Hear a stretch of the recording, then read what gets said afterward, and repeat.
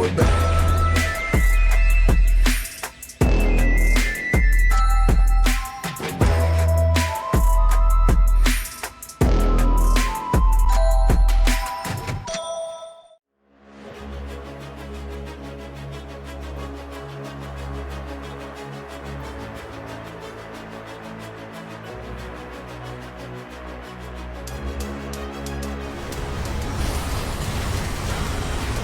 I'm kind of surviving, guys. I'm kind of surviving.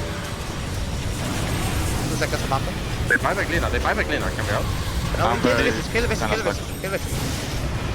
But they buy back the Lena, yeah. Okay, I'm vibing. Okay, good. Holy shit. Get our kind of. Yeah. Fucking Nisha show, boys. They gotta run away. Liquid just bring the rest of their heroes, and suddenly it's like, oh, this is over. And now the stun, the pushback, XM does get the coil onto a couple. Do they have quite enough to bring down little Nisha? It does not quite look like it. XXS moves back in. There's the clockwork hook shot. Tries to go in with the second round of chakrams, but it's just going to be a Timbersaw dead. They are all falling apart. All 4, all 5 gone. As Team Liquid, for the 3rd year in a row, is going to be going to the International.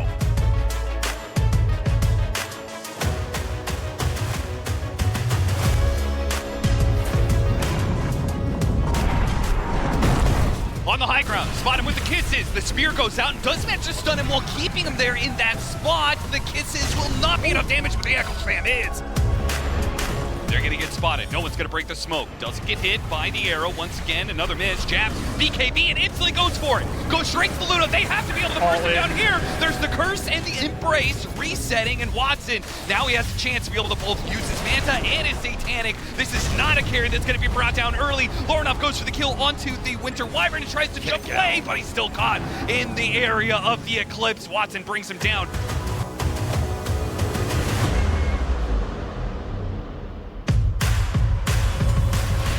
Q, he's gonna go for it. Look at the damage. It's nothing. Not a damn thing they can do to Watson with so much effective HP put on this guy.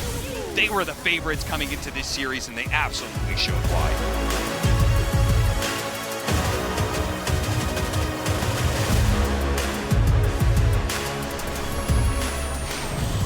Back Mallory in, Saxon trying to finish him off, but Saxon won't be able to finish the job as he gets taken down. Pure? Skeeter's ready to go back so over low. to Pure. I mean, Pure tried to push up as low as he was after the Doom had come to an end. Skeeter standing his ground, he builds up the Jingu, but the Tornado is there. He's not going to be able to continue to life steal as they take Skeeter out. Amar's getting chased down by Ramses. Gonna run away here.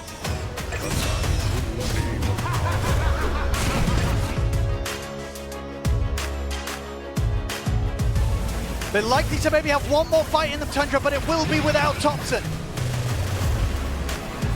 Tier 4s, they're gone. They've got to do something soon, Tundra. Falcons. Pure's TPing in. He's just going to go for it. Let's see what Pure can do. He's going to go straight over what's snaking. He's taking out the Oracle. Now turns towards Skeeter, but Skeeter's able to get the link off. Pure wants to refresh a big coming in from Whitebond. Sets up the fight to fall into the hands of Pure.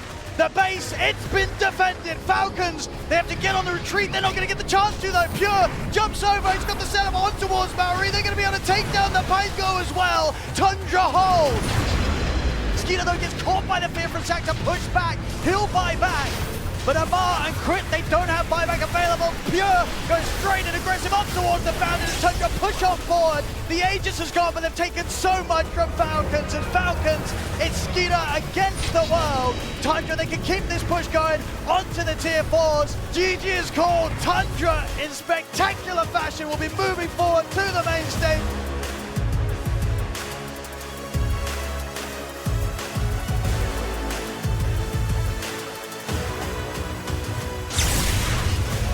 Going to zip on him right away. See if they can burn this right off the bat. They're going to expend the Doom for it. Good thing he had an Aegis coming in, but he's definitely going to use life number 1. Question is, can Nouns get out? Gunner is caught. One of Riskets is doing quite a bit of damage. Yuma coming in with a BKB. Oh, big damage! Everything out of the Brood Mother. Brood is dead just like that. Okay, they're out there. Go. Kill the snap. I don't have this action. I have this action. I have. Give me. Left. Kill the Iron. They're back, guys. No, fight. Go, Berserker! Kill him, Razor. Ayo! He'll die. Nice. Nice. Go flip.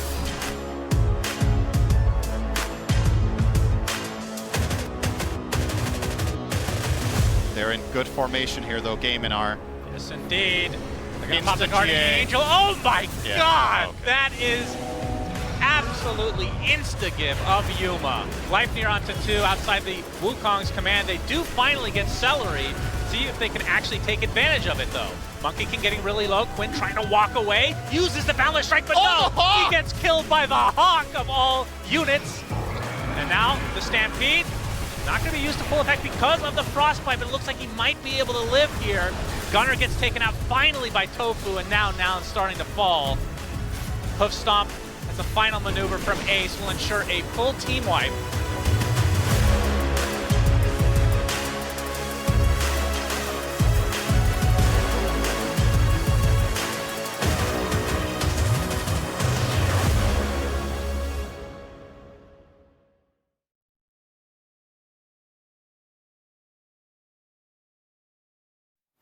Here in Copenhagen, Denmark, our journey on the road to the international continues. We're in our playoffs right now.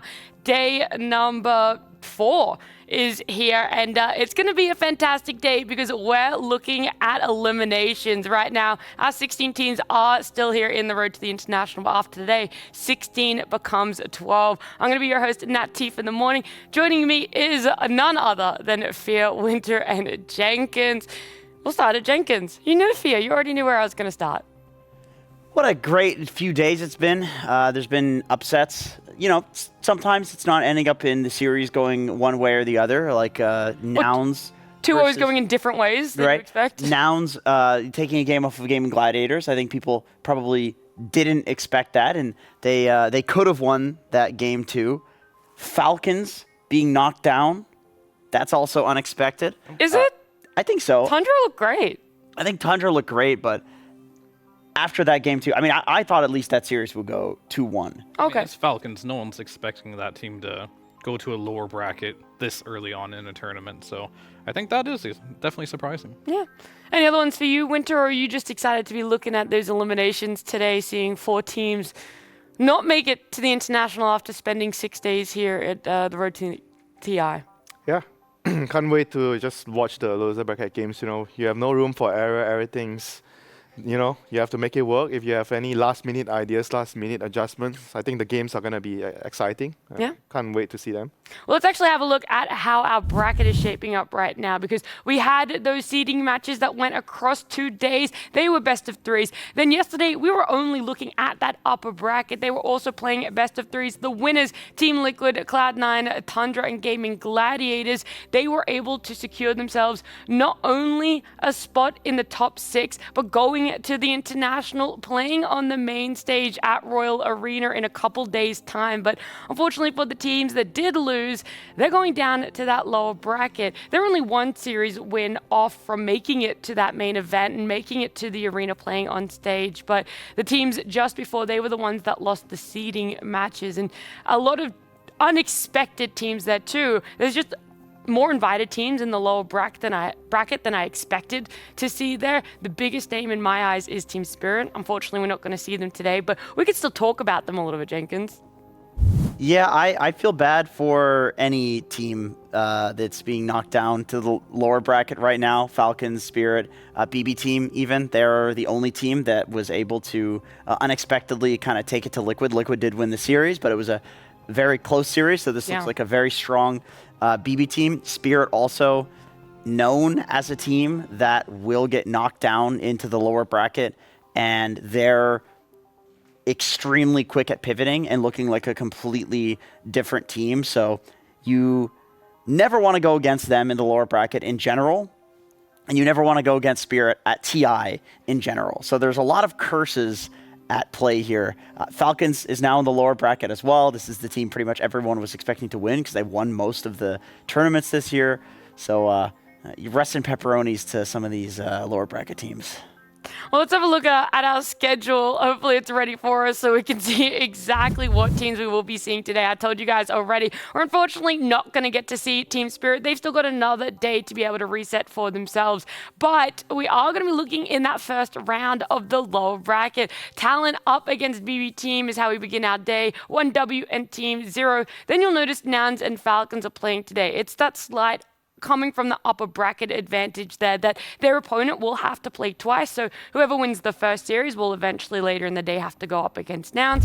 The second series win will then have to go up against Falcons. So you do have that one series break for yourself, but either way, it's going to be a long day for 2 of those 4 teams that are beginning our day. And let's jump on into it. Let's start talking about these matchups here because Talon, BB Team, orgs that have been known well throughout the history of Dota here over the last few years, especially in competitive pro. But to see them both in the first round of the lower bracket, one's going to have to go home, Winter. Yeah, one's going to have to go home, and nobody wants to go home now. No one wants to be the first to go home. Yeah, either. no one wants to be the first to go home. And both of these teams, I feel like they have very similar playstyles where they are very reliant on the early game. They focus on the laning phase a lot. We see Talon as well, a lot of games that they lost. They did well in the early game, but when it came to the mid game, late game, when it came to the team fights, they just couldn't really match the other teams. They couldn't really move as well as a unit. Their map movements are not so good. You know, playing around the vision, that is not so good. Decision making is not so good. And for BBT, it's kind of the same team, but BBT obviously they are on a different level. You know, even though they're not as good compared to the Liquids, the Falcons, or in the mid-late game, but obviously they are still ahead of Talon. And it's going to take a lot from Talon here. They need to be at their 101% to win this game, 101% is what we're going to need for us as well to be able to give you guys all of the information. So to get us over that 100%, we do have a 5th person joining us, Purge, our weatherman. He's going to give us some insight on Talon. I believe Makoto, right? That's who you want to talk about? That's right, yeah. Makoto, I think, is the important player to watch. He's the most experienced on the team and probably the most talented, and I think his hero pool is what they need to fix going into the series, because if they don't figure out their identity, they're going to have trouble winning here. They've got a lot of losses so far in the tournament, but they've had a lot of close games as well. They had the opportunity to win games, and what's been happening is Makoto's been picking mainly Dragon Knight. He's played 3 games of that, and he's played another 4 different heroes 1 time each. And the Dragon Knight mid is something that was kind of popular at the start of the tournament here and there, but it's fallen off a little bit because it is really just another carry in some ways. And Makoto can play that play style, but I just feel like it's not going to be as effective typically as some kind of playmaking hero. If your team's already kind of winning the game, then I think it works. But if you are worried about getting advantage in other ways, it's not so good. Here's another hero he played. He played Sniper in the mid lane, another carry from the mid lane. It was a bit of a flex here, mostly a support before. But I just really want to see someone that's active. Even like the Ricky mid that he played earlier in the tournament is a little bit more towards that line, because at least you can go get across on the map. You can go gank your side lanes. You can go play for Wisdom Runes, that kind of thing. Ultimately, they did lose the Ricky game, so I'm not the most confident in it.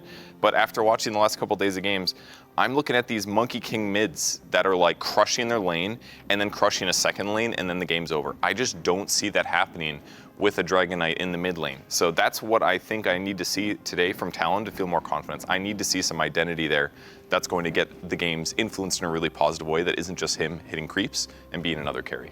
All right, well, thank you, Purge. It's a bit of 2 for 1 there, telling us a little bit about Makoto, but also potentially what's going to be seen in that mid lane for both teams here. Would you say that there is a drastically different playstyle fear between Makoto and GPK? It depends for the most part. I think GPK has known his role for a while now to make space for the team, play really fast, play these spirit type of heroes and run around the map and get kills. Makoto used to play that way. Why is he not playing that way right now? I'm not entirely sure. I completely agree with Purge. He needs to switch it up a little bit. Let's not see more of these DK mid snipers farming. DK has a pretty bad win rate from the mid lane. As a carry, some teams, it's okay. But in the mid lane, it has not looked good. It's very AFK farming. Everyone does play the DK, though. It's probably the most played hero of the tournament. And yeah, as you can see, these are all GPK heroes. They move on the map, and they move very quickly. Very slow from Makoto. You don't move very much on these Razor, DK, Sniper type of heroes. Ricky, you can move, but that didn't even look very good when he played it. Shaker in certain matchups can move, but you're not really moving that much until a Blink Dagger, so there's definitely like a speed issue here. Yeah. He used to play Puck, Pango, Tiny, all these heroes. Like Monkey King, I feel like it's also his kind of hero.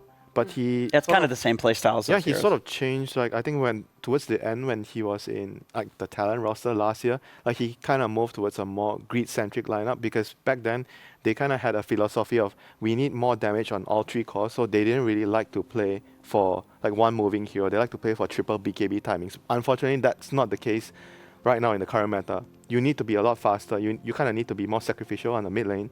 I think you can consider your own matchups. You want to have a good matchup for yourself, but at the same time, you need to look at the team, because your side laners, most of the time, they're either busy farming their Gleipnir BKB, or the other guy is like busy farming his aura items, So if you want to farm as well, then who's going to play the game? Yeah. We weren't too sure what was going to happen throughout this road to the international. Group stages had such a wide variety of heroes picked up for themselves in such a short number of games compared to a lot of other previous internationals here. But these are our most picked heroes throughout the past 5 days, I want to say, even though we're on day 6 number now. We haven't seen any games. We haven't seen anyone picked up. Wind Ranger is up there in picks. Mirana 2. Sniper, one of the most picked, one of the worst win rates. Dragonite, Snapfire, Kunkka, Batrider, and Enchantress. What is, I think, rising in stocks that hasn't quite made that graphic right now is the Luna. The Luna is one that we really have to talk about because the Wind Ranger, despite being one of the most picked, she's up there in bans as well. Whereas I feel on the flip side, Luna just is in this weird place of some teams want to pick her up. Some matchups, we don't even see her banned, let alone picked up. I mean, I know the whisperings among the teams are that Luna is S tier. S+. Yeah, S triple plus tier maybe. It's just, it feels like the hero has no weaknesses. She can contribute to early fights. She can do portal ganks. She can farm stacks. She's got a built-in Battle Fury with her glaive, except unlike something like a Sven, who also has a built-in farming mechanic, she can actually like go through the portal and fight extremely well. Her laning is very strong because people are going for the facet that gives you damage when you beam. And then in the late game, you're playing against some like Wind Ranger, Mirana carry, very squishy, but they do an incredible amount of damage. A single Lucent Beam with a Conda will take a hero like Wind Ranger from 100% HP to 50% HP. And then they have to BKB, they have to Whirlwind, they have to waste their stuff because they feel like they have another one of those and they're dead, right? And I think it has looked incredible in terms of carry-to-carry matchups. So I would expect by the end of this tournament, Luna is going to make its way into the first round of pick. Is a little weird for carries usually, but it does feel that good until I see an answer for it, because I think all the answers, the Slarks and Ursas of the world, are not good heroes in general. You pick them in the game, they're going to get dumpstered just based on being weak. I don't think it's that weird to first round a hero. Like, there's a criteria for first round carries. Like, when you see Wind Ranger first picked, you're not really surprised to see it be a carry, right? It's like, if you have strong laning and you can farm quickly, there's no reason just not to pick a hero in the first phase as a carry. Because usually carries are picked later on because either A, their laning is weak, or B, they can't really flash farm, so they need to see their matchup. And heroes like Luna, Wind Ranger, Lina, they don't need to see anything. You can just pick them into any lineup and they will function. But do you think like the fact that Wind and Lina and Mirana, the fact they can be flexed, like Lina can go mid, Mirana can go to the support positions, like Wind Ranger as well. Do you think that makes them better than Luna in a sense, in terms of pick order? Because Luna is like pretty much only a carry, right? It is, but I feel like the flexibility of those heroes have only backfired on people. Like, you first pick the Wind Ranger, and you're like, oh, let's put on 4, and then it just doesn't look good, right? Like, why didn't we just put that on, carry? So, yeah, it does give you flexibility, but I feel like it's very hard to cheese people with, like, shifting the pieces around right now in the meta. I mean, is the Luna like just like the weaker out of the laning phase? Like, in terms of laning phase out of the 3, that's why they don't really want to pick the Luna in the first phase. I don't think it has a hard counter though. I don't think you can. That's the perception of it, but I don't think it's true. I can't think of a single hero. It's like, wow, I can't play Luna. Maybe Viper. That might be something to look at. But then what you're also saying is, even if she faces a tough lane for herself, even if she gets a little bit bullied out, she's very fast. She's very self-sufficient when it comes to jungling. And we've seen multiple times before, 2 people try and rotate. You try and get on top of that Luna while she's in the jungle. And now that you go for the Lucent Beam, or even at least one point in Glaives, she's tanky enough to be able to turn it around. And if you save a point, you could put it in Eclipse, and you could end up getting a double kill for yourself. She's fantastic at that, standing her ground. Actually, it was against BB team that Liquid, they ran the Treant Luna lane against Lion Timber, and they got like dumpstered to a hilarious degree, where just double kills out the wazoo, you know?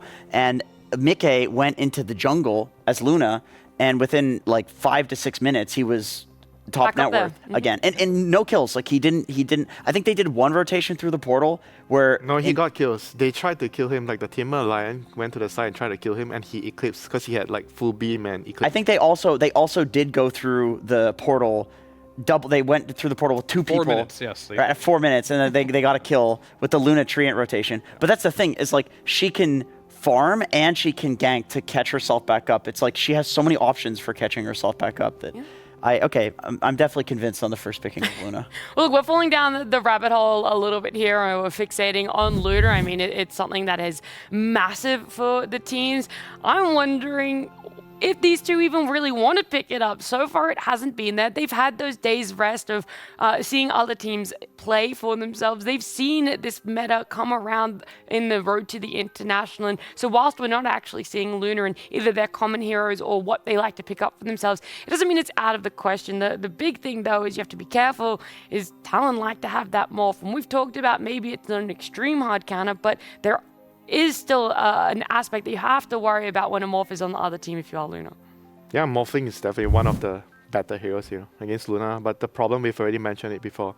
On panel, morphing is a lot slower. He needs a lot more time to come online, whereas even if you get a good start, I feel like the early field fights, if morphing is like ahead in the lane, but he still doesn't like compared to the Luna. When Luna's TPing to the mid lane with Eclipse, you know, you're attacking his mid tower, he TPs in with the Eclipse, he's gonna do more than a morphing. So what if your morphing is like maybe 500 gold in net worth ahead, you know? That's the problem with morphing. He's a lot slower. You're gonna have to 4v5 for a little bit, and most of the times at this level, that 5 minutes of 4v5ing is gonna cost you like 2-3 towers and maybe even Roshan. I mean, I don't know if you want to even 4v5 as a Morph versus Luna. Like, I'm willing to just say that I don't think Morph counters Luna anymore. I think that's wrong. Okay. I think that's straight up wrong, because if Luna can fight early, Morph needs time to farm. You want to farm against a Luna? Go right ahead. I'm going to farm like 3 Ancient stacks in the time you farm like 3 regular Ancient camps. We've seen the matchup. Luna's like 14k net worth, and when the Morphling who was like owning in lane is like 9k. He just can't keep up. I think that's old meta. I don't think the counter works that way. I think if it's 1-to-1 and somehow they have the same net worth, then yeah, but I think that's very impractical. One hero I do want to talk about is Monkey King mid, because this is a hero that, yeah, these teams haven't played in a couple of days, but this is a hero that hasn't fallen off. And we've seen BB team consistently pick GPK Monkey King, and we're theory crafting all this stuff like, oh, this could be a Monkey King side lane. They could swap it to 4 position. Nah, he just takes it mid against anything and plays it. And they're so confident that like what he can provide on the map is enough that even if it's counterpicked, like they would just like to have him play the Monkey King mid. And that's still within the 2 days of the meta developing. That's even stronger now, it feels like, than before. Yeah, I mean, I think the Monkey King is something that potentially could be picked by GPK, pretty much only GPK. I don't know if Makoto is going to want it. He hasn't desired it yet. But back onto the topic of Luna real quick. That's a hero I don't think we're going to see. And I don't think it's going to get banned. No, you think it's completely ignored? Kashi and Nightfall have not played it in any pub. Yep. They have not played it a single time at this tournament. So if they do pick it, it's unpracticed. Unless they decided to scrim, you know, yesterday. And that would be the only experience they have with the hero right now, at least over the course of here. And if they didn't play it in their pubs, and they haven't played it yet, that means they did not scrim it ahead of time either, because they didn't think it was good. So if one of these teams do want to pick that hero, it's just going to be unpracticed. So this might be a series where it just gets completely ignored. We know Nightfall loves his own heroes. He's going to pick his Comfort. He's going to pick his Alchemist or whatever it might be in the game. So I think both these teams are going to probably play their strength, or we'll see if one of them can rise to the occasion and adapt. If someone's going to play Luna, I think there's a higher chance Talon's going to play it. I think for Nightfall, it's probably less likely. I think for Akashi, maybe he's like willing to adapt towards the meta. Like Nightfall feels like he's just going to do his thing. He's going to want his ult. His melee heroes, I think he really excels at the melee heroes in the current. And in the current meta, it's not the best, but he's really good at those heroes, and maybe they're going to just fall back to it. Yeah, I mean, one thing to keep in mind as well, draft will be coming up very soon for you guys, is if Talon want to go that Luna. The closest we've seen to Luna losing a game was that Tundra Falcons game number 2 yesterday, where Falcons had the Razor for themselves. Nigel also loves picking up a Razor, so there could be something where we see a similar carry-to-carry matchup. Maybe they want to try and protect themselves. Either way, there's a lot of questions that will be answered for us with our draft coming up on screen here. What supports are also still favored to be taken out in first phase? That's where a lot of these first phase bands are going towards. The Omnis, the Nagas, the Shadow Demons. Are you now less worried about them and more worried about carries? You can't. First of all, you can't give Naga. This is the best hero in Dota, straight up. Okay. And outside of Naga, then. Yeah, and Toronto Tokyo, he probably has the best Naga of any player at this tournament as a position 5. So you definitely don't give him that. Outside of that, these Omnis, they're playable, or you can play against them. Same with Shadow Demon. There's some answers to these, like the pucks seem to be really popular, these type of heroes, just getting in the backline and just messing with them. So like those are some options there where you try that versus Naga, well he just sleeps and nets you and you're just dead, right? So like some of these other supports, we will see them more and more. We even see the Chen get banned. It's not necessarily a hero that, as we've seen throughout many of the years, perma-banned anymore. It's very specific against Toronto Tokyo. Yeah, he's like the position 5 right now with the highest number of heroes played. 9. I just woke up. Leave me alone. Like, how are you gonna ban him out? You know, I'm sure he's gonna have something regardless. I think leaving the Omni is something that we saw BB team do, and they ran the Spear Breaker against it, and it looked quite good actually. Just they also had a Beastmaster, so like a few spell immunity piercing things, and the Omni looks still good. This is a very strong hero, but it doesn't look like completely unbeatable. Whereas I agree with Fear. The Naga, she has too many options in the game that no matter how you counter it, it still feels like she always has some like profound impact. 5 seconds remaining. Yeah, and he also mentioned that this hero has a very kind of like a good baseline. Like even if you're not really practiced with Naga, you're gonna still do something in the game. You know, you're gonna do quite a bit. Yeah, sure, maybe the better Naga players like Toronto Tokyo, he's gonna have like a little bit better micro and he has a higher ceiling. But overall, this hero is just gonna provide a lot in the game. And Shadow Demons picked up this hero, like no surprise, very useful in the game. I think with the new facet, this hero just became just such a reliable support, and with the shot as well, like you're a very good saving support. And in the lane itself, I feel like it's always kind of difficult if you're playing him as a 5, it's very difficult for the 4 to contest you in the post because you're just spamming poison at him, right? And most of the time when you look at the drafts and when you're thinking about your hero as a support, you're always thinking about, okay, I'm going to this laning phase. Is the other support hero going to be able to bully me out? And sometimes if you're in those matchups, then maybe you need, okay, I'm going to need my carry player to be like a stronger hero on the level 1 phase or level 1 and level 2 so that I don't get bullied out. Because if you get bullied out in the first 2 minutes, it means that you're not getting the Lotus. And if you're not getting a Lotus, it means lane is lost. Yeah. I mean, we don't talk about it too much, but this Shadow Demon is also like a support flex as well. Like, if you pick an Omni, you know that guy's going to the safe lane, so you can start thinking about your Enigmas and stuff like that, but Toronto Tokyo and Save both play this very well, and they can put it on either side. Yeah. I mean, speaking of the trading ability of SD, I think Imprison is a very underrated ability for the laning stage. Like, if you are doing the thing where you're sitting in the jungle and trading, which is very common, there's the Luna, you can imprison the 4 if the 3 is to head over. So that's why the trading kind of happens that way, because it's like you can't really 2-man the SD. He's just going to imprison one of you and like walk away. That also helps for contesting the Lotus as well. The innate makes this hero insane for laning. I've seen people go imprison first. They don't even go for the poison. And you just, every time you hit somebody with your right click, your next right click does 1 extra damage because of the innate. So eventually SD wins any trade. Barring maybe against this hero, actually. Phoenix is with his built-in facet that is dealing damage based on how much HP you lose. Phoenix is very good at trading. And I was a little surprised to see the hero fall off in the couple weeks before this tournament, but I think part of it was because Pipe is so powerful. I mean, yesterday he was picked in a really good matchup. I feel like Nouns picked Phoenix into Wind Ranger. Wind Ranger, when you use your Focus Fire, a Whirlwind, you can't hit the egg. So I felt like that was a pretty nice idea. Yeah. So I didn't know that. There you go. It disarms you, so you can't. Okay, yeah, that makes sense. However, they don't have Wind Ranger though, and Luna's very nice at hitting the egg because there's two different ways of playing against Phoenix as a carry. It's either you pick like your Jug, Lifestealer, Ursas who just single target the egg down. The other thing that I like doing is picking Luna, Gyrocopter, Medusas, where you're hitting the egg, but yet you're still cleaving everyone else. Yeah. So you're still doing damage while taking out that objective as well. And I did want to talk about two things here. I mean, I'll put them into one, but pretty much like at Riyadh Masters, like this BB team did not do well. And then they went into the lower bracket. Then they started playing really well, and they started adapting. And that's why they were able to get a good finish at the tournament. And I feel like they're trying to do that again here. They end up picking a Luna that Nightfall has not really played yet. And this is something that he is like, okay, I recognize this is a good hero. It's in the meta. It's winning. I don't probably want to play it. I haven't been playing it, but I'm going to step up to the occasion out of my comfort zone and pick something that I know is good. And I feel like this is something that they had to do if they want to advance far into this tournament. It's very, very important that coming into the playoffs, you're going to have to reach to a point where, I think I briefly talked about like doing a draft before in previous panel, where you have to decide whether you go for comfort or go for the meta pick, but you're not so practiced with the hero. But I feel like at this junction, when you are in a loser's bracket and you don't have anywhere you can go anymore, you can't make mistakes. I feel like you just have to be willing, to go out of your comfort zone. If you're always sticking to your comfort zone, I don't think it's going to get you far. I would like to propose something to the panel here. That could we go ahead and you're not going to want you're going to want this one. That we can start our 5 minutes of Treant talk now. They did pick Treant Protector. I would like to talk about Tree.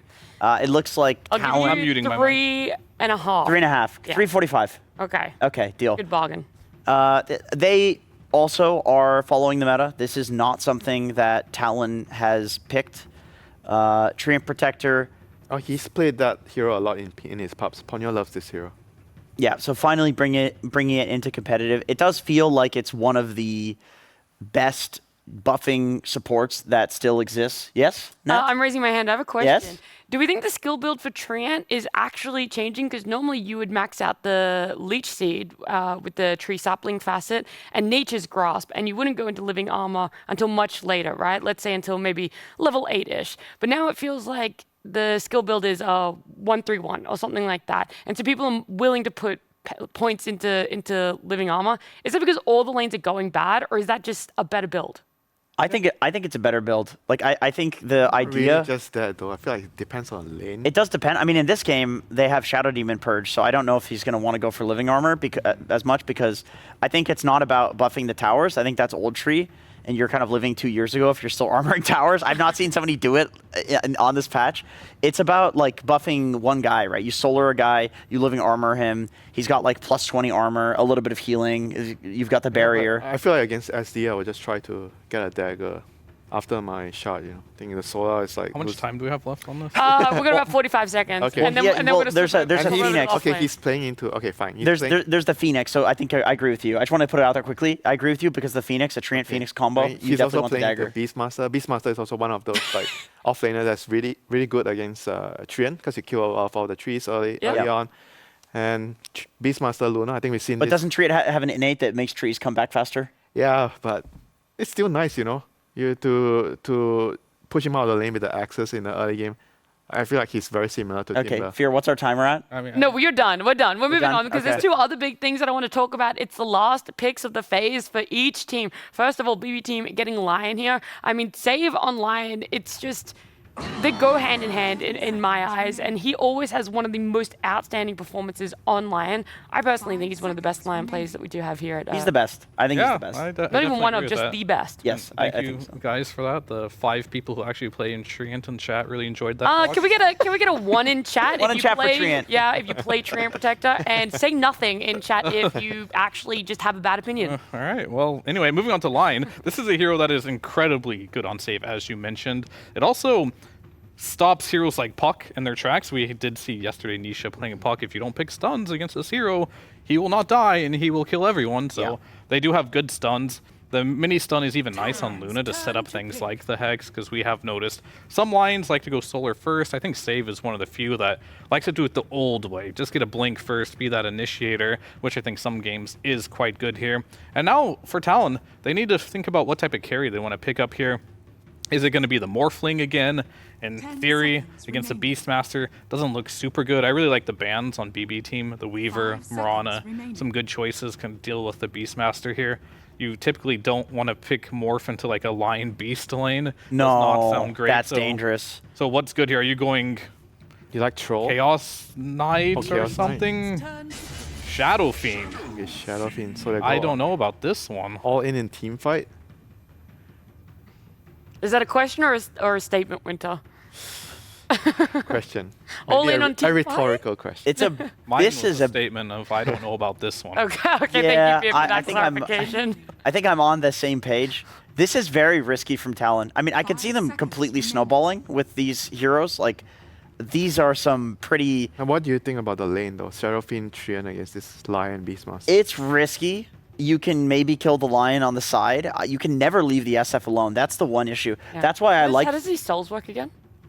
Oh, if you, of course, get a kill on SF, which you should let your SF steal all the kills, you increase your max souls by 1, but they go away when you die. Well, so I feel like Luna's going to be trying to kill him, you know, instead of the SF. Yeah. If I'm the Luna, I see the SF carry, I'm like, I'm gating over and killing the SF. Honestly, that seems like the least impactful thing about that facet now. The minus armor that you get on kills, it buffs your presence of the Dark Lord for like 40 seconds or something, and it's stacking. So if you keep getting kills over kills over kills over kills, you can have like minus 15 armor or something like that, and just end the game with the presence affects towers facet or talent. Sorry, this is very risky because you can't leave the SF alone.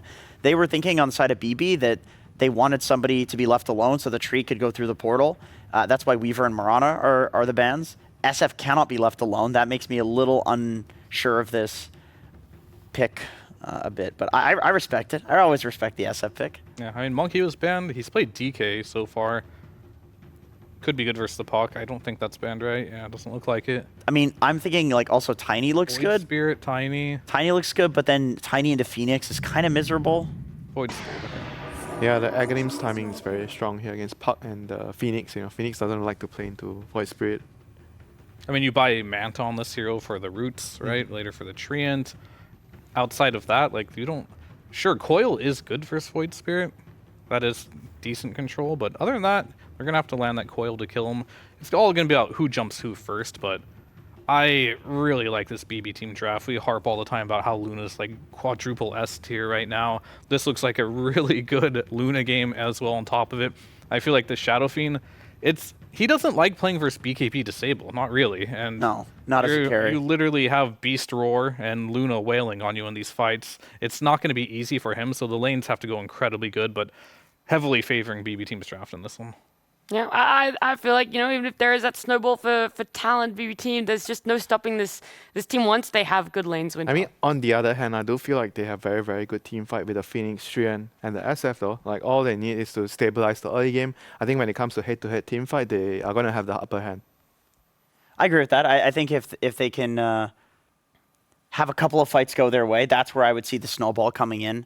But I think that they're going to have to really outskill BB Team in order to do that. And I worry for them because BB Team is known to be one of the strongest laning teams in Dota. Some people even say that's the only way that they win games, which now after the series against Liquid, I think a lot of people will disagree with because they actually did some very nice early game stuff. Yeah. But they're still very, very good at laning. It's funny because coming into this series, you said Talon actually had one of the best laning phases that you'd seen in their seeding best of 3. We'll see if that's enough for them to carry over to a game at #1 win. But before we get into that game, let's head on down to Nomad, who is getting to catch up with one of our coaches.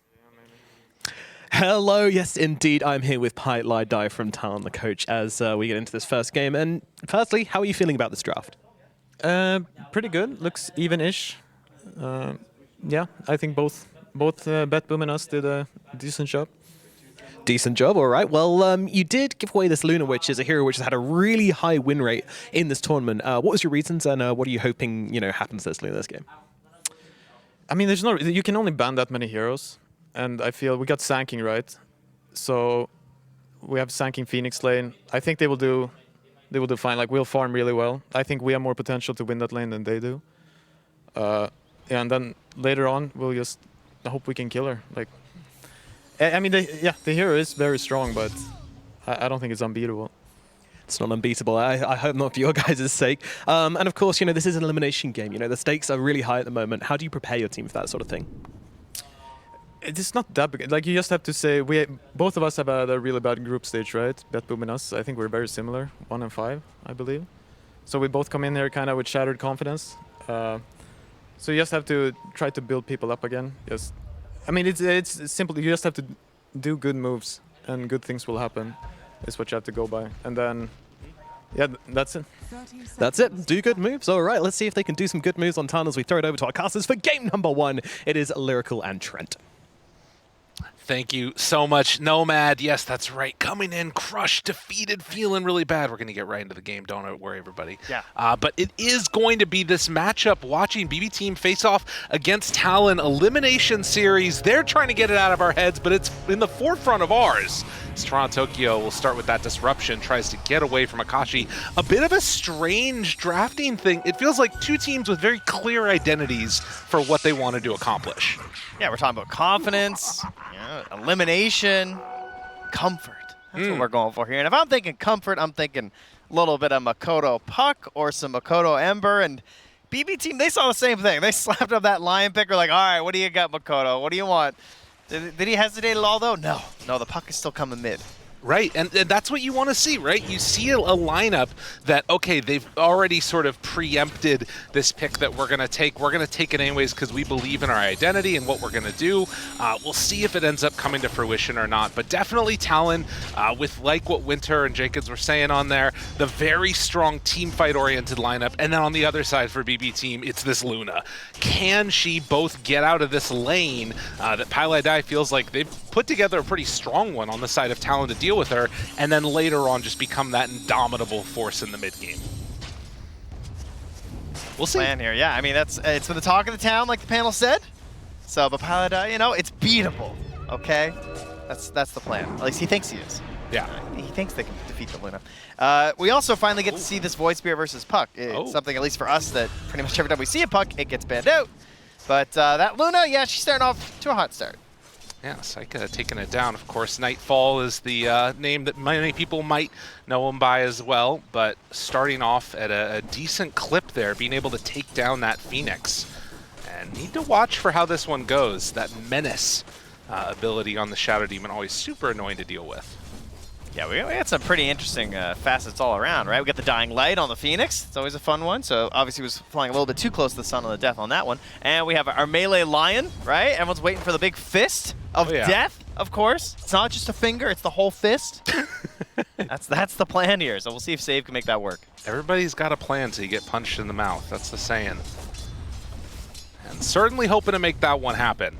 Right now in the mid lane, 12-4 on that Void Spirit versus 9-1 for the Puck as we are kind of keeping our eyes around here. Makoto still willing to play a little bit far forward and getting that little bit of extra damage out onto GPK, who is somewhat low right now actually, but just doing all of the phase shift dodges there from Makoto. So we've been accustomed to seeing against the towers. Yeah, it's not necessarily the hero you think of when you think of GPK, the Void Spirit. It's got like less than half as many games compared to his Storm, but I mean, it's still a Spirit hero. He still played it a lot, and specifically when he's going to play it, it's probably going to be in this matchup most of the time, so not too surprised that he's doing quite well here. No, not at all. But is seeing that, at least for now, the Luna is actually the one that is a little bit behind in that lane, although there is, you know, taking into consideration the kill that she got as well. CSing, it's still very even across the board there. And we'll see how Ponyo is able to deal with this pressure of a very annoying Beastmaster Lion lane. I gotta say, as far as like heroes that you hate to play against in the laning stage, Lion is just very annoying if you can't manage to kill him. Especially with the voice lines, you know, he's constantly just taunting you, so he's a real nuisance. Like, you know, he doesn't do as much damage as a Hoodwink or something, but it's truly the mental damage that comes into play here. But we talked a lot during the draft about just like how were they going to round this out here, like with this Treant Protector, what was going to be the safe laner, maybe that Drow, like this idea that you had there in terms of just like actually being able to kill the Luna, but they really did go all in on the team fight here. So that's kind of what we're hoping to get to. Like Winter talked about on the panel, he's saying that if they can get through this laning stage, then you should have the tools here to win pretty much any team fight starting off on even ground. That being said, some of these like one-to-one matchups, they look pretty tough. Line into the puck, right? You don't want to fight fair if you're BB team. No, not at all. And you can see they're taking away that water rune. Makoto now in a little bit of trouble, but should be able to just throw his orb out to secure the other water rune in just a moment if he wants to do that. Yeah, I think that's the thing, right? Well, I was sort of wondering if maybe Drow is a better answer to Luna, but the thing that the Shadow Fiend gives you is that big ulti to combo together with all the other ones that they've got on their side. The only question mark is what happens as soon as anybody comes to the Shadow Fiend's lane. He's like this giant pinata of gold that's just waiting up top there for anybody to rotate and kill because he just does not have an answer to it. Yeah, and instead of being like a Treant Protector, he's more like an IO this game, right? Like he's got to just stay and chill next to his SF and make sure that life is good. No, it's very much defend Kashi for all it's worth because he is going to be a very susceptible to those ganks, and particularly like playing against a Void Spirit. If there's one thing that this hero does really, really well, it's make those early rotations, and well, in trouble, ends up going down. He went in for the body block on the camp because he didn't want it to spawn, so, I mean, it's a death, but it had its purpose. He's trying to ensure that this wave is going to stay close for Akashi, and he's going to be able to get some farm here because you cannot have a broke SF. Oh, but if he ends up getting broken, that's even worse, so they go down on the tree and then also lose the SF. Pinata. Oh, that's the most painful support moment. It's like I died for nothing. You just had to stay at the tower, but the problem is it's a Beastmaster, so he's already like double denying with the boar, so he can't just like stay at the tower because that wave wasn't just gonna like freely push in. So yeah, they're playing this extremely well on BB team. Not a surprise considering their reputation as far as their laning stage goes. 1,000 gold separating the two as both supports gonna rotate towards mid. Makoto gonna be left out on an island. He does have level 6. But now with people moving in, they've got the initial jump found, finish. I didn't think that was going to reach. Damn. I was getting close. Well played. No chance of escape. Oh no. Oh god. This is looking a lot like a PA game I saw yesterday. Jeez, Ponyo, not you too. Oh, Miro, get him. Oh, walk him down. Man, that is really rough. I mean, it's just simple math. He's got a skill with axes, and it's a tree. Like, dude, and the rugged facet or innate too. He's blocking everything.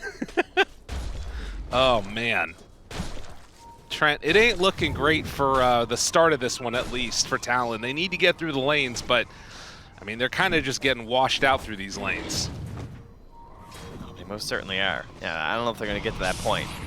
Yeah, this was their big hero, like Paladai said in the interview there, the Sand King, right? Yeah. Top of the board right now in terms of last hits. So that is going pretty well for the hero. Maybe old WS here can bring them back into this game. The other thing, too, they didn't get their Wisdom Runes stolen. I mean, that's something that we've seen when these 2K gold leads happen at around this stage. If you lose your Wisdom also, that's when it becomes really bad. And when you have all of these, like, big team fight spells that you're sort of relying on in the mid-game, you have to get there as quickly as possible.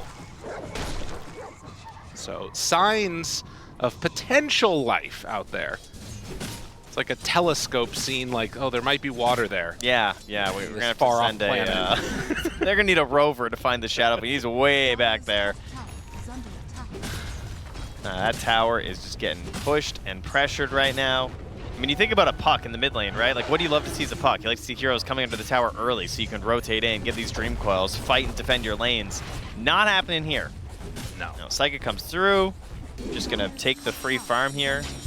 Miro can just jungle it up a little bit, help take this tower.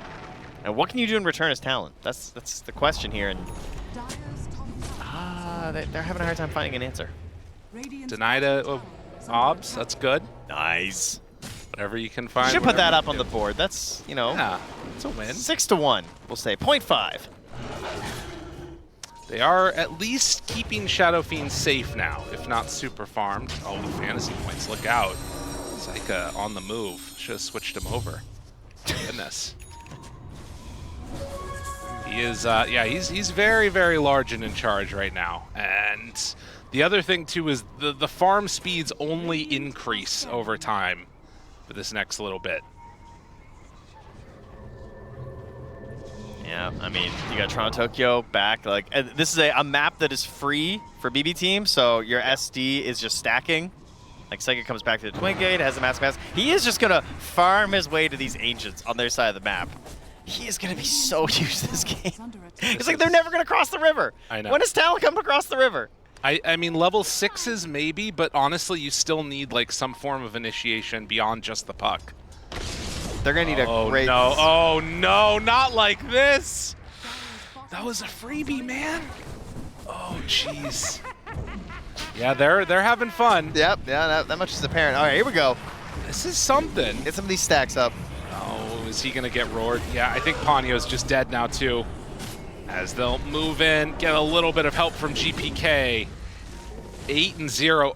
This is an execution. Yeah, Makoto's face kind of says it all right now. Oh man, what am I gonna do? They need the 6s, right? Supernova. Sir, he's level 8. He has not cast Dream Coil yet. Oh no! Oh god! All right, Yokum. We're past level 6, Gabe. I'm saying the supports need level 6s. They need level 6s. You gotta get some help from the rest of them. Oh no. Are they gonna die too on the tree? They pull him in. Find it. Save. Looking for his opening. And okay, surviving. It is an amp damage on Void Spirit, which is very scary. I mean, yeah, you gotta stop the bleeding. It's tough for Talon right now.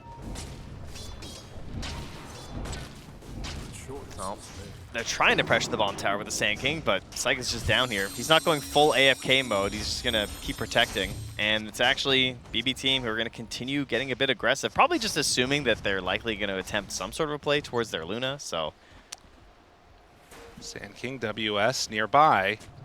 He is level 8. They're heading over towards the Phoenix. Save can set up this kill pretty easily. There it is. Earth Spike, done.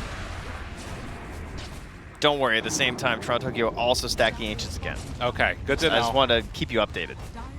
Yeah, he's getting pretty big. Miro might take some of those away, honestly. Oh yeah, go ahead. There's no time for Psycho to get over there. He's too busy just providing some extra damage on these kills.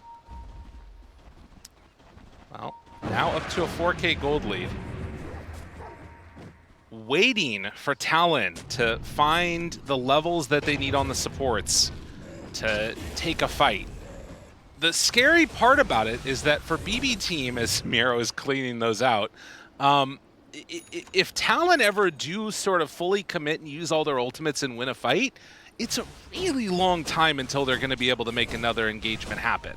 So like it has to be the perfect fight for Talon, and then also they need to not lose more in the next like 2 minutes as Supernova comes off cooldown and all the rest of it. I mean, you think about these fights, how they're going to go though. I mean, this Beastmaster Ags, as the officer showed, it's already there. I mean, he's got Ags and hundreds of gold right now to finish up those stacks.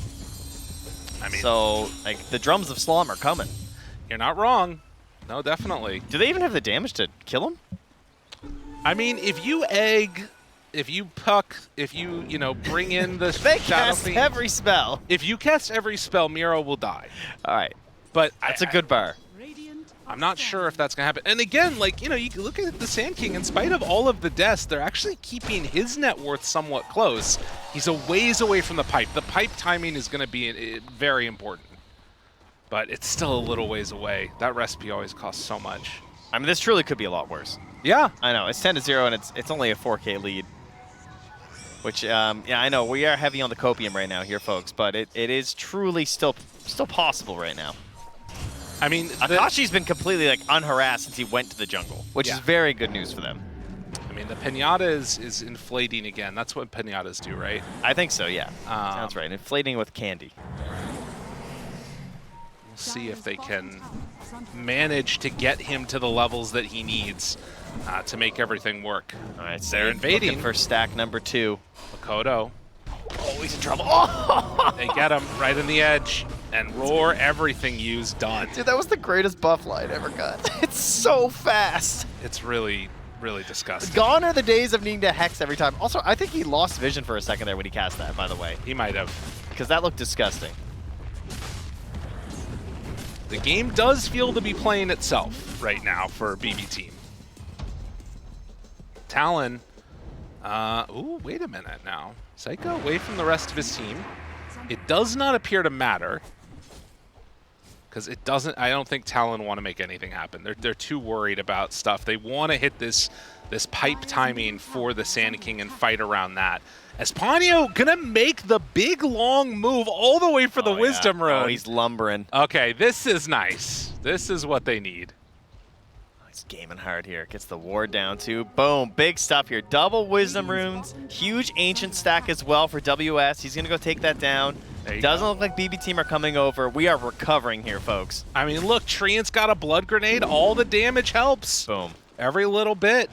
You never know when it's going to be the little bit that you need to finish that fight. I mean, there really isn't much else that you can do right now for Talon. You can see the win probability. That's the Wisdom Rune, too. Right, exactly. That little drop off there. Double Wisdoms there is helpful. And, like, you know, they are going to scale with the levels that they get, but you're just getting so many more items from BBT. His Blink Ags. Yeah, it is. 14 minutes. Okay, TP out. Are they looking for a fight now? No. But maybe. No. But no. They're not. No, they're not. Now, Shadow Fiend still, he's waiting. I wonder what item he wants. He's just going straight into the Yasha after the Mask of Madness Dragonlance. Yeah, he knows his role. Roar. Found. Pipe. Oh, he can't even get it off. Bro, that one hurts. The chain stuns have just been ridiculous. Okay. The Puck, now the Sand King, they just don't have an opportunity. You're buying this pipe, can't even use it. Dude, I'm not going to lie. If Miro gets the pipe, like, Talon might not get any kills this game. Legitimately. It's been a while since we've had a shutout. I think they have to take a fight before this pipe gets done on Beastmaster, because that's all of their damage. Like, that's everything. You know what makes it a lot harder to get kills? And Aegis. That's true. Yeah, they have a Beastmaster, so this is easy to get. Bro, they are... they are ready to go on BB Team. As that is going to be a 16-minute Roche. And Beastmaster is crazy farmed. Luna is crazy farmed. They move over now. They're smoked up. Are they really going to try and take the fight here? They don't even have all their heroes. Hey, no one expects you to come in right now. This is a team spirit play right here. Bro, they are all together. I mean, what do teams do when they get the Aegis? They spread out, okay? Toronto Tokyo is right behind. If they drop everything on Miro right now and then he just gets disrupted. The rest of the team is starting to get together a little bit. I don't know. It feels like they were looking for a pick and then realized they couldn't do it. No, I think that ward saved them. That one that Ponyo placed earlier when he went for the Wisdom Rune steal, the fact that after Aegis, no one backed and was farming down there, let them know, oh, hey, they're actually still together up here. Like, sure, they're missing the Luna, but they didn't immediately split up. Now, they are still up on this high ground. WS, Ponyo nearby. They see Miro. They just can't go for it. Yeah, there's no opportunity here. Even though there's no Luna in these fights, Talon feel like the fight has to be absolutely perfect. 7,000 gold lead now. Another smoke coming in. Blink Roar. Oh, Ponyo. He breaks the smoke up. They have enough sentries here that he feels confident. He's going to get away. Okay. That keeps Makoto alive, probably. More time spent to farm up. Actually, they weren't ready for the shard. Toronto Tokyo, okay, using abilities and dead. Miro jumped in, put the kibosh on that. Now they find Makoto. He's got to be careful. Burrow Strike goes through. There it is. Requiem out. The damage, the first kill, it's on the Aegis. Can they get anything for the second round, the second salvo? They don't have the damage that they need to take down Miro. Starting to fall lower and lower. He will go down. They're on the board. Talon, can they find more? Makoto looking, hunting, wanting to take down Safe. The huge Earth Spike! Oh, Makoto doesn't manage to dodge the damage as GPK is going to be found. He went in a bit too far. 3 go down, and now if they can catch Toronto Tokyo also, maybe an opportunity here to get back on the board. Toronto Tokyo triple kill for Akashi, and oh, Saika not quite there with the team. They are doing it. They are making their way back in this game. Look at this gold in the Shadow Feed. That pipe was so clutch by the Sand King. The way that fight played out, it doesn't look that great because you're taking down the Aegis first. It's on the Beastmaster. The Luna's like towering on this high ground, about to drop eclipse on your heads. But the pipe, yeah, it kept them all alive. Oh man, and it all started just a little look at these illusions too, right? overextension. Like little illusions in the back, give them an idea, and you think, oh hey, we got the Phoenix, no egg, easy fight, right? And then the buyback too. They decide to go on Makoto, but they have enough people there to help out. And then once you take down the Beastmaster, the second time around, everything started to look better. WS so close to losing it there. But then they're kind of like trading out who's in the front as they're like slowly burning through this pipe. Insane stun though from Save. This was terrifying.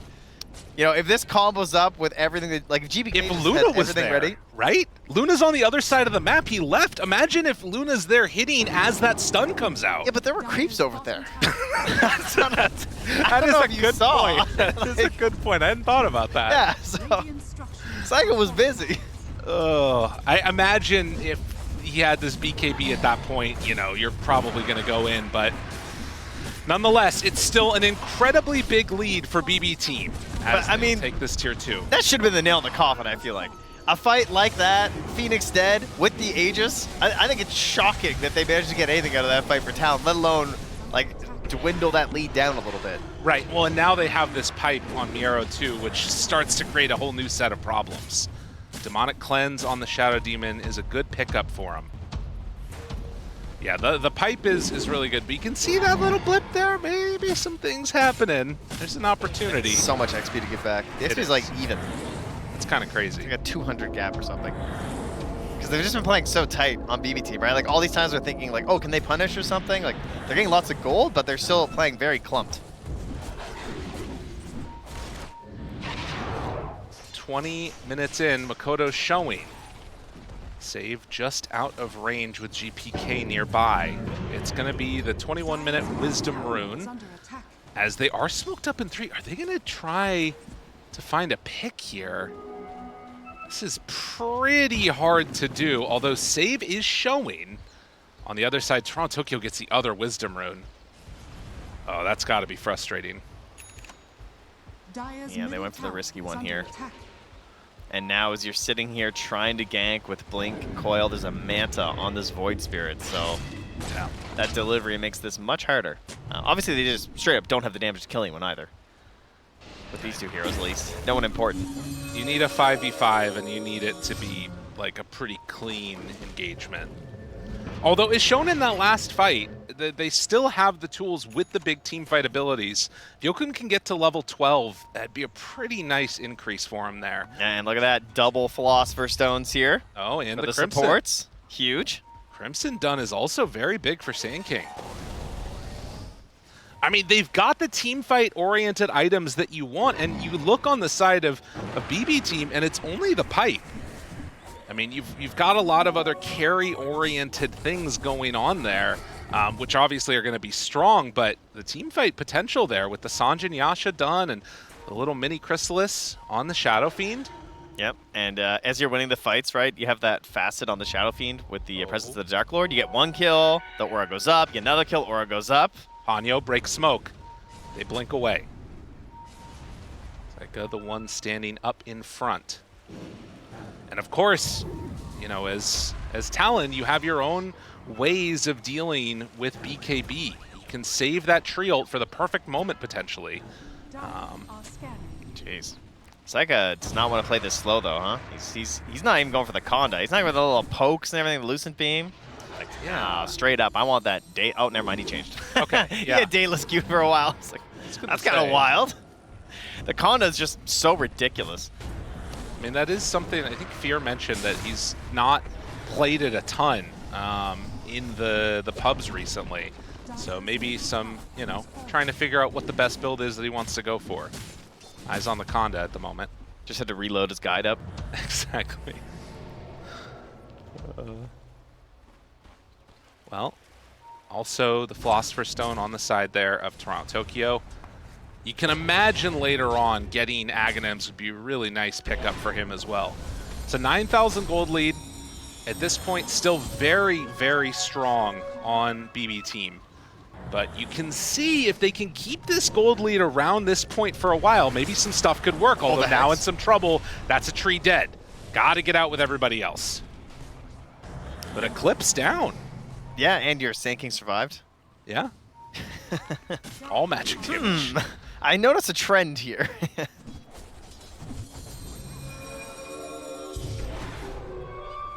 As Invis Rune gets taken by Makoto, they'll try and dodge away, push out all these side lanes. And almost, I think, now level 3 ulti for Akashi.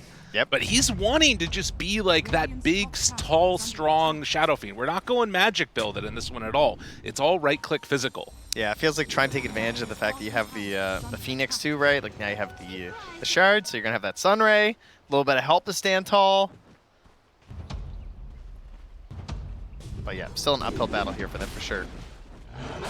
And BB team taking a little bit more time to just get the big items. Right. Waiting for that next Roche. It is up and available now, but you can see by on the minimap, they're just everywhere right now. Completely spread out. Yeah. And that is the downside to the Talon lineup as well, is that it's not built to sort of find individual pickoffs. Particularly when you have, you know, for instance, the Shadow Demon that has Glimmer and, you know, a Pavis going online. Yeah, and your 2-4-5 is like Puck plus 2 supports that just do not gank well. Right. Yeah, it's not going to be a good time for him. Save's going to be the one who ends up with the Shard here. So they clean up that Tormentor. Very nice.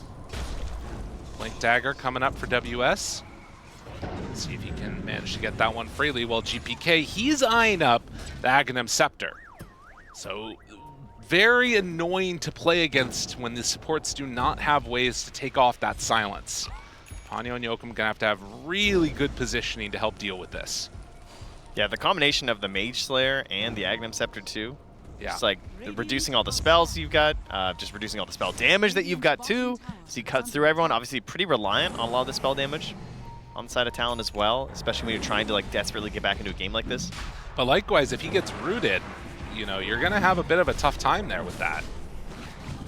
Something to be concerned about. And look at this. Roche starts to go down. It's an amplified damage. So fast. On Akashi. And they scan them. I wonder if they take this fight even with the Aegis. If they get a really good connection and initiation off, amplified damage could still work. They're sticking around. Saves waiting in the pit. On BB team. Waiting, opening, walks forward, breaks the smoke, realizes up on the high ground. Do they want to go for this? They scan. They still know they're here. I think they're out.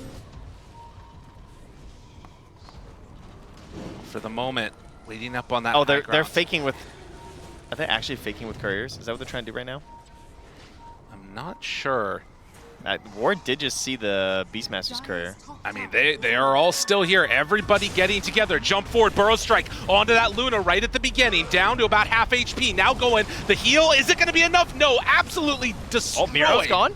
But with the Beastmaster done, now maybe looking forward. Great Hex reaction coming out from Save, but look at him! Akashi just beating them down to death. Can they find around Tokyo? They see him just to the side. A couple more hits is all he's gonna need.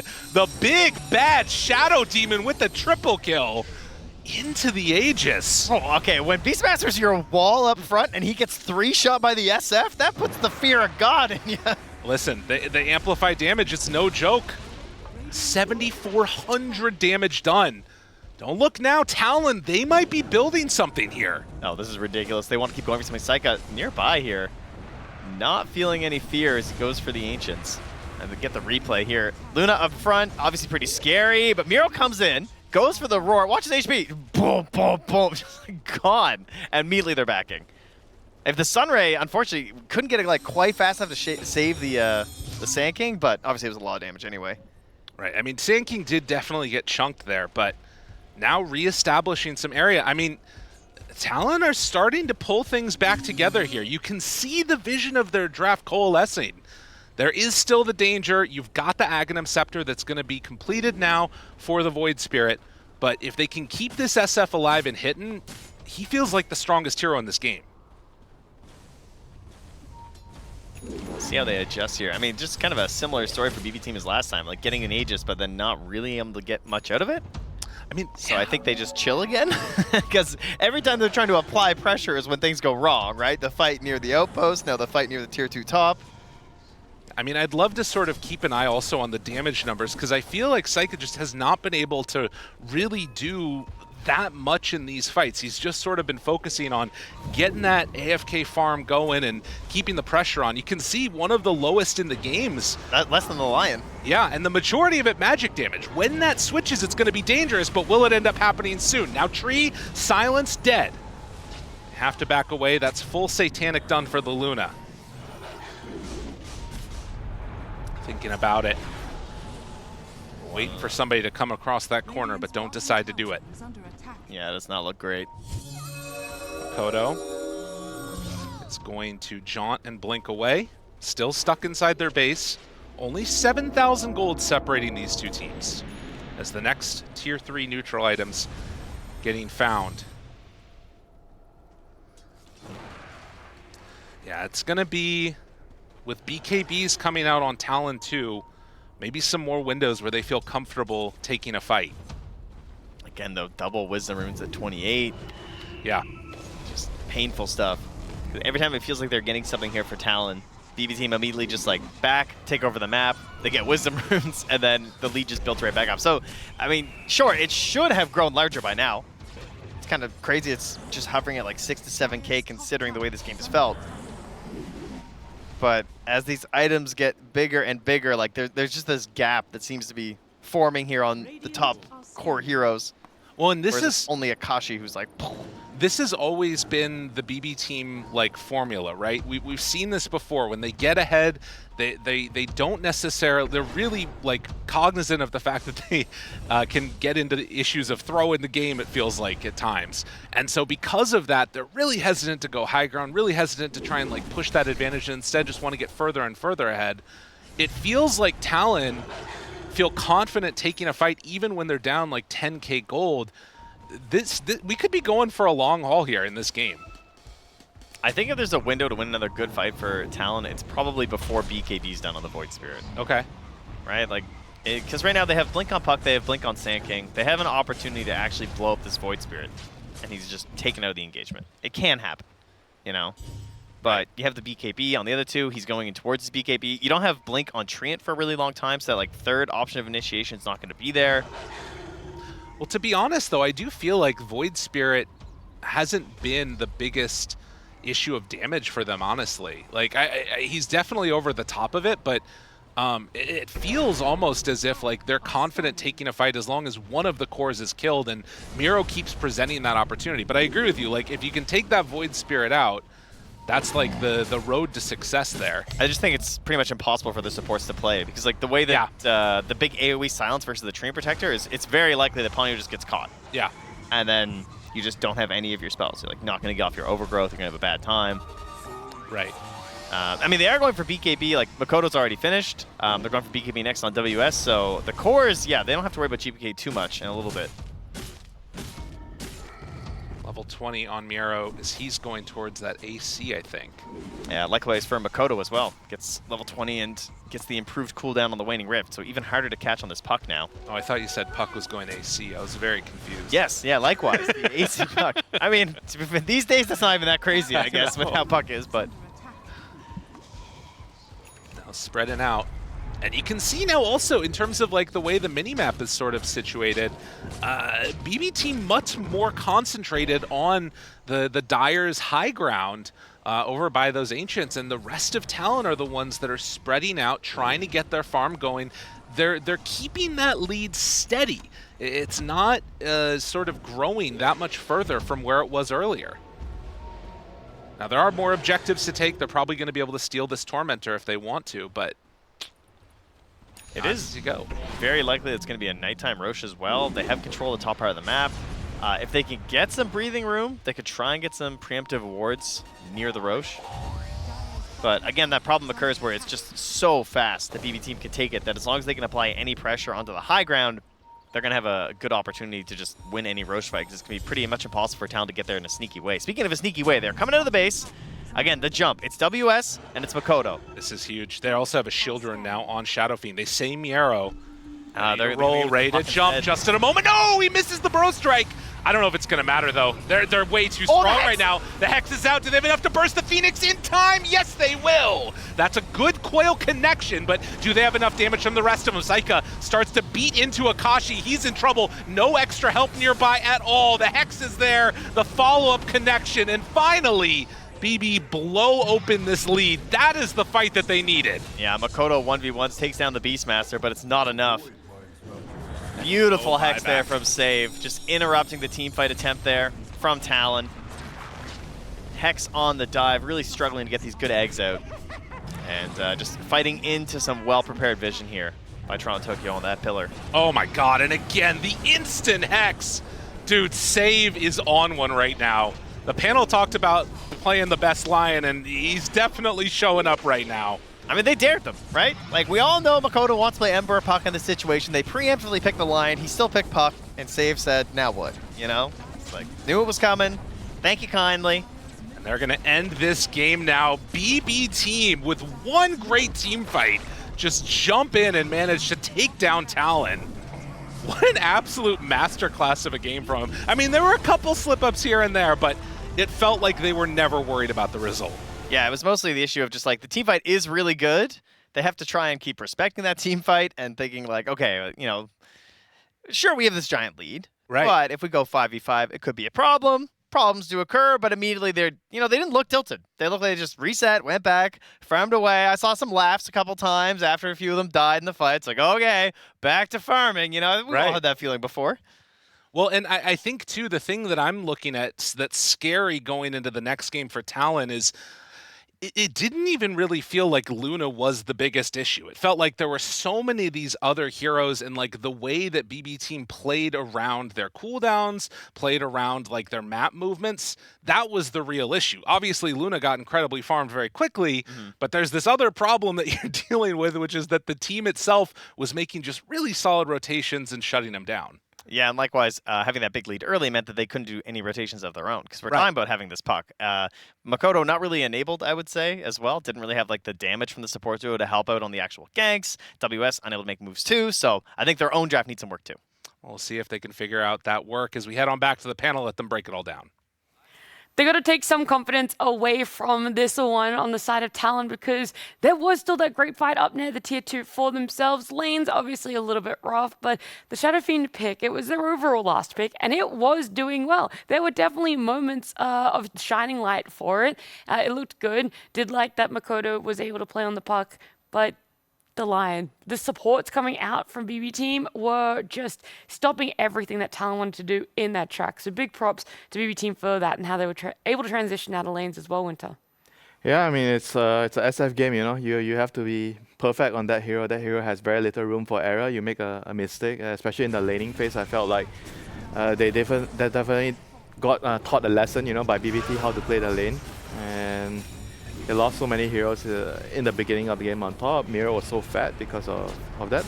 But like you mentioned, they did come back to have a couple of good team fights. I think this is one of the better ones against the Aegis on the Beastmaster here. Somehow managing to get a favorable trade, but they did use a buyback on the Phoenix.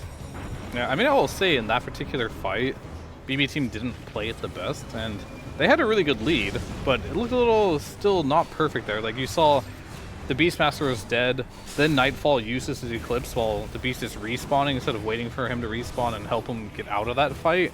That was like one of the issues there too, and then they just overcommitted a little bit too much in most of the fights they lost. So Talon, yeah, they did come back into this game nicely, but they definitely were not in a place where they wanted to be. You see the DDSF in this fight here, like, he's just sitting there, he has a DD.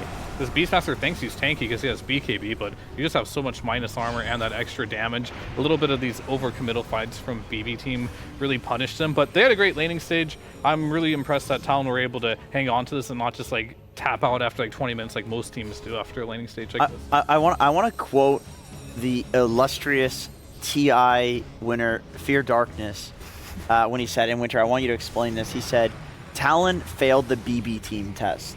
What did Fear Darkness mean when he said that? They failed the laning phase, you know. I think you need to be proficient with the laning phase at the early game. And if you can't really do that, I mean, it's not just the SF's lane, you know, like Mikoto, I think he got solo killed by GPK in the lane. I mean, if you can't play the lane, you can't play the game, you know? That's the BB team test. Yeah. Why did you ask Winter that, not Fear, to clarify? I just wanted to see how they would react to that. Either of them. Fear had obviously no reaction as usual, but who did have a great reaction to Talon's laning phase was the supports of BB team. We saw Toronto Tokyo on the bottom lane hit 5 stacks of poison on WS in a 2v1 scenario. We talked about it. SD being able to trade on the side with supports so well that he's 1v2ing alone. Like, this is the strength of Toronto Tokyo on a hero that he's comfortable with, and Save as well on the top lane.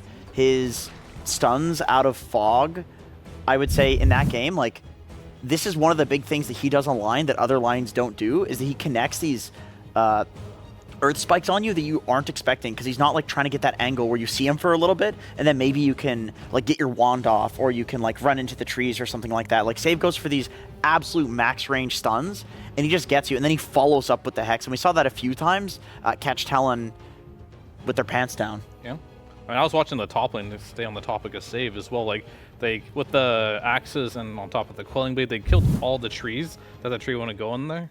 All right, and yeah, and here we're gonna see the blind stun there. Did he have vision of that? He saw him like running towards. Yeah, it was still pretty towards blind right. though, but beautiful. He knew the puck was walking in that direction, right into like the old days where Moran was popular. You get the arrow, you just get a little bit of vision of them. You have to like track them in the fog. In the trees, yeah, you just get the angle. And he did that with Lion, which you don't see very often. No, this is what makes him such an excellent Lion, and honestly, against some of the meta heroes in this patch, I feel like the hero really fits. It looked really good against the puck, and the 2 times we've seen it against Tree, we saw Liquid play against the Lion with the Tree. It looks like Lion is very good against this hero, because you can trade with him from long range. If Tree ever connects on you, you stun him, you walk away, it's easy.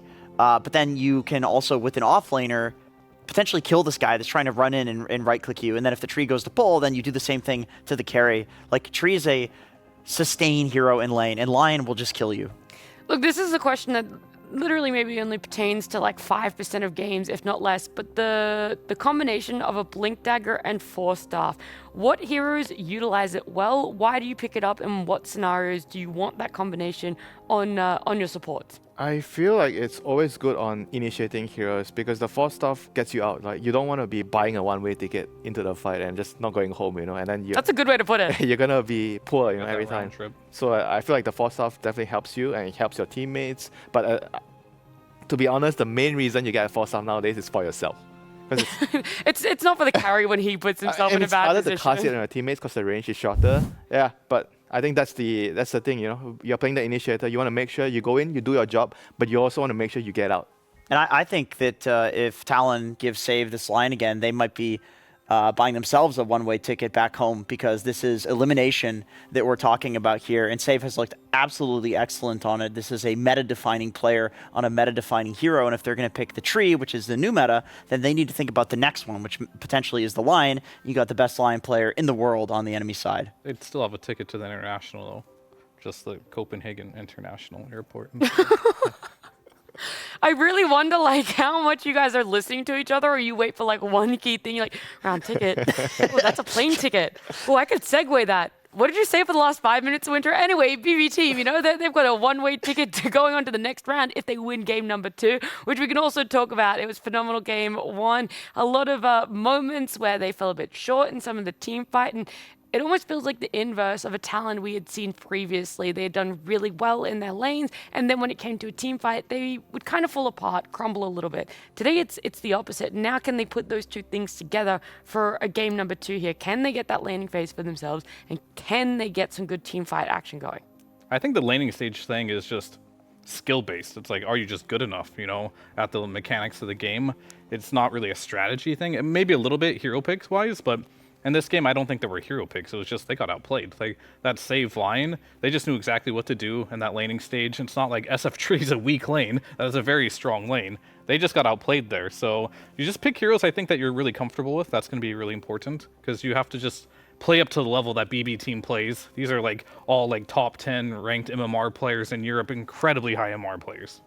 Yeah, we were saying how there's Watson and then WS on the leaderboard, all of BB team, and then every other pro player underneath. So this is That's why they're the gatekeepers. That's why they're the test. Individually, there is no team that is more skilled than this one. I mean, the thing, I mentioned WS being higher rank, individually skilled than all of BB Team, at least when it comes to pubs. And I'm a little, as a fan of WS myself, I told you I was watching a lot of his replays before and just like fiending them. You're scaring his pub results too. I'm a little, all of his win rates. Yeah, I'm a little disappointed, I guess, in some of the team fights, and it seems like there's nerves getting to him. That's how I feel when I'm watching it, because it doesn't look like how he looks against these exact same players in pubs. It's like if he can somehow turn that off, if like Pilot I can go give this guy a speech after the game and like, yo, dude, like just relax, treat it like a pub. Like if he can get into that headspace, I could see a competitive game too. But if he can't do that, I'm not sure. This guy is supposed to be the one that's carrying the team. This is the golden boy of the team. Yeah, I'm sad too. I feel like I had really, really high hopes for him. I thought he would like show up, do a lot of nice moves in the game, but probably, like Andrew said, nerves are getting to him. It's his first TI, and he's not so good. He's not really in a comfortable position now. Yeah, I think we also do have to give a little bit of leeway. This is his first time at the road to the international, making this international debut for himself. But not just him; it's 4 players on the side of Talon that this is their first time coming over here, making this show for themselves. Makoto is actually the only one that had been to a previous international, the road to the international before. Really rough to see it. I mean, his Slaughter and his Sand Kings and his pubs, the builds he's going, everything's so innovative with them, and it's so rough to now see it fall short and actually have no wins for themselves there. Yeah, I mean, there's always like, I'm sure they're not out of it yet. No, they're still game 2, sorry. Still players like your Tops and Sumelos who came to their first TI destroyed. Like he has like 1 game left. To really show up here or back to or 2 games. Board. No, he's got to show up this game. Yeah, but then there's going to be the next one. The rest of the tournament. For the rest of the tournament. And then game 3, and then, we're in round 1 of elimination, so he has to do it in round 2. I mean, they were my dark horse for the whole tournament, so I'm hoping that they, win this one, and then everyone from, until the end. And then Spirit will take them down to the grand finals. I think that's how it's going to go. So you think 2 lower bracket teams are going to make it to the grand final? I think so. Relax, Andrew. 1 game at a time. Okay, yeah. Well, I'm getting to the pressure's getting onto me. This is why I can't play on Talon. Too many steps ahead. Do you feel BB Team? This is such a weird question to ask, right? Because we do have a lot of teams we wouldn't expect in this lower bracket round 1. BB Team, Team Spirit, and Extreme Gaming on in the first round. But do you think that BB Team and Team Spirit are the 2 teams that could do the full lower bracket run? No one's done that before at TI or Road to TI, going all the way from the first round of lower bracket to the grand final. I think BB Team could go far, but going all the way, probably Spirit has a better chance of doing that. They're the defending champions. That they know what it takes. And now they're in a tough spot, going 6-0 in your group stages, doing so well, and then you play your first BO3, you lose to the team that you picked. It's a tough moment for them to come back to, but they definitely have what it takes in their arsenal, reset, and go all the way. How did you feel about the Nightfall Luna? That's the other question here. We said the team that is going to be able to adjust, to be able to fit themselves into the meta that's forming here is the team that's going to go far. We hadn't seen Nightfall play Luna yet. We didn't know how it was going to be, and were you guys impressed by it? Did you want him to go back for it, or not impressed? Not impressed. I got 2 words for it. Okay. Good enough. Good enough. Good enough to be able to draft it for yourself. Good enough to not have to gamble letting it through. Yeah, I don't think it was bad. It was just good enough. There's a lot of things in which I feel like he could improve on, but as I mentioned before, he hasn't been practicing this hero. Like he hasn't played any pubs with it. He hasn't played. He's silver tier, isn't he? He's silver tier, which means he's just like out here just playing this hero without having much practice. Give me a number, Fia. Out of 10 points, how would you rate his Luna last year? 5 out of 10. But I think Luna is S quintuple plus tier, that it's like good enough to be a 5 out of 10. I mean, 5 out of 10 apparently still gets you a win. Because the thing is, like, Nightfall is nobody in the right mind is going to say that Nightfall's not good at farming. Like, this guy will be top net worth. The question is, what is his gold to impact ratio? That is the question. And on Luna, he did maintain top net worth. So I think that's why it's good enough. You go in, you just pop all your crap, and you're probably going to win the fight in the late game. Yeah, that's the problem I had. The reason I say good enough is like I didn't see many good ults out of him. I feel like Luna's not a hard hero, don't get me wrong, but like choosing when to use your ult and not, I think is the most difficult one. I believe there was one fight where he just blew up a Treant Protector walking by with it, and then the other one I already criticized was his Beast was dead, then he ults, and then like, oh, Luna ults down, let's walk back, and then Beast respawns, and now they can initiate because the ult was wasted, right? And I feel like he's going to catch up to that really quickly. So that 5 out of 10 can become a 10 out of 10 very easily just by fixing a couple things. Yeah, I mean, I think a competitive match at a tournament, especially at TI, is worth 10 scrims. It's actually road to TI. Road to TI. Maybe the ratio is a little off, but it's worth like a number of scrims to be in that like high pressure environment and actually practice something. I think you take the heart. Improve quickly for sure. I think the 5 out of 10 against another team might not cut it. Well, like even on it's not another team. Like this is the best time to warm up against a Talon that's not looking super hot right now. Yeah. And then go spam pubs later tonight. I mean, you know, they've got another series to play if they win this. Okay, if you win this series, they are fit a pub in between, however you're. And just make sure it's all Luna, all Luna. I mean, in a way, it's good for you if you're not really doing well and you have to adjust your hero pool. Like going to the loser brackets, you have to play more games. It might actually be good for him. Yeah, that's true. More practice. Let's go watch a Mickey replay. It's easy. Yep.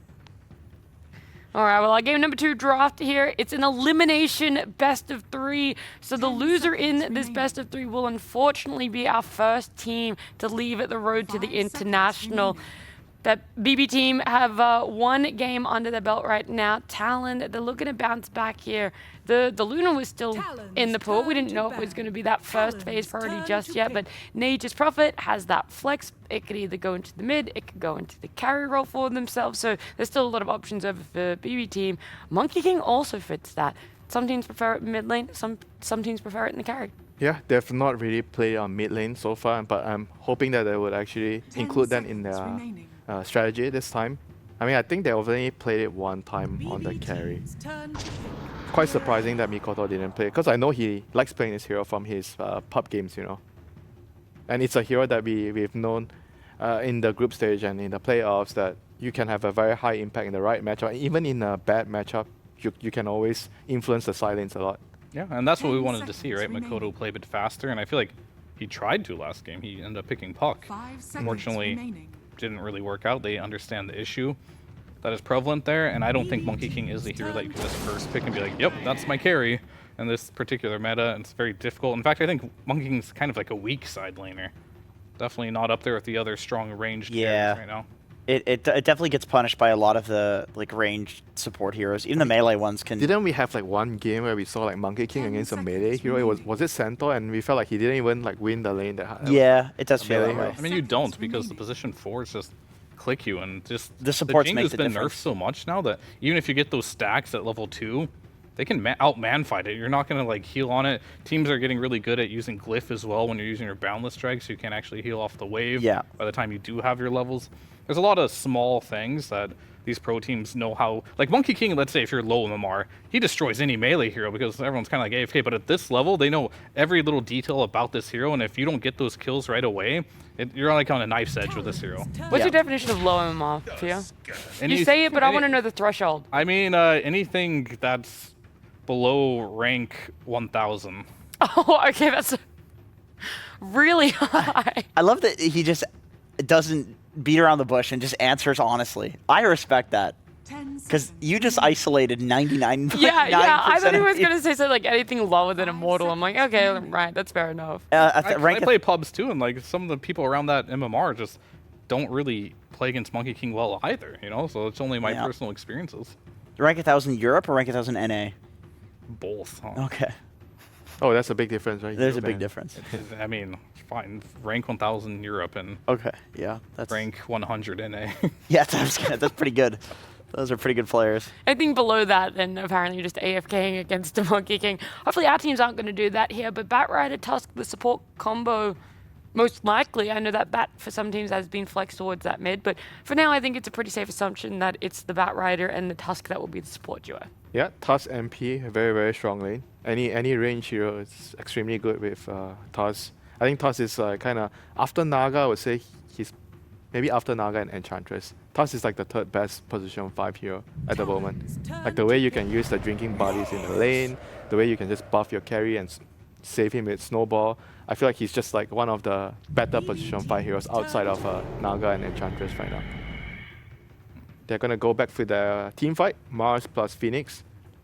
I feel like I see this a lot where a team will pick like some Tusk or Clockwork with NP, and you just answer with like this overwhelming team fight against all these like skirmish single target abilities, even Batrider, right? If just on paper here, you look at Talon, you're like, yeah, we're gonna pick on the fact that BB team does not have any team fight, and we're gonna pick overwhelming team fight. So now, no matter what they pick here, we at least will have better or equal team fight as them. How do you guys feel about a potential flex Batrider to mid against the Monkey King? It's such a hard counter to the hero. I mean, I know now that Napalm doesn't give vision into trees, it's like less of a hard counter, but okay with it?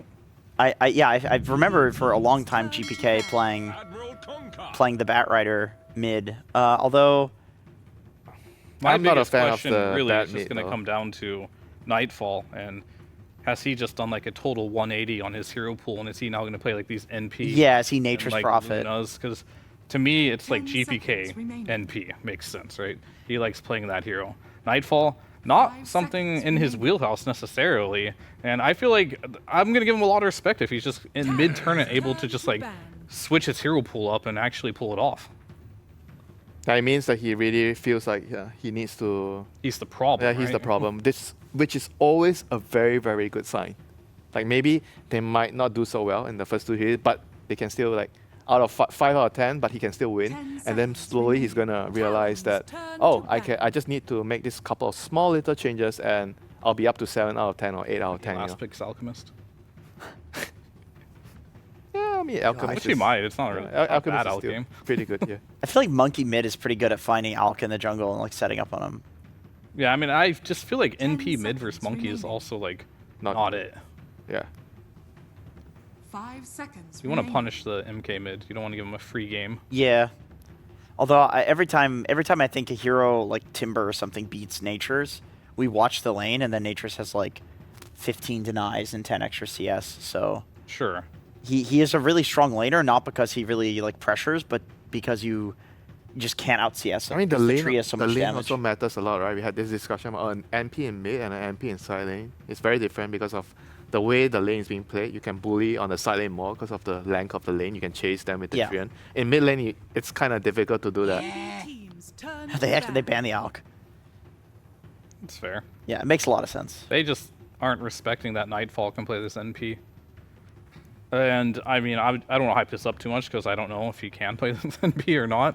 But I'd like to see him play it. That way, they fit something into their lineup that they need. It's very versatile. We all know GPK can play this Kunkka mid.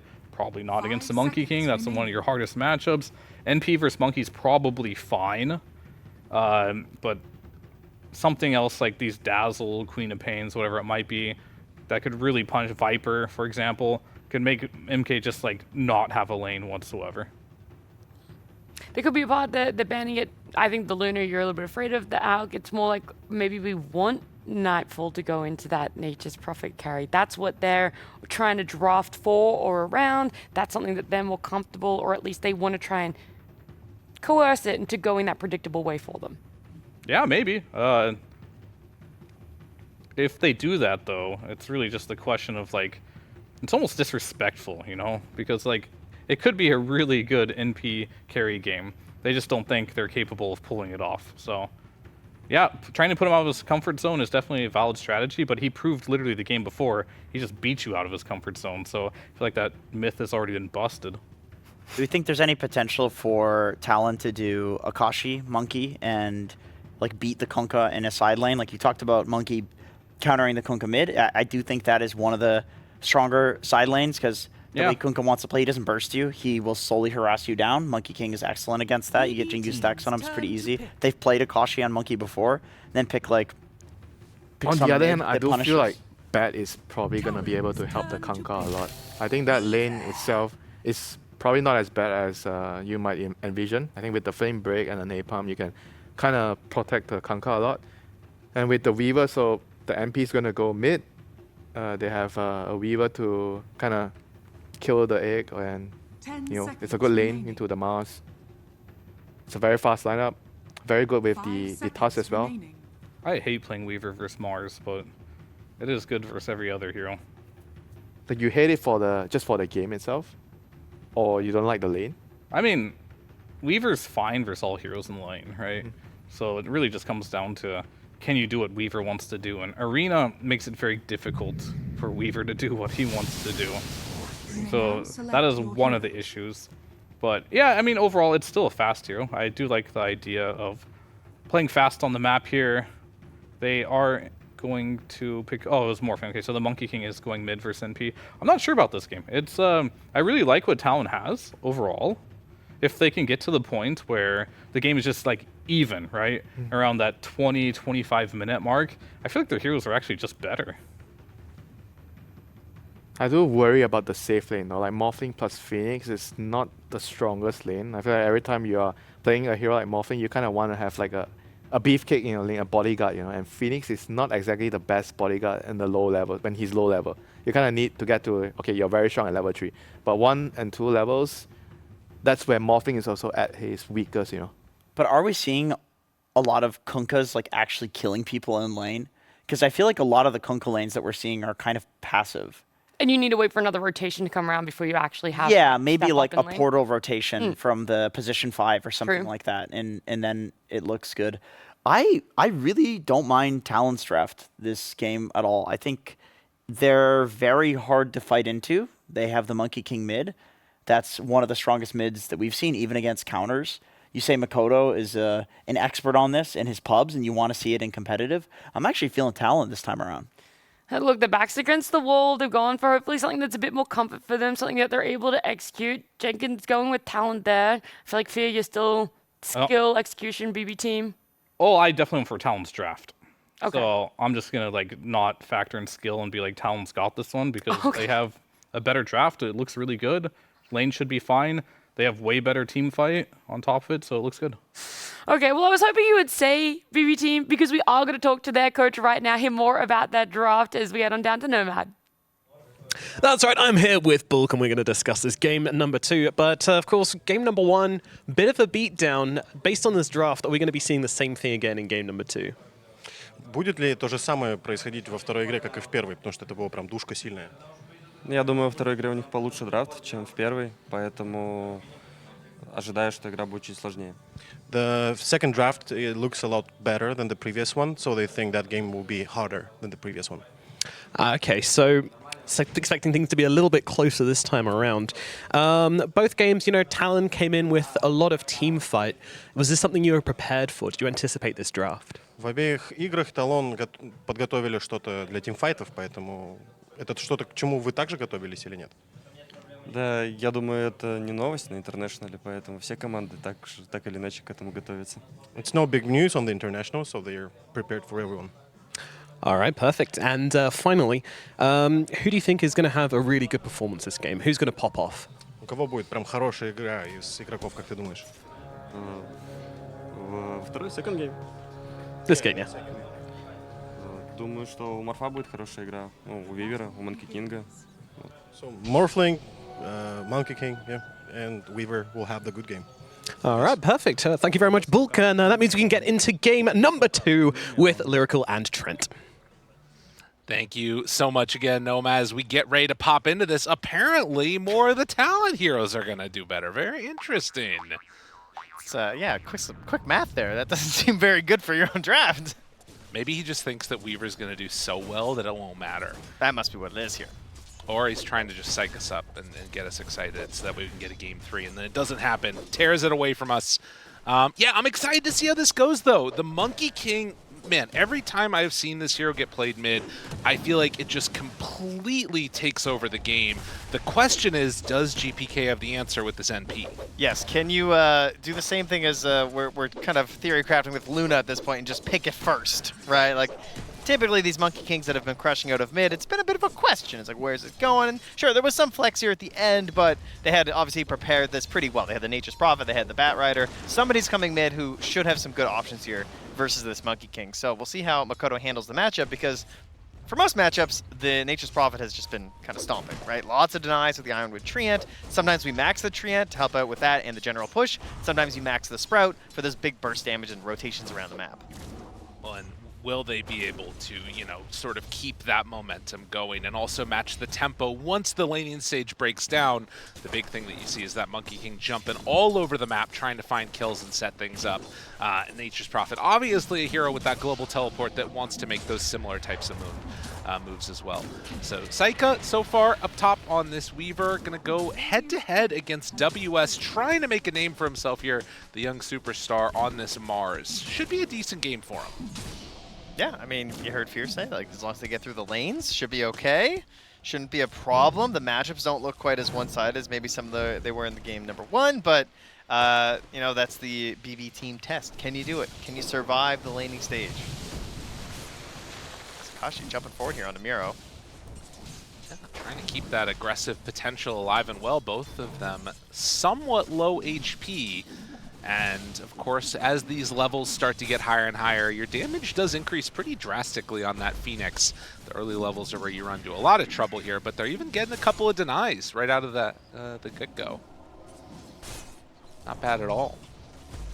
Yeah, looking a little quiet here in our matchups. We're not expecting anything too crazy. Just going to be a bit patient here. Wait till you get those levels, amp up these spells. Then we'll make our plays.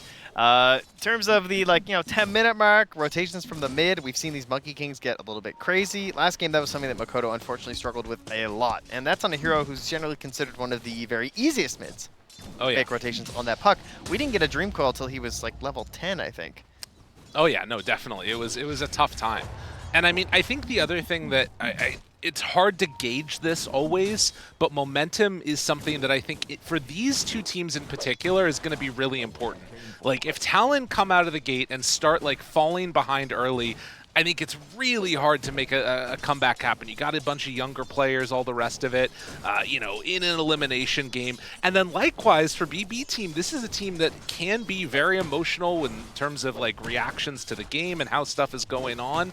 I felt like at moments in that last game, they were really calm and clear and sort of keeping their composure the entire time. We'll see if they can replicate that in this game too, as Warren is already out. Ponyo will be forced to dive away. Has a Fairy Fire backing out. Blood Grenade is at the ready too. How much damage can they do? Tries to take him down. Miro barely gonna walk away from that one. Oh, nicely done as Miro draws first blood. The bounce back into the setup torrent was really well played. Miro and save, grabbing that first kill here. Giving them the lead once more. But lanes, in spite of that kill, looking pretty good for Talon. They're ahead in CS on all of them, not by huge margins, but noticeable.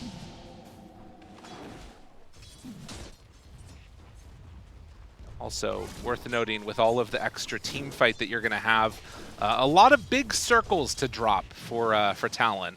Whether it's Wukong's, the arena that's going to be there, and then, of course, being able to be that Morphling and switch over to other targets as well could be pretty nice. Yeah, grab some torrents or something, increase your circles. See what you can accomplish here. Well, and that is going to be bugs spammed out, but still standing strong and fine. Kashi, a lot of stacks of sticky, as Ponyo gets pretty far forward there and keeps doing the deeps. Bringing a Blood Grenade out now as well to try and play a bit more aggressive if they need it. We'll see if Ponyo has a bit of a better time here this game with Talon having the Phoenix. Jokum going to be on the Mirana in this one. And both kind of high-risk supports, right? Obviously, we saw the risks go pretty poorly last game, trying to go for some really aggressive eggs in a lot of those engagements and getting caught consistently. Couldn't get those. And then, you know, the arrow setups, not amazing this game. You can kind of do balance into arrow. It sort of works depending on the distance that you're at. But for the most part, it feels like it's going to be like follow-up into the arena or something, right? And mostly just like playing around the solar flare. And then Treant Tokyo, I think, is on one of the like highest skill potential supports right now of that Tusk. Because of the addition here of the drinking buddies, you can make new little plays like this. Oh yeah, no, and he will be getting some pretty good damage there on a WS with the Wrath of Nature. It's actually enough for the kill. Yokum also in trouble, has 7 sticks, 1 last hit. It's enough to bring him down. So 3 kills now on board for BB Team. It's just so ridiculous still. That Wrath of Nature got hit for a solid 329. Yeah, that's pretty good. Onto both of them. And you know what? They have done the strat. Finally. We've talked about this every time. Putting the Observer Ward inside your own Ancient stack. That's why that hits so hard. Is that BB Team have planted this here, so they constantly have vision of their Ancients. You stack them up, you use the Wrath of Nature. Then by the time it actually reaches the enemy heroes, it's already at max damage. We saw a lot of teams picking this Nature's Prophet and not taking advantage of this early on. It's a really dangerous thing. I mean, I think that probably as this sort of unfolds, the meta of the tournament, we're going to see people come in and try and deny that ward, too, if they can. You can also do it with couriers, but this right here is the other one that is a big pain. I feel like you just can't do this right now. You can't give up your Wisdom Rune at 7 minutes. Coming in too late. Toronto Tokyo is there, and oh, Ponyo! That's right, pause on him. Oh, Sec, I need to go beat. There's something wrong with my Tusk. Clearly, my Tusk is lagging. Binds, Toronto, you good? You good, bud? Oh, that was sick. Oh, what a save! All right. Team morale, all-time high right now. Not even close. That was sick, man. Okay, but wait, he came back top. Oh, no. All right, well, WS is going to pay the price for this one. So there are other ways to get XP, it turns out. But an opportunity, maybe an option here. GPK dodges the arrow. Oh. Like I said, sometimes you can set it up. Oh, man, the big Wrath of Nature. They got to escape from here. This is where things get really deadly. Save is also right on top of Ponyo. Yokum making the move. If they bring in heroes to try and keep this Phoenix alive, they might just end up losing everybody. Makoto does have some already pounded up Jingu. But Akashi goes down on the bottom side too. It's all falling apart for Talon. Wait a minute. Oh, I've seen this before. Wait, hold on. What has happened? Oh, wow. 7-0. He died. Oh, jeez. That might have just been a stray torrent. He's at max agi. Miro caught him without the ghost ship. It was a stray torrent. Unreal. All right, not ideal. Radiant's bottom tower is under attack. Well, that might reveal. I mean, and they had a ward too. What's crazy about that? Hopefully, Pilot Eye was like, guys, by the way, when you were down like 8 kills to nothing, it wasn't that bad net worth-wise. And again, it's not that bad. No. Oh, don't get too defeated. And I mean, undoubtedly, this is already a better game than last one in terms of like, you know, getting a Wisdom Rune, being able to make some stuff happen. All right, there you can see it was indeed just a little bit of extra hits right towards the end. Plus the Wrath. Yeah, that'll do it. That'll get you. Man. But more levels, the question is, can they deal with these like early rotations that are starting to come out? WS not quite at level 6, making the move over with save, does some good damage, but there's the Flame Brave pushback, and now Makoto trying to keep a little bit of distance, keeping WS alive. Will it be enough? Yes, although he dies to the bugs. Can't get the bugs off of him. That Flame Break, man, messed him up. That was the last bit of the Blood Grenade, too. I was trying to figure out how Tusk got it, but yeah, that Blood Grenade, little ticks at the end with the bugs. Oh, Makoto jumps forward, though, on a save. He's so low. Trying to chase, can't get him. Oh, I hit him with the Boundless and the jump, but he just gets out. Radiant's top tower Sneaky little creep walking around. Didn't look like the rest of them, but they found him. And Miro going straight for an Orchid.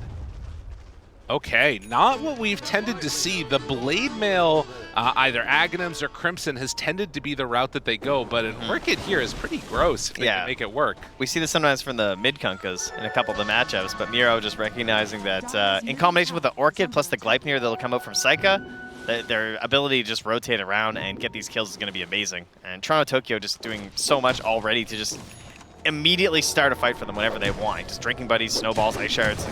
Fight just begins, and so that in combination with an Nature's Prophet who can TP in, and a Gleipnir, and an Orchid, and then probably a Bat who I'm sure is going to be farming up these stacks towards a Blink Dagger soon, they can just be running all over this map. Well, and this right here too, like this moment that you're seeing of WS having his arena up, Mirana in the area. Like, this would normally be where I feel like we would see those Monkey Kings trying to make the move, and he's coming over now. Wanted to get a little bit of farm beforehand. Catapult scouting. Yeah, it's not quite working together in perfect concert. It's so similar to last game too, where you just have these ultis and you sort of know what you want to be doing, but you just can't get them. Like, everything's a little bit out of sync. Somebody dies, and then no one's on the same page. They can't get a smoke going, and then they just say, okay, well, I guess we should just be farming. Like, maybe we just need that next item, or maybe we need 6 on our supports again, because they kind of struggled a bit to get that last time. Well, these things all come back to bite you, and of course, it's BB team that are the ones that are causing this disharmony. They're the ones that are making this stuff so much harder, and now WS left alone. They will throw out an arrow, but there's way too many heroes all surrounding this. This is a rough one. BB team smelling blood in the water and just pouncing. They TP'd up Akashi as well with the Vlads. They were trying to get a turnaround play there to, like, I can arena, and then maybe you can get the Wukongs on top of me. We solar flare, and then there's a fight. But it doesn't come to be. Ends up dying. Now there's no arena. They can still fight. Phoenix is about to be level 6 here. That would give them something, but they're losing their top tier 1. I don't feel like am I crazy that Vlad's... Well, I don't remember the last time I saw Vlad's on. Did you see what Akashi did last game? Yeah. Yeah. Okay. Yeah. He knows where his life is. Giant base damage boost onto a Morphling. Very strong. They're going to be fighting early. He sees the active aggression of BB team. He has the jungle all the time. Can see the logic on this one. It's not super unusual. Okay. Well, 9-1, 12.5 minutes in, and Save queuing up that Blink Dagger, feeling eerily similar to last game. And BB team at a moment's notice, ready to jump on that mid Mirana if they need to catch her. Yeah, they're just a couple hundred gold away from having that Orchid on Miro. So, you know, all this time to maybe come in for your first well-coordinated team fight from Talon, there's a chance that one of your allies just gets Orchided. Not usually a concern you have on your first, like, 4 or 5 hero smoke. Dude, that's got to feel so bad as a Morphling. The Weaver just comes in and takes your Ancients and then gets away. Oh, man. Yeah, 9-1. Arrow thrown out, wants to try and take him away, but that is a big old stack of Ancients that's been built up. This was Kunkka's doing. A little bit of torrent spam to stack those up from a little ways away. And now, smoke from Tusk and Kunkka. He's heading back to finish off that Orchid, and now they can go. Well, making their way up towards the Ancients now. This isn't Hector. Saiga does not have a 13-minute Gleipnir. Not quite. Okay, not on the Weaver. Not quite there. Maybe 14, maybe 15 minutes. But they are moving on in, Gleipnir or not. They want to back up their Weaver, and they're hoping that there's a play coming in from Talon. And you know what? There is.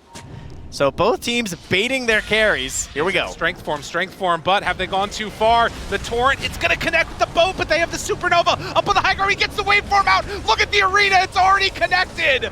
So much damage onto all of Bedboom and Talon. They're not going out without a fight. I'm just going to dangle a little Morphling here. Do you guys want to try and kill our Morphling? Oh, well done. Both teams on the same page, but it's Talon. They're a little bit more well-read here, it would seem. Great escape there from Akashi. We've seen this a couple times, this Morphling versus the Tusk, utilizing it in these engagements just to buy yourself a little bit of time, get the drinking buddies as well, and bailed out. Very well played, getting where he needs to go, and has the Yasha completed now, as we'll take another look at this, preemptively up to 1600 HP, and while the boat came in, it all looks good. In spite of that damage reduction, they just dropped all their circles on the ground. Yep. Waveform out, and then just snowball right back in. Once you know that you're safe and you can finish off this fight. Nature's Prophet not able to take that tower down quite yet, as you can see. They're not going to deny it, though. They're going to smoke up. They're going to follow Makoto, who is also still waiting on a potential fight here. We'll see. Arrow, they find him. The Orchid is there, drinking buddies, but the spear to push him away. Now boat already used. Are they going to keep going for more? 15 seconds until arena's up. It looks like BB team, they're still willing to stick around down here. guess realizing the fight was going to be over and Talon wouldn't go for a second round. And Ponyo now, knowing that he's going to get it with the Treant, will deny that mid tower. Sort of an inevitability there on the Nature's Prophet. That's going to go down. Couple hits there onto the Weaver, and then retreating back. Now with Arena up, and an opportunity to have their big ultis used. Are they going to be able to find another quick fight? Or are BB team going to take that fight to them? There's an opportunity, a chance there. They could. Underneath a ward, they see everything. And a smoke up now. Could be looking for a big fight, knowing that WS is over to the side. And it looks like it's going to be Ponyo that's the one that's found. Yeah, in here a little bit deep, but that's okay. Oh, wow. Nah. Okay, that was so much closer than I thought. That was like 0% in my mind, but shockingly close. And yeah, as you can see, yeah, this is the other option. Instead of using the ward, you can just put the courier here instead. Right. Once you have enough stacks. So every time he uses that Wrath of Nature, it's going to be full hits coming out onto the heroes. And you can see the camp stack mark. My goodness. Yeah, they're ready to go. Okay, well, you know, the panel discussed the BB test. They've made it past the lanes. That is a lot of fast damage on the Makoto here. He's in trouble. He's not passing this test. He's going down. No opportunity to get out of that one. An easy find. GBK appreciating what he's seeing out of the Weaver. Yeah, just casual 549 damage from Wrath of Nature. That's fine, I think. That's pretty good. Oh, GBK, don't kill them. No. Gotta fight your instincts to farm. Yeah, your damage. It's all going away. Yeah, he's got time, right? Like, it's on cooldown, so it's fine. It's true. When you can stacks back up. Munch him on up. Treant Tokyo is coming a little bit deep here for this ward. Let's see he's going to get away with it. So starting to rebuild the lead is BB team. Oh, okay. Ponyo saw him place it, so. Haven't yet brought out a sentry to take that one away yet, but I think it's on the way. It is indeed, yep. Flying in on that courier to Ponyo. Save is roaming around there with an Invis room, but he's not heading up top here where we're looking with Treant Tokyo. He's just kind of wandering around the map, seeing if he can find somebody for a free lasso kill. Meantime, Makoto not really feeling the same desire to be aggressive at this stage of the game after that death. Oh, Makoto. And if you're not aggressive, if they're not finding you, are you going to be the one that ends up being found? You can see the Boundless comes out and Sage just makes a beeline, but the Invis rune is running out. Yeah. So we'll back away. They managed to take the top tier 1 tower, though, as Akashi has finished off the Manta, going next into the Phylactery. And moving on over this direction. Are they going to take Roche with Vlads? I mean, they actually can. I mean, they have a Morphling, right? So got a minute. So this one is going to drop, and Talon going to be able to do something they did not do at all last game, claim Roche. They do scan it, but I mean, Psycha's pushing the tier 2 bottom. Muro's showing mid. I think BB team are well aware that there's not any opportunity for them to contest this. Very good for Talon. This puts a little bit more pressure on the team fights for BB team because they have these instant assassination plays with the lasso and to the Walrus Punch, plus just that damage from the Wrath of Nature. Like, what ends up happening is someone gets lassoed, they get hit by the Wrath and the Walrus, they're just dead. Yeah. And then you're immediately at a numbers disadvantage and starting to run, and then you have this chase down of the Gleipnir, the Sprouts, the X's. Yeah, like immediately the fight's just kind of lost. But now you can dangle these heroes out with this Aegis and actually have an opportunity to pressure these towers. Meanwhile, BB team just wanting to take some damage from the Tormentor while the Bug does the minus armor. Oh, don't do it. Doesn't have that much. Don't do it. Okay, they're fine. They're fine. Yeah, yeah. You know what? They are dying less than Tormentors. They would never do that. It's happening a lot less. Yeah. You know what? I don't think I've cast one at this TI. I don't think I've seen one at this TI yet, the games I've been watching. It's fair enough. Is it over? Are we not dying to Tormentors anymore? I think they are going to. Somebody's going to. There's no doubt. And it's going to happen in like a pretty big way, I'm sure. Uh-oh. God. Yeah, Kashi. So ridiculous. But this is why you have the Vlads. You just back up to almost full now. It's pretty sick. You saw there also on the graph the win probability at this point starting to dip back towards that 50-50 mark. With all of their heroes getting through the laning stage, we're at the 20-minute mark. Are they in a position where now you actually can take some pretty solid fights? It feels like it. Yeah, I think that's fair. I do think there's some parts that are a little harder for Talon. Like, it's basically dependent on the Mars, to me. Like, it just has to be WS. So, I mean, this is what the panel wanted, right? We'll see if WS can pull it off. Obviously, he's super high MMR hero, or player, rather, as we saw. One of the first, I think the first to reach 15K recently the other day. Oh, God. All right, they live. They're good. Yeah, and you want to sort of put the game on the back of your superstar if there is an opportunity there to take it. It felt like that, you know, big fight over by that area we're just looking at, the Radiant Tormentor spot, is definitely was the highlight so far for Talon. It depended upon them anticipating a BB move and then countering it. Finding the initial initiation, it does feel like it's all down to Mars at this point. And the way that BB play, they're kind of spread out. We're not seeing as many opportunities for a big 5-on-5 fight. They might have a good read on this move from the ward in the mid if they want to. Looks like they're just going to go the opposite direction. Kind of looked like some of the heroes were running towards bot. So this could catch them off guard a little bit. BKB timings are nice. Doka going to be found at mid. He's dead. So the way they moved on the ward, it kind of looked like they were all moving towards bottom on BB team, so I think that's why he walked through like that. Oh, they got him! Curse the old growth! With the Gladiator. Oh, TP out Akashi, no! He's not going to be able to do a quite in time waveform to try and get out, and now the teleport, the flame break, but he's going to get brought down. It was almost so sick, but in the end, they find the Morph lane. BB team, they're on it. They're really good. They're really good, Trent. Yep. That is a hell of a shard. Wow. Caught, busted, back to stacking. You know, the grind never stops for old GPK. Well, as it shouldn't. You're playing this here. You got to be all over the map at all times. All right, wind out of the sails a little bit for Talon on that one. Not only losing your Aegis, but losing the core along with it. That one hurts. Yeah, and that's going to get them way out on the map here for BB team. So potential to get some very good wards down here. But it looks like they've gone a little bit conservative with them. Just a couple pillars near the Ancients. Yeah. Gladiator BKB. And as they start to head towards the mid lane, Miro ready to grab anybody that steps too far forward. He's going the Hex next. So just max control build out of the Kunkka. It's pretty cool. Yeah, there are no auras here.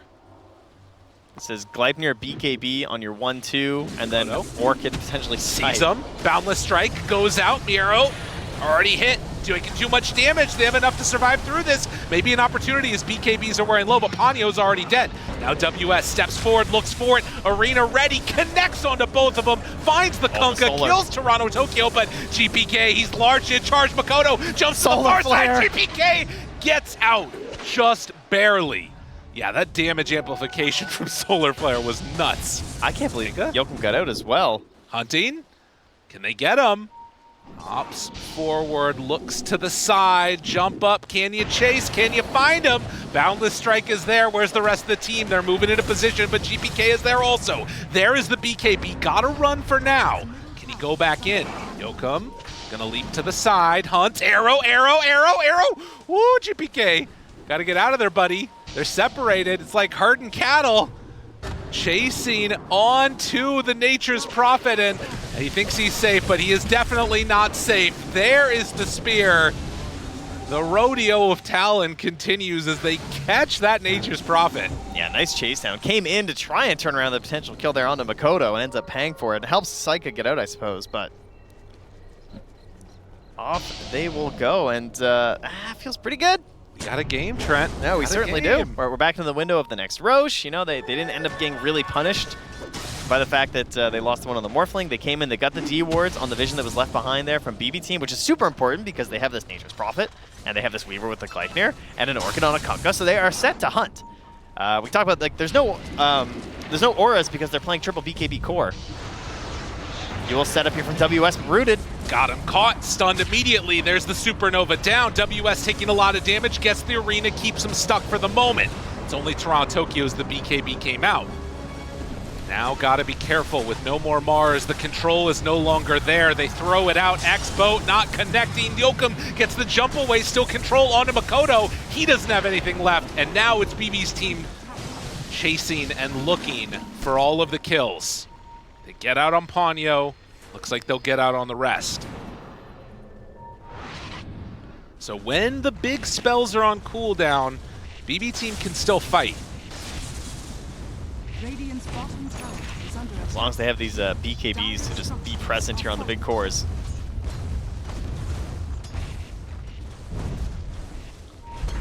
It's just a back and forth battle around those cooldowns. And do have that Blink Force on save. Gonna make the X mark plays to keep the momentum out on the map here now. 5,000 gold lead. And Konda done for Akashi. Roche, 35 seconds till it's capable of respawning. Probably gonna be nighttime. Actually, it's virtually guaranteed to be nighttime. See if Talon have any plans for that. Again, they can still take it very, very quickly. So you would think trying to push up bottom and mid right now is of prime importance. They have a giant wave hitting up top alongside of catapults. That feels pretty good.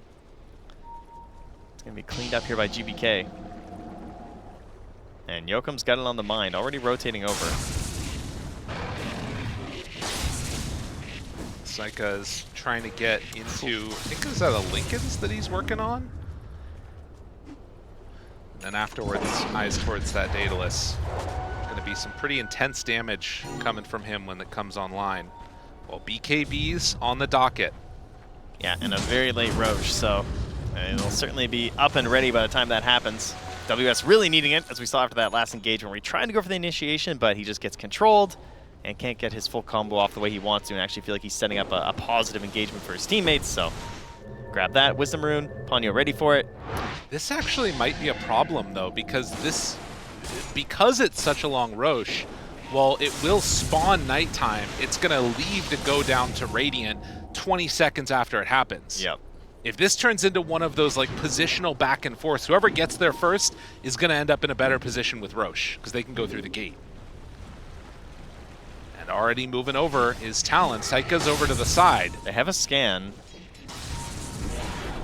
And Makoto. Are they going to force the fight? I don't know if he could see the Mud Golems dying. Smoke and smoke. Smoke is broken. Yokum there. Drops down wards. Full vision. Already out.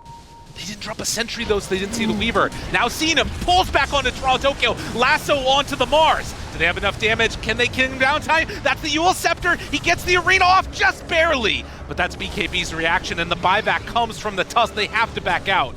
Talon can't take this fight. It felt like maybe if the arena got off, it would be okay, but it did force out some BKBs. Whoa, whoa, Makoto, Makoto! Whoa, whoa! Whoa, Nelly. Leipnir back away, Snowball pulling him far. Now the jump back. He baited out. I mean, the BKB came from Saika too. Yeah, but that is going to be Roche given away now. Well, I don't know. I mean, it's still 30 seconds away, and then it's going to run through the gate. Like, they don't know this, but it's actually not super free. They're still contesting nearby. They don't want to give it up. Careful, careful. Do they realize what's happening right now? Makoto waiting, boundless, onto him. Damage out, Drinky Buddies keeps him distance, and that's enough to keep him alive. I don't see a world where they kill that Weaver. Oh, and Akashi is low. He gets the root and the strength form off. Gets away, now backing out. In more trouble, does he have friends? Can he get out of there? No. Not going to happen. WS in behind. He came through the gate. Yeah, get out of there, buddy. That's not where you want to be. Oh my God. And now realizing that Roche is going to be heading through, all of BB team will make the move. Jeez. That was very bold. I guess they just assumed that maybe there wouldn't be a save ready for this Weaver, but that's a really hard hero to grab. Just any interruption, and you're going to have that time lapse there. Like, you know that Tusk is nearby. That's why the pressure's there for WS to try and go for that first spear way back on the Tusk in the first place. If he doesn't, then the snowball's just going to come out. Right. And it was a good play, but the only problem was the reaction there of Save to get that lasso off salvaged the fight. If he doesn't get that, Tusk is dead. Maybe he buys back and comes back into the fight, but it's a lot harder at that stage. So again, after a fabulous game number 1 on his Lion, Save putting in the performance here on this Batrider. Yeah, he denied the BKB. WS not opting to use it right away, so he ends up just dying. Really painful stuff for them. And a full Hex now done. BKB on the docket for Akashi. And then having this Aegis on the Nature's Prophet's really interesting too, because GPK can just do this TP right into the middle of the fight and just start dealing out the damage. But it does present the opportunity to maybe chain stun the Weaver. It makes it really tempting. So you think, oh, we can maybe do it, right? But you just know Toronto Tokyo is going to be there, right? He's got the drinking buddies. You don't need to have the blink anymore to make sure you get this guaranteed save. And now they also have the tidal wave as Miro gets the free shard. And a Lincolns for Psychic too. Yeah. And a BKB for Save. Oh, wow. All right. Yeah, that is one farmed bat. He's catching up to WS right now. Not been having the game that they were hoping out of him. Yoakum, you know, stealing some farm here with the stacks. Might end up running into them, although maybe not. Kodo. Yoakum's crazy.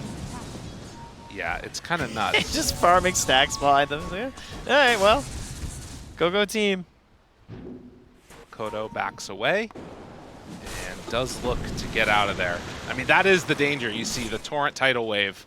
You're not super safe as a Monkey King. I mean, this is working out. He's farming multiple camps at a time. Yeah. On his Mirana, chucking out arrows. All while they're roaming around as a group. Like, you have to give them credit. They got a lot done there. Oh, now they have a Basher on the Monkey King. So that's a potential game changer here if you can get it just right on this Weaver. I mean, it is the nature of these fights that if Talon can sort of connect all of their abilities, BB team will just explode. The problem is the BKBs, having these abilities up and online. They're just going for winning it all on this fight. Yeah. They have the Shard now bought on the Mars. You have the BKB on the Mirana. They have no buybacks except for Akashi. So, oh, actually, no, they have Ponyo too. They need to find a way to bait out the BKBs, and there isn't really an easy way to do that.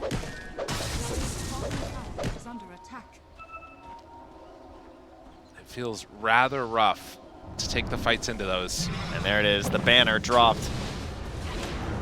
Tries to kill off the Treant. It will end up dying, but you can see how much damage gets done in just those couple of seconds from that Treant. This was not the most effective banner you'll ever see. No, that was... They just pulled the creeps out of the AoE, and the rest of the team was like, GPK, we're not actually pushing right now, bud. We could barely even get the close-up of it. What the heck? It's like, why did I even place this here? We gotta free up those inventory slots, you know? True. So BKB done on Morph. All right, so nobody get hexed before your BKBs, all right? A lot of BKBs. There's a hex.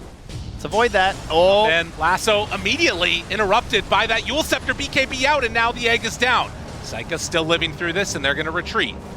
So with the BKB used, it was used for Arena and Wukong's, and they still lost the Mirana. That is rough. Oh, they also used egg. Yeah, they used a lot there, Trent. They did, yes, and they will also lose their tower. That is the pressure of the site, though. Even though it's this like middling fight on your high ground, they still have to just BKB. Yeah. Like, he doesn't really have a choice on the Mars if he's going to do that. Try and slow things down with Spirits if they can. Still 20 until Mirana. The arrow becomes pretty important in these defenses, too. But it's not looking like they're going to be able to keep this Rax alive. Could use Glyph there as it would have gotten refreshed, but in spite of that, it's still going to be a Tier 1 tower that, or Tier 3 tower rather, that's likely going down. Oh, spear back from WS and gets it onto the Kunkka. Will engage that base buff, and GPK down to about half HP. He's got Satanic, don't believe his lies. That's true. Oh, he's gonna steal their Wisdom Rune too. It looks like that might be enough to keep him back. Oh, that's so cheeky. Yeah, it's nice. Are scanning. Waiting to see if they were hunting behind or not. But Talon, the ways that they can take fights now, feeling kind of difficult. They need to get a pick off here without having to use their big spells. Oh, well, this might be save. it. Oh, Chase, Out. Chase. He guessed the wrong way. He hoped he blinked up. The fact that that gets out there is pretty rough. And again, GPK appreciating what their position 4 has been able to do from this series, because he has just had a hell of a time. And yeah, another wisdom rune for him. Yeah, perfect. Getting very wise. 9 to 19, 17,000 gold lead. Talon, this collection of young players, a couple of veterans in there, need to be able to hold it out here on their high ground and win some fights that they don't have business winning. It's not going to be easy.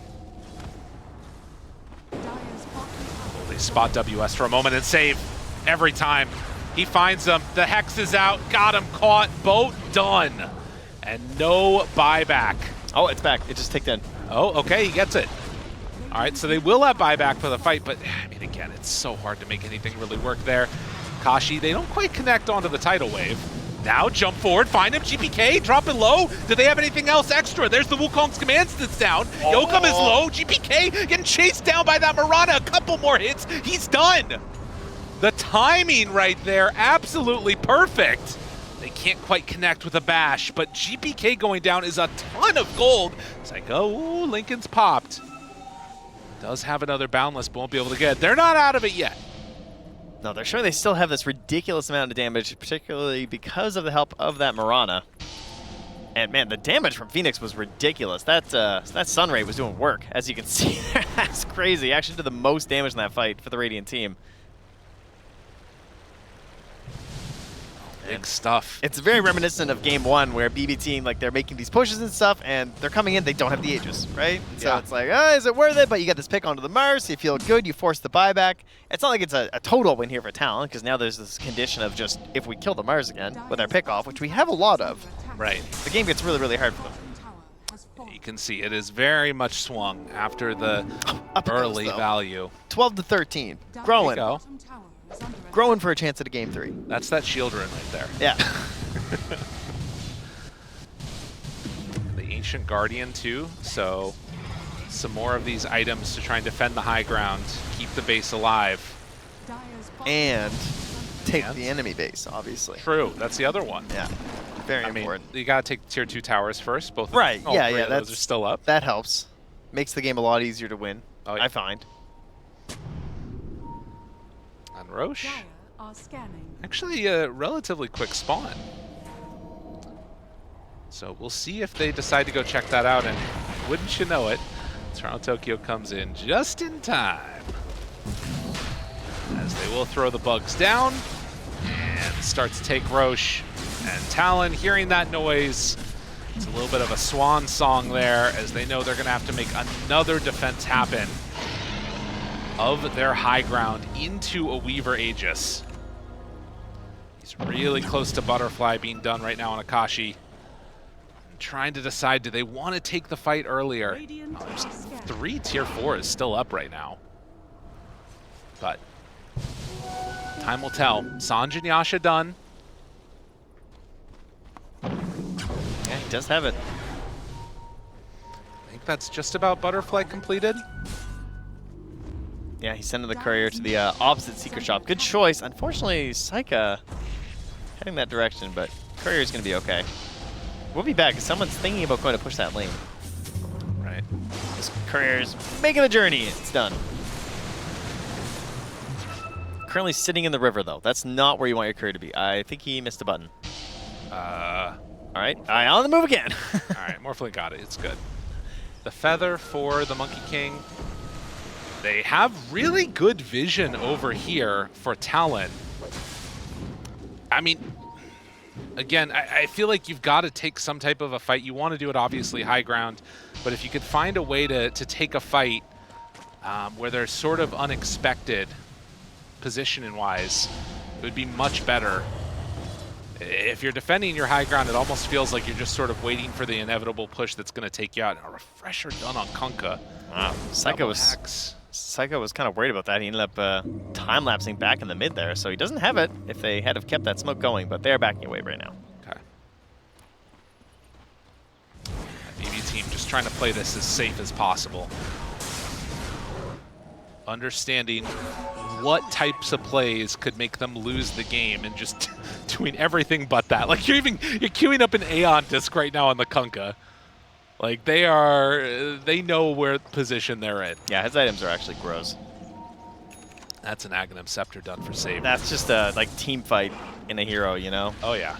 Like having all of Kunkka spells plus a Scythe and an Orchid and then BKB with it, like all that twice? Yeah. That's absurd. It's a really He definitely nice needs some help with the mana though.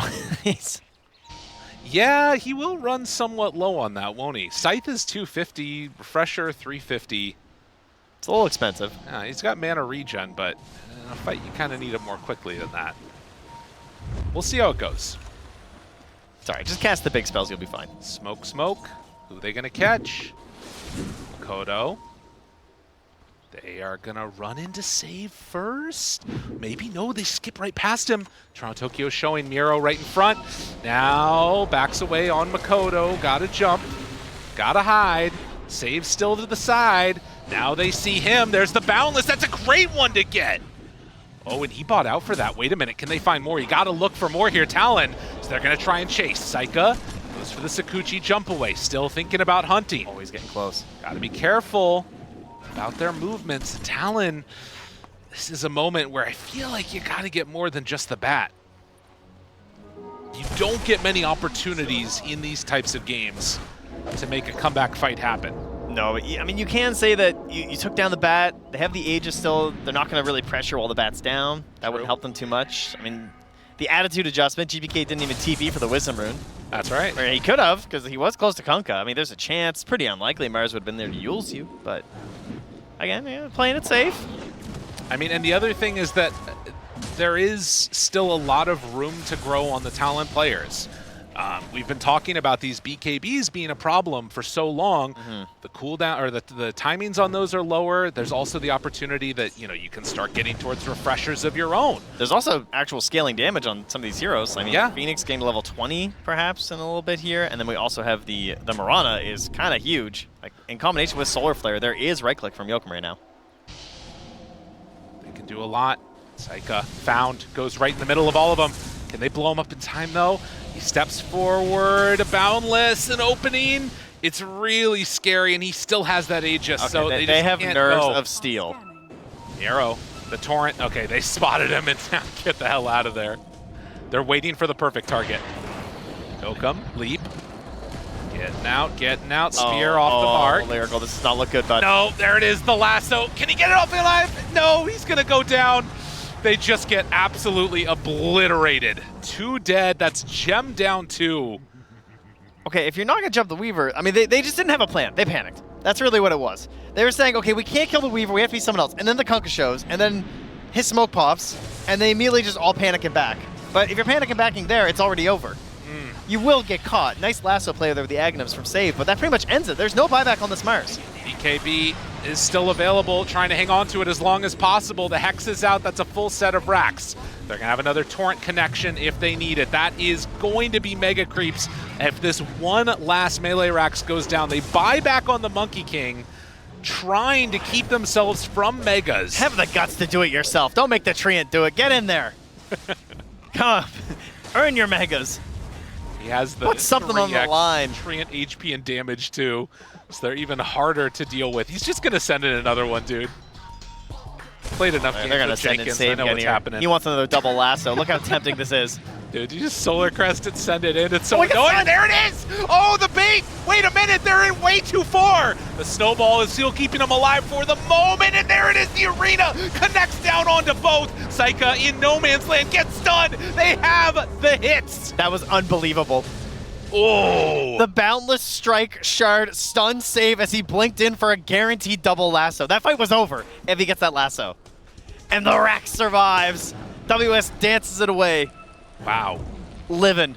Talon survives for another engagement. A giant golden XP swing. 2,176 experience for everyone on Talon. You've got to get something here. This is an amplified damage. It's time to run it down lanes, honestly, as we'll see this boundless yet again, and you see that timing on save. It's unbelievable. Oh, man. I mean, just sometimes it works out. A lot of moments where it's felt like Talon have done the right thing, and it just, you know, maybe something even kind of out of their control happens. This time it was BB teams, you know? I can't help but feel like with 6,000 gold in the inventory, for Akashi, you got to go for something big here. He's thinking. This is still the amplified damage. They don't have buyback on Weaver for 30 seconds. Do they want to go for it? This is going to reset the glyphs.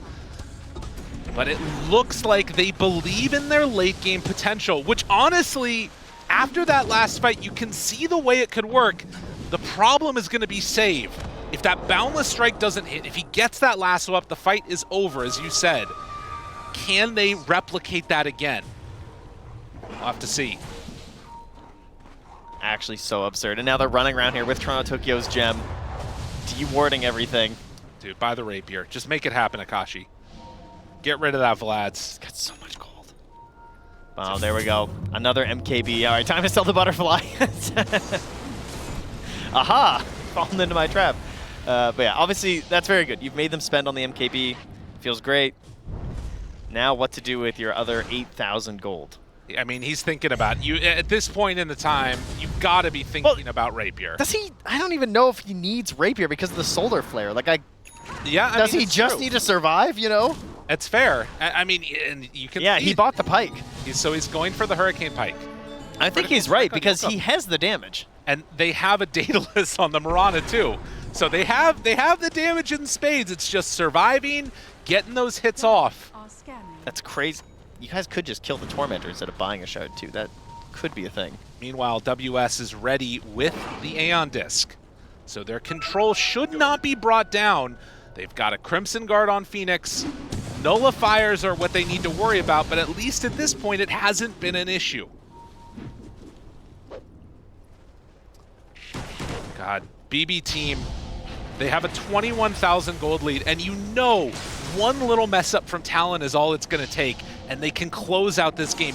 BB team have been... Oh, but wait. Oh. The magic rune has appeared again. They got it. Hold on. This is too much if they get this right now. Oh, wow. Oh, can he just take the Tormentor? You're the only one who doesn't have a shard. Save. He's got to be the one that finds it, and now he's going to get his smoke broken. Oh, he's going to be found. The damage that comes out, it's a lot. Save, gotta run. Roche about to respawn.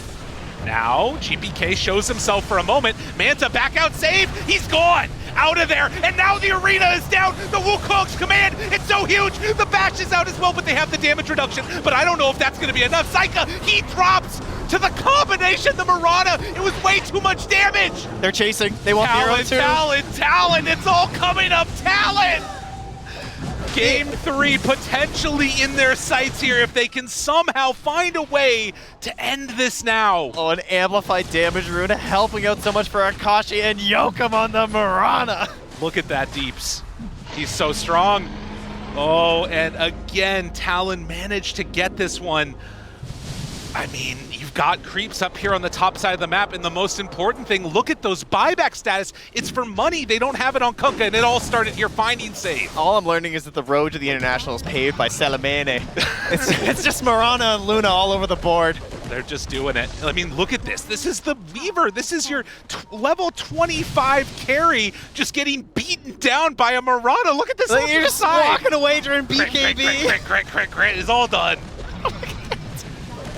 And now up onto the high ground as we're back into this game. 5,000 gold, it's all that separates them. BB team have been a part of some heartbreaks. Look at the swing that's happened now. This is their last glyph. Okay, can they control their emotions though? I mean, there's a buyback on Weaver. But they're just gonna drop it. They're just going for it. Akashi, he's very strong. Save, needs to find the right target. Glimmer Cape, walking forward, wanted to find a Makoto. Second round, but the lasso is not going to be good enough. It is not going to be good enough. Eyes on the Ancient. They're taking it down as it starts to fall. The clip is there. It's through backdoor protection. It's through backdoor protection. A little more damage is all they need. They just need a bit more. And they have it. You gotta be kidding me, Talon. Unbelievable! I'm not sure if they believe it quite yet. The headsets come off and just relief pours over them. They didn't have creeps and it didn't matter. And BB team, just drink the water. Just let it go away. We're heading back to the panel. Oh my goodness, what an end to that game at number 2 there. We said, Talon, they were on the verge of elimination. If BB team closed out this game, right now we would be saying goodbye to them. But game at number 3 is on the cards, and what a fantastic way to do it. It was up to a 28k net worth lead for BB team, but they weren't able to get megas. They weren't able to close out this game, and 2 rough fights, Jenkins, leading into a Roche is all it took for Talon. Oh man, SEA teams and the late game. This is always the story. These guys, they're pubs. They go to 60, 70 minutes. They know how to play the late game. Makoto on the Monkey King, what a performance. I can't believe they haven't picked it up until this point. Like, you got to consider banning this next game for this dude. Like, those last few fights, I heard, I think it was Trent said, like, in the late game, you die once, like you lose a barracks or something like that. Mm-hmm. But I don't know, dude. Not like that. I mean, that was like 3 or 4 extremely well-executed fights in a row from Talon. And that is not hard to do. That is not easy to do with that goal deficit. And I would say also there were many times where it felt like, oh, Talon maybe slipping in the late game. SEA, they're definitely known for going that far winter, but there were moments of one of their cores getting caught out, just not being in a position that they should have been. They weren't playing safe and they weren't playing together. And I thought, oh, Talon, maybe the pressure's getting to them. They don't have that calm head that they need to be able to go into the late game, but it did a full 180. And that's kind of the Talon we expected, you know, like not doing so well, like in the mid-late game when they're making the mistakes. But I felt like overall, they did what they needed to do when it came to the clutch moments, right? When they had the backs against the wall. This base defense has to work, otherwise they're just gonna lose the game, you know. And they were able to find the initiation. A couple of times, you know, they were able to kill the Weaver from full to 0.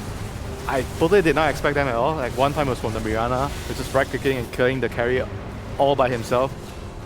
I think in this fight it was a buyback from the Mars that caught them by surprise. That was the beginning and the end, right there. That was the one Rax that just held on, did not give BB team that megas at all, and gave Talon the opportunity to be able to leave their base. They didn't have that pressure of their waves consistently pushing in like megas probably would have done for them here. Yeah, I mean, game number 1, it was the same story in the early game where they just lost all 3 lanes, started to get a little bit of a comeback, but ultimately couldn't bring it back. This game, similar story, and the way they drafted really helped as well. I feel like this Morphling was unanswered this game. Mm-hmm. And then if you get to that late game point, he's going to carry the game. Of course, Makoto on this Monkey King is also scaling, but the big ones for me is like the Mars Phoenix that we saw in that last fight. These big team fight spells like could not be matched by the side of BB team. Weaver's a tempo-based hero, so once you lose that one big fight, things like these happen. You lose another fight, and then all of a sudden, the game just feels hopeless. You're up 22,000 gold, you lose your mid barracks, like, can we actually lose this game? They take one more fight in the top lane, they lose that fight, and now all of a sudden your throne explodes, even with backdoor protection. That's just how much damage they have with heroes like Morphling. Yeah, it was clutch. Not only that Lotus Orb, so Save couldn't get the jump with the Batrider double lasso there, but knowing Nature's Prophet, GPK, he's like, if they're going to base race it, if they're not going to turn and fight us, maybe I can do this. Maybe I can TP in and I can take down these towers a little bit faster. But unfortunately, the rat wasn't really there. It wasn't able to get them the win, but Talon sticking to it. They had the guts to be able to just keep attacking through backdoor. That's what's going to tie up the series here. It feels like that's something that should end a series, you know, but that's just pushed it to another game. How do you reset for this and know that you got a whole nother game you have to win if you don't want to be eliminated out of the road to the international? I personally feel from that we're going to see a very competitive game 3. Okay. I think BB team is not going to go out with a whimper here. I don't think they're going to tilt from that or anything like that. If anything, I think that's going to make them mad. And I think they're going to, you know, ban out the heroes that they thought were problematic in that game. The Monkey King, maybe they didn't expect Makoto to play this because he hasn't played it in the tournament yet. So they thought that they could maybe get away with leaving that one in. But then on the side of Talon, I feel like they're feeling themselves. After a game like that, they're like, oh, wow, we really can do it. Like any sort of hesitation that they had towards doing well in this tournament against BB team, like it's going to be completely gone. And this is a team that is the only team that put any pressure on Team Liquid so far. And I think a lot of teams are looking at Team Liquid as like they are the ones to beat. The ones to beat right now, you know, and Tundra as well. But sure. BB team's not an easy team to beat, and Talon just did it in the most clutch way possible. They're feeling themselves. We're going to have a competitive game 3. Yeah, game 1, game 2. I think both games, both teams were... They showed that they were able to go out of their comfort zone in the first game with the Luna and this game with the Monkey King. I feel like in the third game, we're going to see a very, very different draft because both teams are now expecting certain heroes that they didn't expect before, and we might see a lot of different heroes being picked for the last game. Well, before we get to that game number 3, because, you know, the teams themselves have to reset, it gives us a little bit of time to talk about the earlier part of game number 2, because it wasn't just, and I know that was the hypest part of it, of course, but that wasn't the only thing right now that we can talk about. The earlier part to this one is the Nature's Prophet, how he's able to snowball a game a little bit more for you. Yeah, this is going to be one piece of the puzzle that I think needs to be figured out by Talon. You can't go 3 games in a row losing all 3 lanes, right? So going to this next game, they need to figure out how to deal with heroes like Nature's Prophet. 6 minutes into the game, this is what this hero does. He gets his ultimate, and you'll see here, top lane was going really well for the side of Talon here, and then you just go on with your Tusk Weaver. You see Nightfall baiting it out a little bit, but the reality is they know this NP ult is up. So they make this initiation here from a lane that was not going so well. NP ult does come out, ends up clipping the Marius here, gets him killed. Then all of a sudden, Mirana just lost like 70% of the health from that.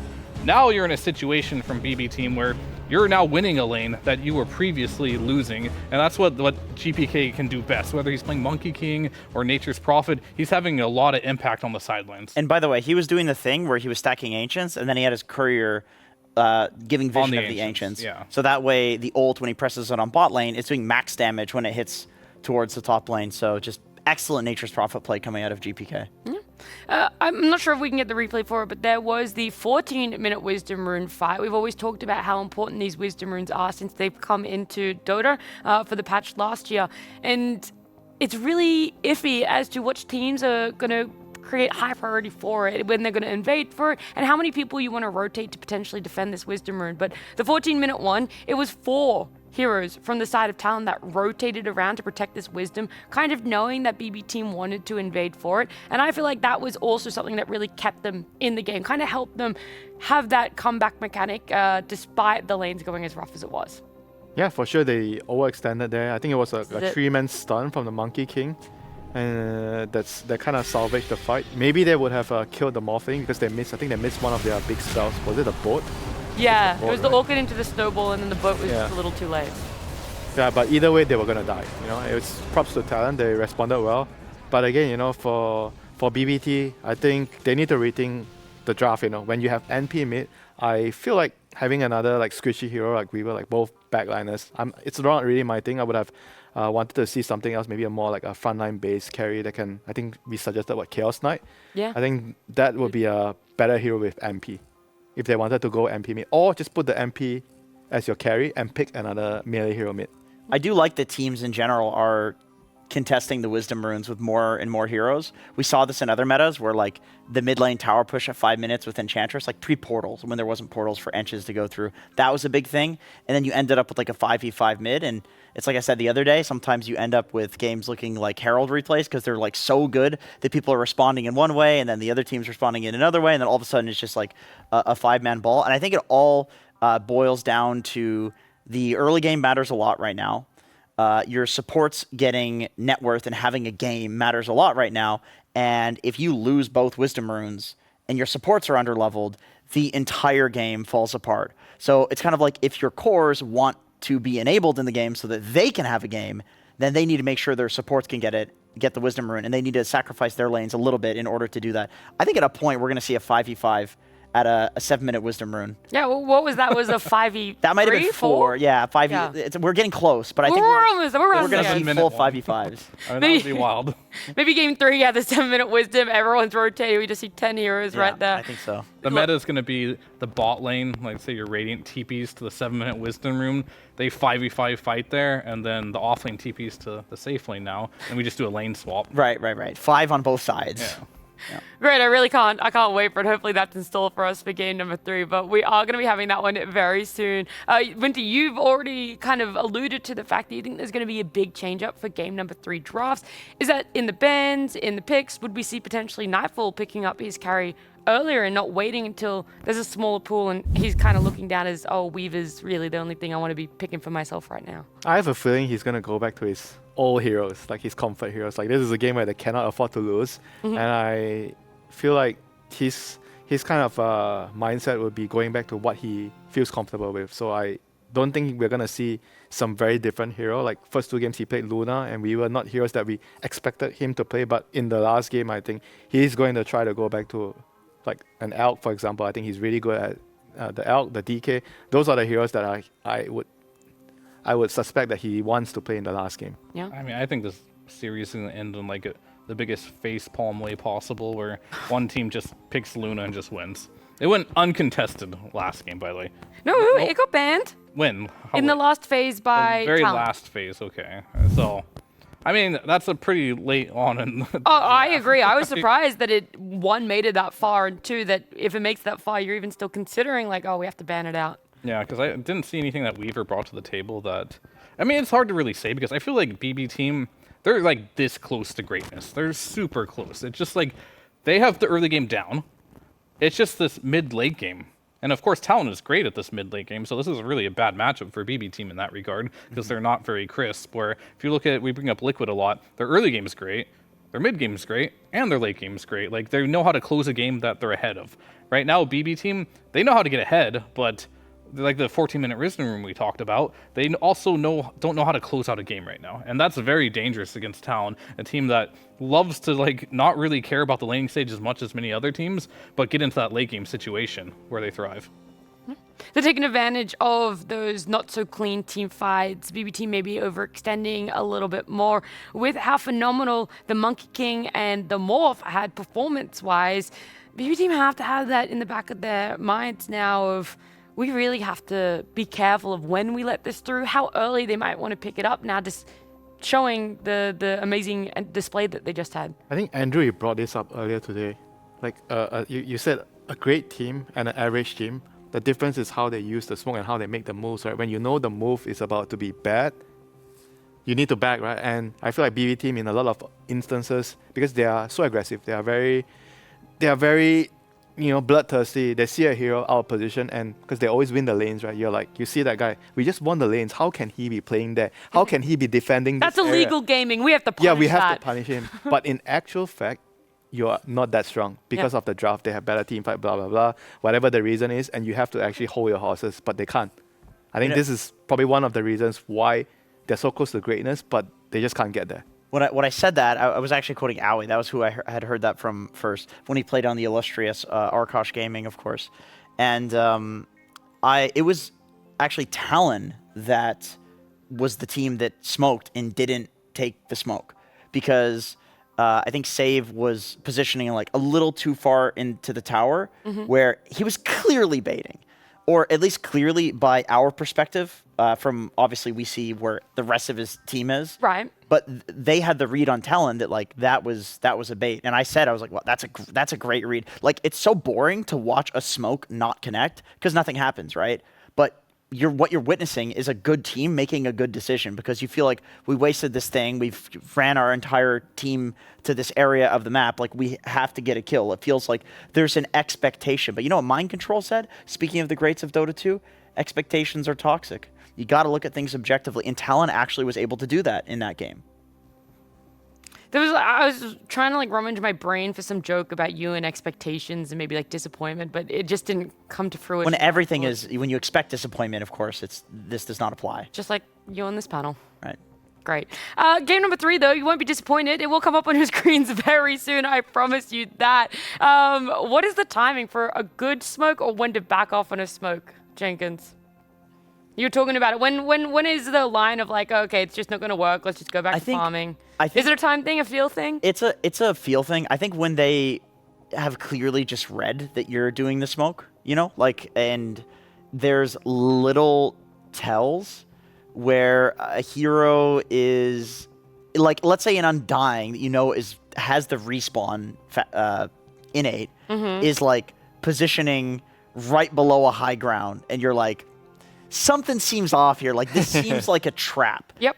Then you just kind of get the read that they had the read for that. But the thing is, the reason why if you smoke out and you just like don't do anything with it is a good play is that if they have read that you've smoked and they're all positioning standing on top of a high ground, what are they doing? They're doing nothing, right? So a lot of the time you can just farm the area of the map that you've smoked to and then farm backwards towards where you were. Oh, okay. And you just clear the whole map and they've done nothing in that timing. So even though it's a boring thing, it does actually net you some sort of advantage that's not the kill. Either way, you're getting gold, but the bad teams or the teams that are feeling the pressure are the ones that feel like, oh, we smoked, we have to get a kill. But it's like, okay, well, you can smoke to a tower. You can just take a tower. You can smoke to kill a bunch of camps that otherwise were contested, but because you smoked, they're afraid and they're no longer contesting those camps. All of these things are fine, and the really good players are able to identify when they're in this situation.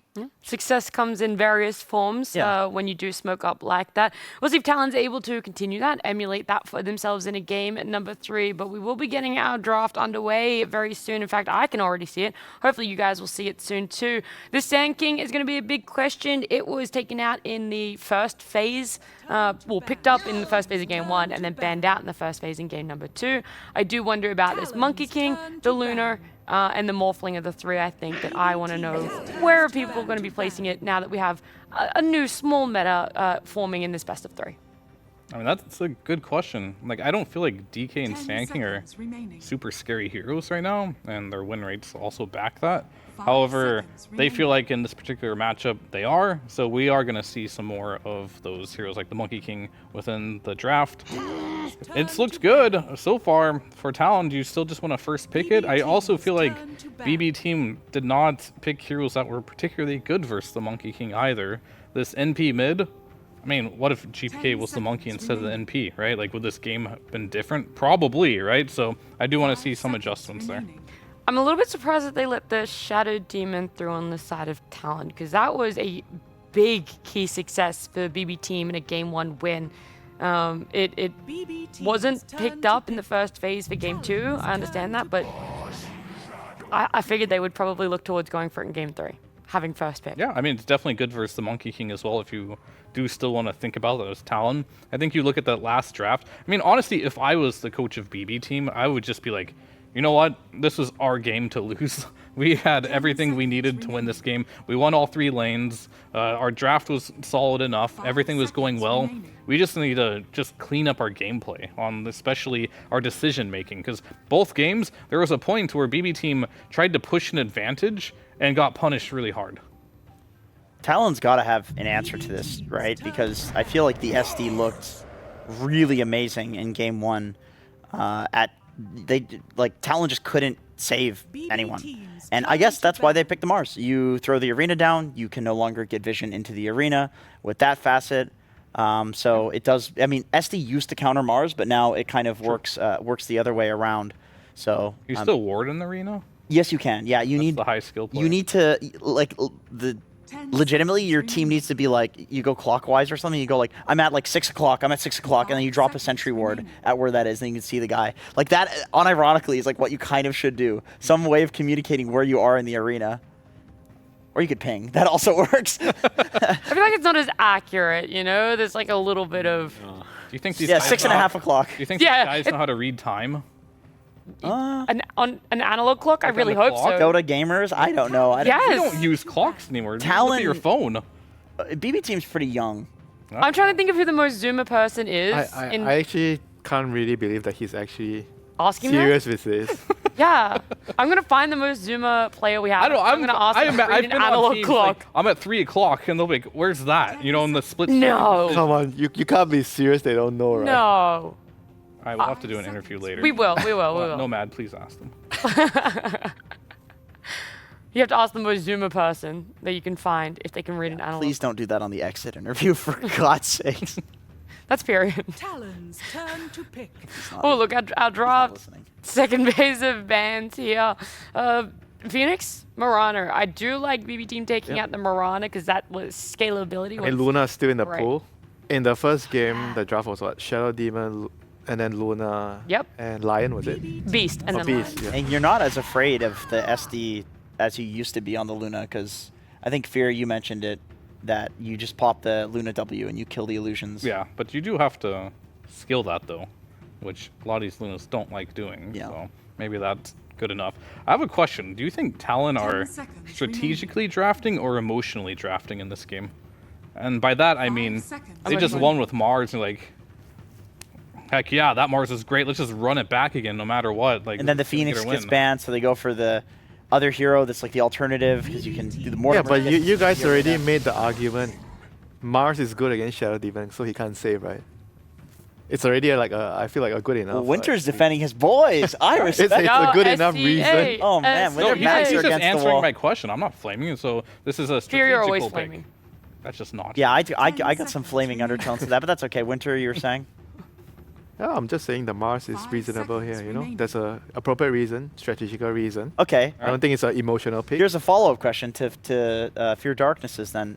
Is BB Team emotionally or strategically drafting? Because they just picked Morphling.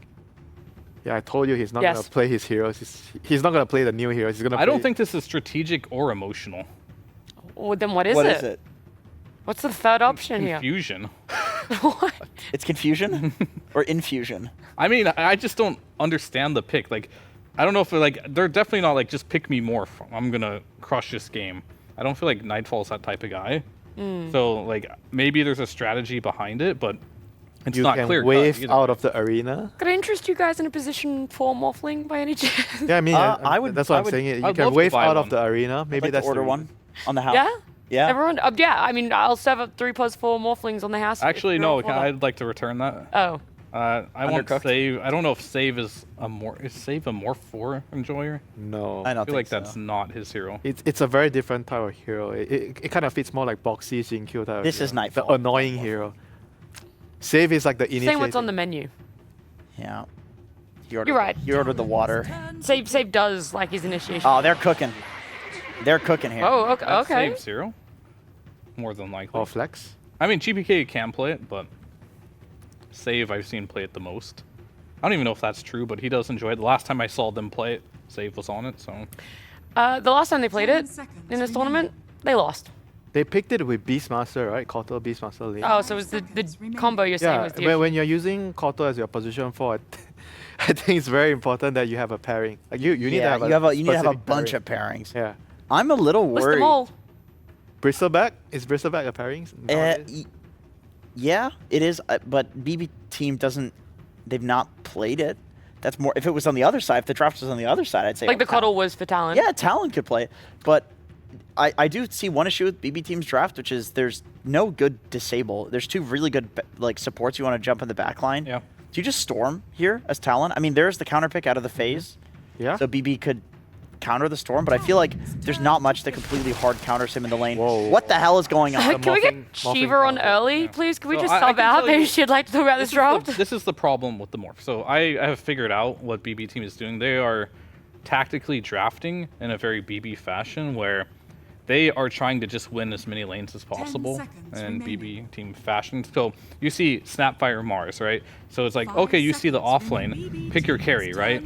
But it's an incredibly early Morph pick, which means the Morph is going to get countered, but he still should have a good lane. Now it's up to the rest of the team to counter what they see. Now you have a core pick, you see Monkey King, go counter that hero, and so on and so forth. So, but I feel like Morph is one of those heroes that, like, yeah, AA comes out, Monkey King comes out, now all of a sudden you're in a situation where this Morph is not going to probably carry the game.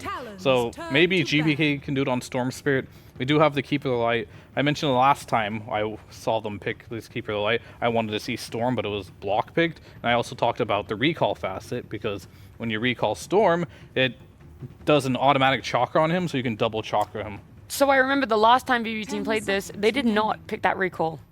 They did not, but they also didn't have a No. Storm. They didn't, yeah, because it was the, but be a they didn't go that facet, so I'm not too sure if it was a change-up because they didn't get the pick that they wanted, if they were never actually going to go it anyway. Find out.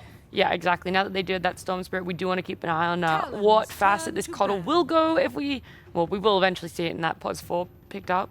I just think the hero feels really shit if you don't go Solar Bind. That's the bottom line. Can you please watch your language? It's It's a family-friendly broadcast. No, it's worth the vulgarity because it is that bad. It truly is. It's really Even rough. on the support, you think the same? I think so. I mean, Save appeared to have the same thought process. I mean, we'll see. I mean, I saw people experimenting with them pubs. I don't know if it stuck. I'm not really a Coddle support enjoyer. It's a very small percentage of people enjoy playing that hero on support right now, so we will see. But I don't know if this Storm addresses the Monkey King mid, does it? I feel like Monkey King mid does well against Storm Spirit mid. Sure, it's a good game We saw this matchup yesterday. The Storm didn't really had like as bad of a time compared to like a Puck into Right. I mean, Puck versus Monkey's unplayable. But this is still slightly... It's not going to crush a Monkey, right? So he's still going to get his farm. The real two questions for me are just going to be, one is AA playable? Like, can they that get is out a of good the question. lane You all did skip over the AA. No one mentioned it. Death Rhyme. I mean, we're back to it now, because I think this hero is very interesting. He has a lot of... This is like an aura healing meta, but still nobody picks AA. That kind of says something about the hero. I feel like he gets bullied by any Zoo hero. Like a Zoo hero would just destroy A. Wait a minute. Do my eyes deceive me, Winter? 10 seconds Or is Wind Ranger still in the pool? She is still in the pool. 5 Goodness gracious, remaining. dearie me. They just So is banned Lena. They just banned the Centaur. Wind Ranger, Lena, Luna, all still in the pool. Wow, that is exceptional. That is truly something to behold, Winter. Only Winter. I mean, you have AA, you know, so you're probably not gonna pick Wind Ranger AA in one lane. I mean, I hope not. You could pick Wraith King with AA. Oh God! Oh, don't do that, Talon, please. We want a competitive game 3. I mean, the thing is with AA, I'm actually looking at Ursa. You don't see what you're playing against, but you will. So I'll save my judgment on that one. But you need to pick an off lane now that doesn't get Ursa'd, because I feel like Ursa's really strong in this lineup. Can lane with AA really well. Good versus Morph throughout the game. Honestly, Ursa got even better now. Anti-Mage actually looks really sick too. Can you just Monkey King into the Doom You lane? probably should, right? Monkey Beat him in King. lane and then pick something mid that beats Storm. Although that is hard to theory craft with the static slide Isn't that facet. Monkey King 10 though? seconds remaining. Monkey King mid? Yeah, I mean, What's better for mid? Because Puck's 5 banned, seconds Ember's banned. remaining. I think you put Makoto back on the Monkey King. I Agreed. feel like he's feeling himself. he did look really good He on looked it. Yeah, fantastic on it. I think he'll probably... Anti-Mage if you're spicy, Ursa's cool. Anything else, like Drow, could be okay against the Morph. You don't even want to look Growl's towards nice. the Luna. Faceless Void, not against Doom, but you have a combo at least. You could just always... I mean, is Razor absolutely horrible against the Morphling? Yes. Yes, it's Yes. the worst matchup. And in the game. SD. Okay. Sorry to shut you down there, but yes, it is very bad. Winter, I like that you put it forward. I mean, they just picked Luna into Morph. Oh no, Fear's prediction. My prediction. It's happening. It's gonna happen. BB team, no. So both teams kind of work. One team actually went back to their old comfort hero. I guess Morphling is comfort for Nightfall, whereas Akashi has not played Luna this whole tournament, and he's the one trying to go out of his comfort zone. Yeah, I mean, I don't care. Like, I already predicted this at the beginning of the draft. And So you want to go the Moon Guard against the Shadow Demon? Ideally, I mean, the other one might just be too OP at this point, but the Spinning Glaives, you should just level it at least. You don't really need the Moon Guard, but you should get at least a couple points Just in it. kill the illusion. That way you can kill the illusions that he makes of you. There's a lot of different moving parts here. I mean, it's our first ancient apparition for the road to the international. It's paired up. You got the Luna, which has been rising in stocks. It's had phenomenal wins, performances. And then on the side of BB team, we're liking that they're going back a little bit more for comfort. The Shadow Demon has looked like one of the best position 5s out there outside of the Naga, but the Doom is my big question mark. It's been so hit and miss for teams. We're still seeing a lot of them place that priority. Is it a nail in the coffin for BB team? Is this the way that they go home? Is this how they are the first team eliminated out of the road to the international with that final pick? Do you guys want to give last final thoughts about the two matchups we have? Don't make me go first, Fear. Talon is definitely going Wasn't. to win. I wonder if you can punish this AA, but I don't think Coddle 4 is going to punish AA. They're going to get away with it. No. Yeah. I think Kotal Doom doesn't sound like a Hoodwink Doom. And I think the games that we've seen Doom win, it's mostly with Hoodwink. And we all saw what happens when Doom, you get shut down in the lane. The hero just has a very, very hard time. And I feel like Talon, they have a strong lane, Luna A. It's not a melee range, but it's a strong lane. SEA. That's what I'm starting to hear. USA. Jenkins. Oh, sorry, wrong channel. I think I think this is it for BB team. I think they're getting put down here Oh. by SEA Dota. All right. I think this is it. Well, that's another thing to factor is the Costa curse going to play into this as well. We're all liking what Talon have done for themselves. It's a game 3 and our very first elimination for the road to the international. We're getting on into it with our casters, Lyrical and Trent. Thank you so much, Nat. I can't believe we're here. That last game was so insane. This game's also going to be insane. I feel like BB team just like lost their mind. They're like, yeah, we're just going to take more first 2. Who cares? I think the panel's lost their mind. Despite only leading for 2 minutes in an entire best of 3 so far, our panels decided Talon are now going forward. Dude, whatever. I'm on the train too. SCA, let's see it. Hopium is at an all-time high. Did you guys watch the first 2 games? You're not wrong. Their collective lead, I think, is under 2 minutes. You see, this is all right. Good. Everybody should bring him back down. He's making sure that we don't get the caster curse going. I got you covered. Don't worry, C. Should note, by the way, that Coddle, for a very long time into the beginning of the draft, had Solar Bind chosen and then switched at the last second to recall, so did decide to take that one. Yeah, of course. Solar Flare has become much more popular. The only time you would do recall is pretty much this. Using the recall, getting the second chakra, juicing up your Storm Spirit. That is the plan. But Solar, sorry, I said Solar Flare. Solar Bind is really, really broken, though, so it's sad to lose it. What was it that you were saying right as we were getting out? We saw that Storm Spirit pick up, and what did you say? I don't remember. You said, in case of emergency. Oh, yes, I did. to open up the GPK Storm Spirit. Yeah, this is the BB Team Classic. If they are going to lose, GPK is going out on Storm. And usually, they don't go out. That's right. He does an extremely good job on this hero. It is his go-to. It is the one that if I had GPK in my game, I would want him to be on. I think he performs the best on this hero under pressure. And with the early morph pick, they gave it a little bit of time to find the hero for GPK, and they felt comfortable going for it. So we'll see if he can carry through. Thank goodness you were listening. No, I try sometimes, every now and then. Well, the other sort of standout hero, we've already talked about Monkey King a lot. We've seen it sometimes against Storm, tends to do well. We'll see how Makoto is able to handle the pressure in this one. But the big change-up, of course, is also going to be adding in this Ancient Apparition. Just a direct answer to the Morphling, one of the best one-to-one counters in the game. But the problem often has been the laning stage for this AA hero. Maybe a little bit alleviated by the fact that you've got a Luna in lane now who's a little bit stronger than she used to be. Yeah, I mean, we S triple plus status has been accredited to this Luna so far today. Has obviously looked pretty darn amazing in Game 1. It's been crushing in the last few series.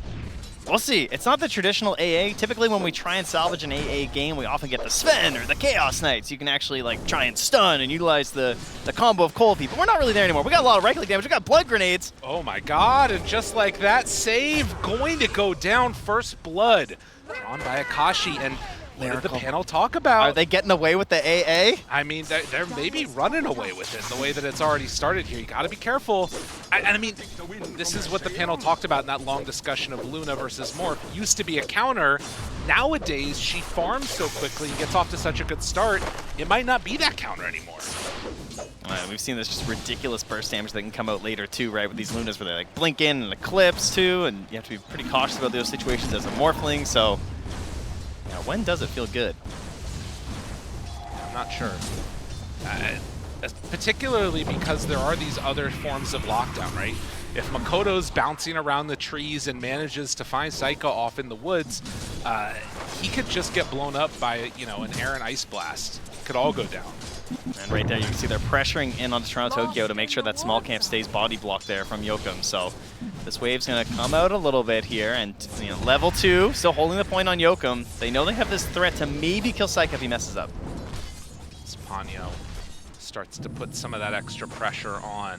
We'll have to see if Hero, if you got a good creep, that could be pretty annoying to play with in the lane. I think like the Chain Lightning creep or something like that, maybe. The extra. Before it was nerfed. Well, yeah, but you got 10 more mana, Lyrical. But that's what Coddle's for. Yeah, these Doom lanes, you know, they're just not that great anymore. Devour takes a while before they even pick it up, so they don't have these abilities to work with. You've got this support Coddle, who just lost his circlet. Oh no. Save! You forgot your circlet! Ponyo just denied it on the ground. Oh no. All right, they're tilted. Look out. Cool your head. Cool your head. It's fine. It's fine. He queued up another one. It's going to come out soon, surely. It's all fine, Trent. Well, that's not something that I think I've ever seen in a game of Dota before. Pro game of Dota. Don't drop your items. Well, 3 minutes in, and it looks like the Bracer going to be coming out in just a second for Miro. We'll see how he's able to do. So far, the lanes looking very even. Yeah. Tank up a little bit there. This is a classic Game 3 elimination. You know, everyone's a little bit more calm in the laning stage. No one goes a little bit crazy. We haven't had any attempts down bottom with this, like, Mars plus Snapfire, which can generally be kind of aggressive. They're just trying to get their farm and make sure you don't throw in the lane. That's the plan. Make sure that everything stays survivable here, because both teams, I mean, that's the thing, right, is that for Talon, you're looking for this timing around Luna's items that comes out maybe 25, somewhere in that area, minutes. And then for BB team, it feels like it's going to be later on when this Morphling actually comes online and gets a couple of items. And particularly considering how we've seen Nightfall play, he's tended to sort of be more willing to sit back, try and farm up, wait for the late game scenarios, and not try and get super active early. TP out of fights to go hit creeps, you know, those sort of things so far here today. That's the plan. But ever since that kill, yeah, I mean, look at the positioning from Akashi. They just, I own this lane. That is the message here right now. Miro, seeing if maybe that's true or not, and decide, yep, no, never mind, yep, that's true. Okay. Neither of them have any mana, though, which is a bit of a concern. And that aggressive ward there, too, as you can see them running over, like, just surviving the whole time, giving them all the information throughout this, knowing, you know, sometimes versus Caudle, you place this ward down because you just want to watch for the Illuminates and everything, but these days, these Caudles, they start with the Chakra and the Blinding Light, like, you don't even have that threat. Right. No, absolutely. Much less an opportunity there, as a couple of denies coming out across the board. Does have clarities on the courier coming to the two Talon heroes up top, so they can keep up that aggression. As Yoka makes the move over, scouted that there were some stacks. Toronto Tokyo going to keep them at bay. Yeah, we're getting into 6 minutes here, so it's a Storm Spirit game. We're going to be watching the runes. Already some wards there. Probably some support rotations coming through as well, trying to get these power runes to enable your Storm. Give them a chance on these rotations. And the big one, of course, is also going to be those Wisdom runes. Now the chase forward finds Toronto Tokyo onto him immediately. Has a Boundless when he comes out of there. The cookie connects. And just like that, Toronto Tokyo going to drop, saving the Boundless even on Makoto. Yeah, the neutral camp helping out with quite the damage there as well. No deny, though, unfortunately for him. GBK is going to try up top, and he does get it. Amplified damage. That's a big one. Getting lucky on the spawn. Question is, can you rotate to a side lane and do anything, though? He's going to try and walk top. He's a little low on the mana.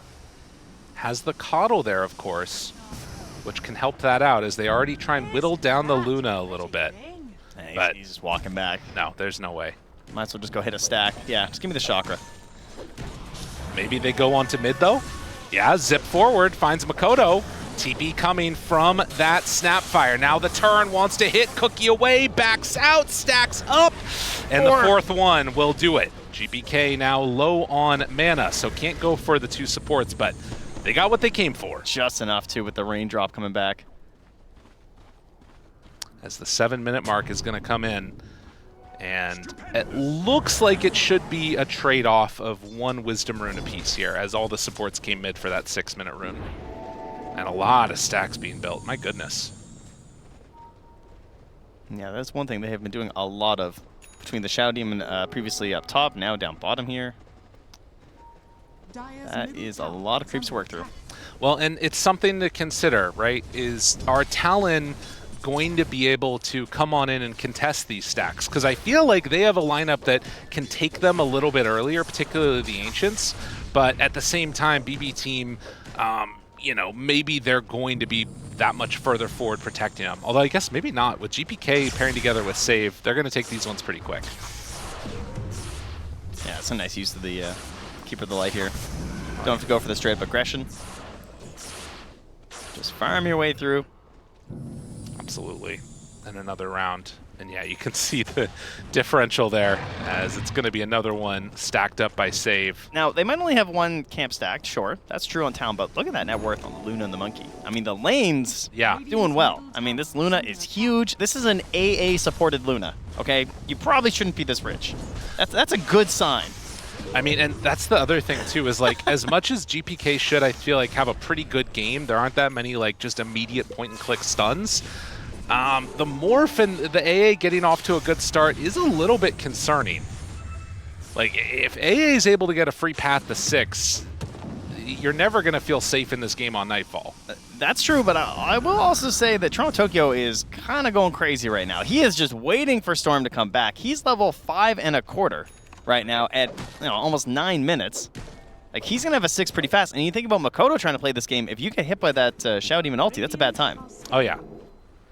No, it's fair. They are going to rotate through now, though. Luna comes through the gate. It's like immediately going to back away, recognizing that danger. Yeah, this has been one of the big strong points of this Luna. Rotating they see him. through. They see him. The nighttime. Oh! Yeah, that hurts. That's a tough one.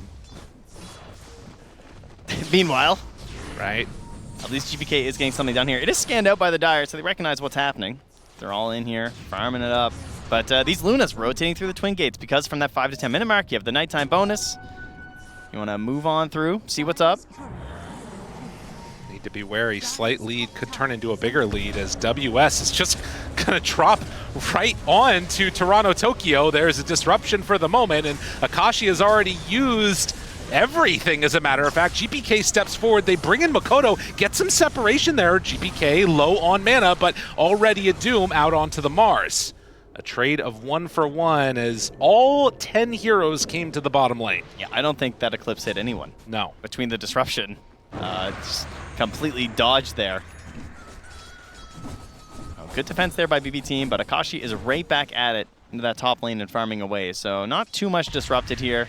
Just a little bit of bonus for the Doom as they chuck that down. And the WS, who might be feeling a little bit more comfortable to make a play around this map, as he does have a free 100 seconds of no Doom. Definitely a possibility. It's very tight amongst all of the cores in this game right now.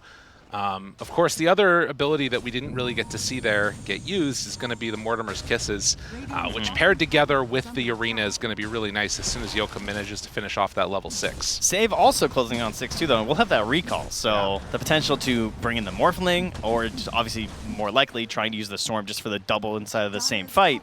Right. A couple of different opportunities there. They will finally finish off that tower, though. Akashi still comfortably farming up top here. Staying a little bit far back, though, as the Catapult hits the tower. Does not want to get jumped by the Storm. He's not sure where GPK is, but now he just took down the Watcher, so they probably know he's rotating up here. Or at least they know that's a threat, I should say. Yeah, they're sitting multiple people behind him, though. And now with smoke up, they actually are willing to make this move themselves. GPK is set up mid. So they could boundless into Ice Blast Kisses, but I don't think that's a kill. No, it's not quite going to be enough. And instead, going to have to call off that movement. Miro also playing back behind the tower. You can tell BB is very much aware of what could be happening. They're farming up this Ancient stack for the moment. And as that smoke is going to wear off soon, it doesn't look like they're going to be able to make anything happen. This is a nice win here. This has been too successful for BB Team. This is really the difference maker, is these stacks and the combination of utilizing just the Coddle and the Storm to farm it nonstop. Yeah, and they're building more too. Like, look at this. Toronto Tokyo on the other side of the map. If Talon, I mean, again, the nice part about this is you've got a Luna that's free farming. That's what, at this point, 15 stacks that have been made to 2, but Luna is still right about even with Storm. I mean, look at the sentries laid down by BB Team on that bottom half of the map. Like, they are just ensuring that there's no vision in here, their camps aren't blocked, because this is the strat and the plan that they're going for right now. And what did the panel say was the answer, right? If Luna and Morph get to the same farm levels at like that window when they want to fight, it's going to be Morphling ahead, but oftentimes that's not what happens. For Talon, it's happening because they haven't been able to find these kills. It's on to Yokum. And it does look like it's going to be a finish off there. GPK gets the last touch, manages to take him out. So yeah, it is going to be an issue. Yeah, slowing down again here on the side of Talon, despite getting those kisses. They can't really find a play to use it. Another freaking stack, man. It's just non-stop. And look at that play. Save starts the recall, then TP's up top to bring GPK. They're going to find Ponyo if he walks out. Got to be careful with this. The movement. Do not He was so close to dying.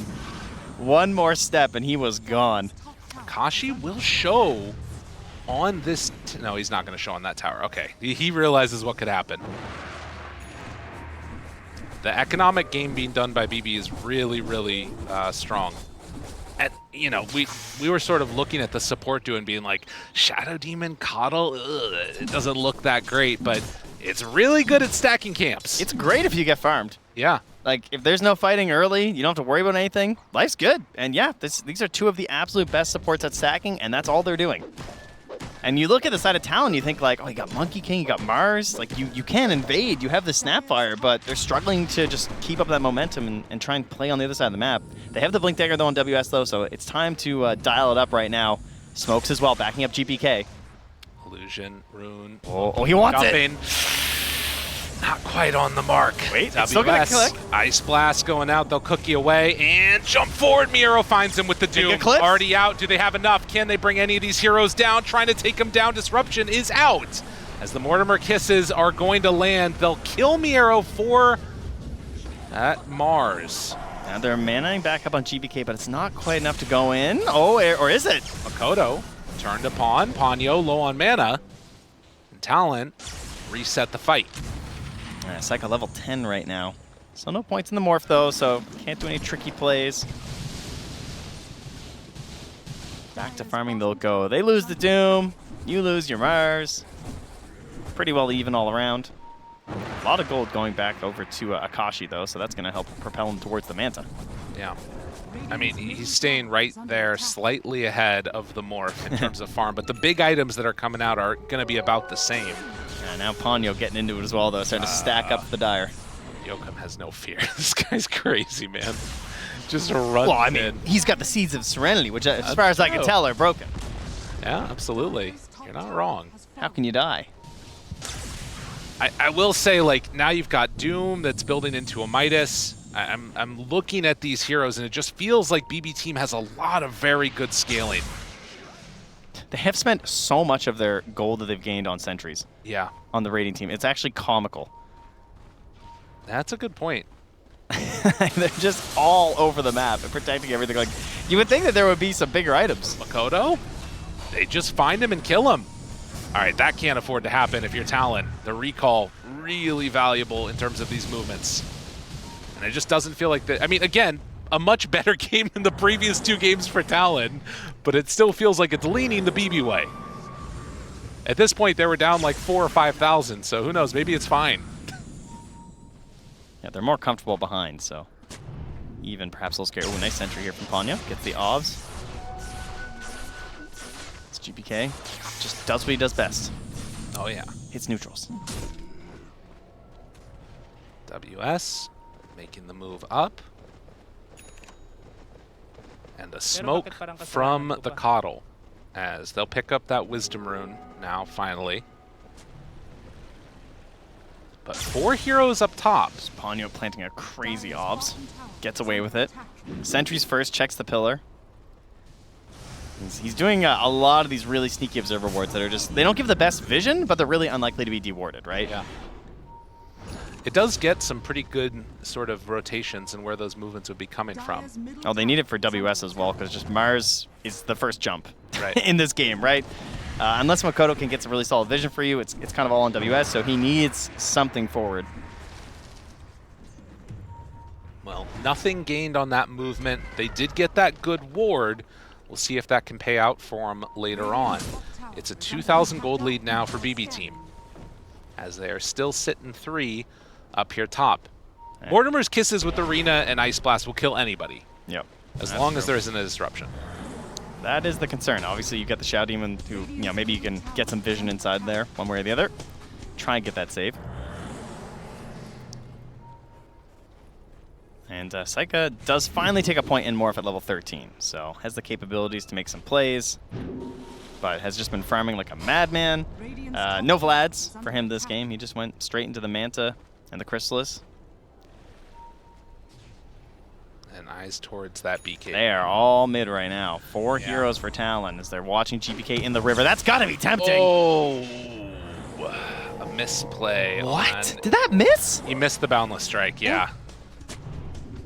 Yeah, it was unfortunate. All right, GPK, what the hell are you doing? I mean, full credit. He deserves it. I don't know. Yeah. It was the change in elevation. That's what it was. That's what it was. Yeah. It gets me every time. Yeah, it's a tough one. High altitude spellcasting can be really hard. 5-5. And at this point, you can see gearing up for the later stages of this. BKB next online for Miero if he can finish that one off. I mean, he could even just sell Midas right after this one and then go for it. If they want to fight now, I mean, it is GPK's BKB timing, and speaking of which, he's going to jump out. Finds Yokum. Oh, gets stunned. Stun. Can they turn? Looking, waiting, spear connection. Oh, he has a BKB. He has a BKB, and he's going to use it to get out. But will he actually be able to escape? He's out of mana. He can't get to the low ground. There were so many ways that he could have lived, and he found the one where he didn't. What just happened? Oh, man. Oh, that's unfortunate. You know, I wonder if also, I mean, yeah, it's an unfortunate situation there. Talon. Unfortunate what? GBK, this is the emergency hero. It's tough. The pressure starts to mount. Can you perform in those situations? And right now, Talon get a little bit of a sign of life. Because again, here's the thing. We're talking about these stacks. We're talking about farming up. We're talking about BB team getting everything they need. But when push comes to shove, you gotta also be able to execute in these fights. You gotta click those spells. And... or BKBs. That time it didn't happen. Scary stuff. Scary, scary stuff. He's back again, though. Oh, and there's still Arena here. He doesn't have his BKB for another 5 seconds, but he's going to stay nice and close before that becomes an issue. Shield room for Yoko. That's a finished Gleipnir? The item of Dota 2 right now? It's very strong. You know what's crazy is that this Monkey King doesn't have Arcane Boots Gleipnir like every other core. Oh. That's all right, that's revenge. Yeah. Felt like he was going to be safe because of the shield rune, but of course Shadow Demon just purges that one right off. As Makoto. Ulti down, Demonic Purge is down. Team, we can go. Makoto, I've opened up the door for you.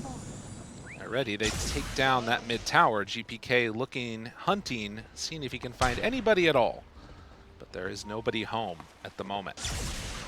21-minute mark coming up now, and you can see Mars is kind of positioning. Oh, this is kind of bad. Mars is looking to steal the Wisdom Rune, and unfortunately, they have already placed a ward to catch him. So WS is in no man's land and going to get punished for this one. This is a crazy play in a game where you're not losing by that much. Yeah, that's a tough one. I mean, to be fair, that's also a really unusual ward at this point in a match. I mean, they did it multiple times in the last 2 games. That might be a coach thing even. You know, Bulk just saw those plays and was like, guys, put a ward there. You'll catch him. Oh, that is so painful.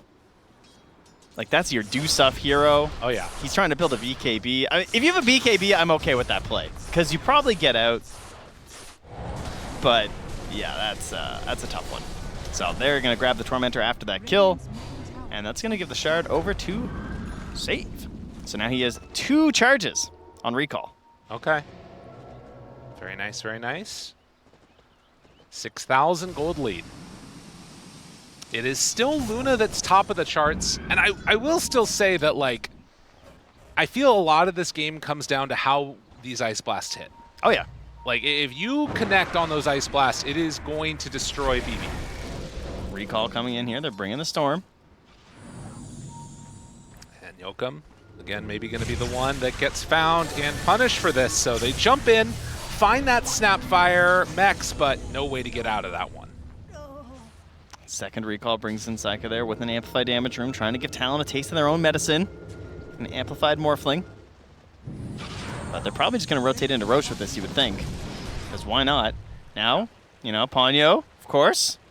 He's lurking. A little bit of some ancient apparition style, if you will. Back in the day, we used to have these AAs hiding all over the map, throwing these giant ice blasts. But Ponyo, I think, is just trying to live. There's the scan. Oh, he's going to chuck it. Yeah. Surely. He's an ancient apparition. You don't have a choice. I mean, it would reveal where he's at, which would be kind of annoying. I mean, I don't know. That takes a lot of guts to not do that. I'm impressed. He does have no TP. Yeah, if he throws that out, I think he's dead. But this is like Frogger trying to escape here right now. Oh, he's getting away. GPK shows for a second on this wave, the rest of the team coming in. And he's actually, that's the other thing, with this facet choice for the A, he actually can farm a little bit, which is kind of cool. Yeah, always was a problem for the hero, so it does help out. But yeah, Morphling with a BKB, 9 seconds, with an Aegis for another 4 minutes. They're gathered around here like they want to fight.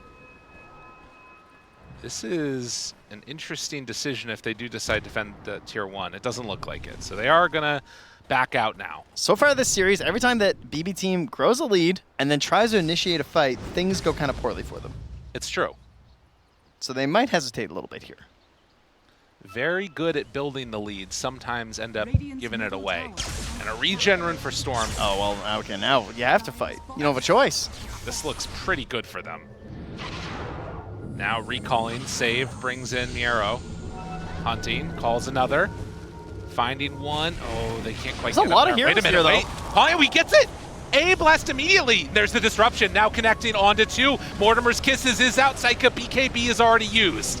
How much damage do they have? Akashi right on top of them. They get the Doom now onto the Luna as they try and bring these heroes down and kill them off. Is it quite going to be enough through the Aegis? It will. But still, Luna will die. A 2 for 3 so far and might even end up losing more.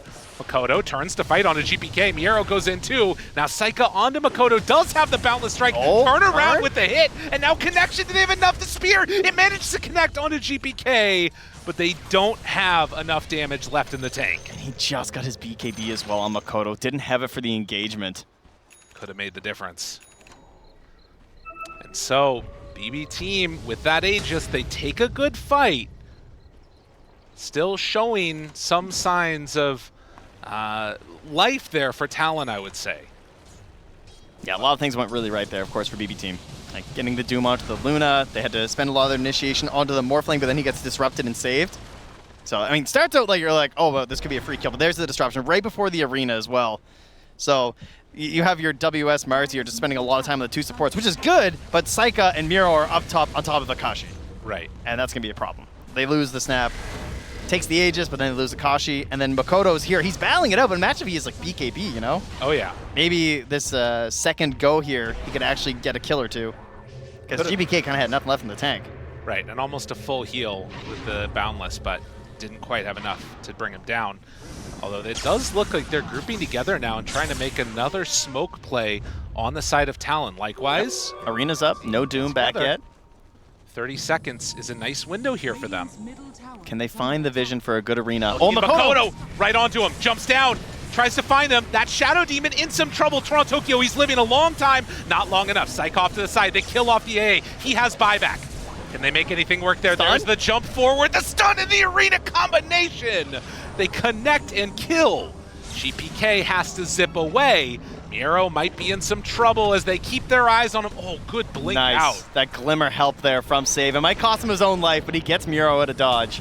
And that's the most important one. So, Talon managed to take a solid fight there and take down the Morphling. Makoto playing it a little bit risky there on this Monkey King, but he has to, right? He has to be the one who gets this vision for his team, and he did it really well. Second game in a row, he's doing an amazing job on this hero. And I think this is going to be the real test this game of just how good of a carry is Luna, right? Yeah. Because right now, at 27 minutes, they have almost the same farm on the Morphling and the Luna. If you see these fights happen and Morphling has to like BKB and get blown up right at the beginning, granted there is still the AA in play, but there's going to be some interesting things to watch. Dota Plus loves the late game carries. I mean, there's Morphling on one side, but the Luna, you know? It's Luna Inspector just can't say no.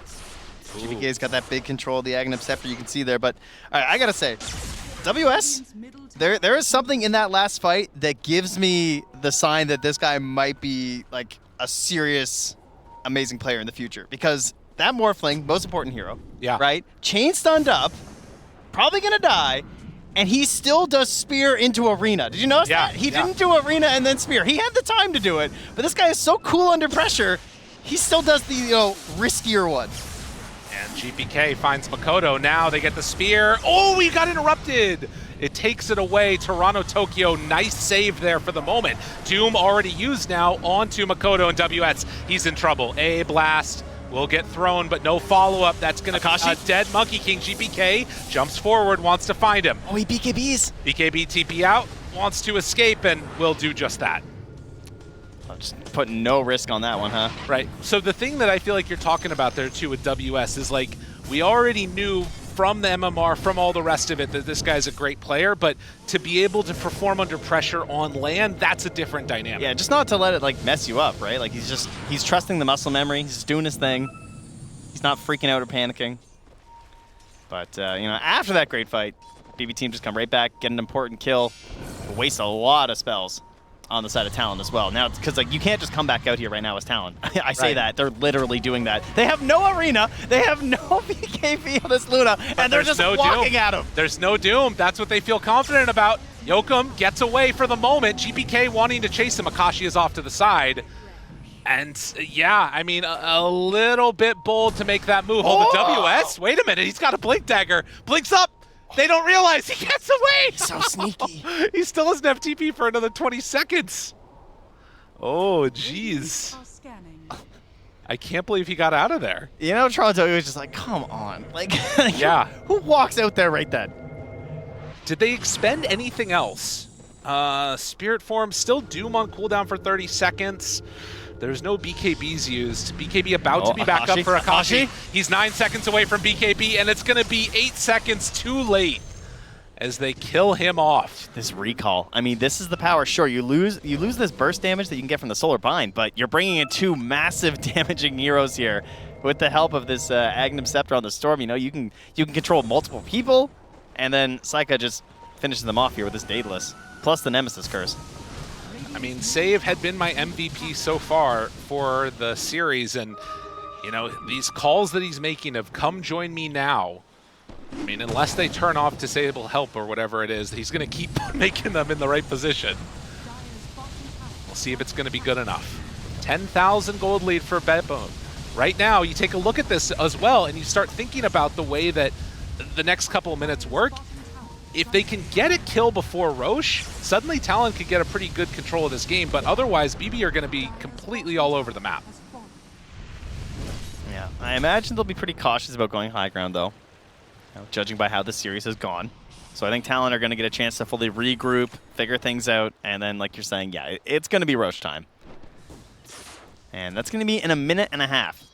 We'll figure that out here. In terms of Roche fighting, what do we got here? I mean, we got the Monkey King, we got the Kisses, I mean, they got the circles, right? Oh, yeah. All our Wukongs, all our arenas. We got the Ice Blast. That's pretty scary. Tons of AoE, but what BB Team have is they also have their own mobility between the Storm Spirit and the Morphling, so they're hard to lock down. They've got these saves.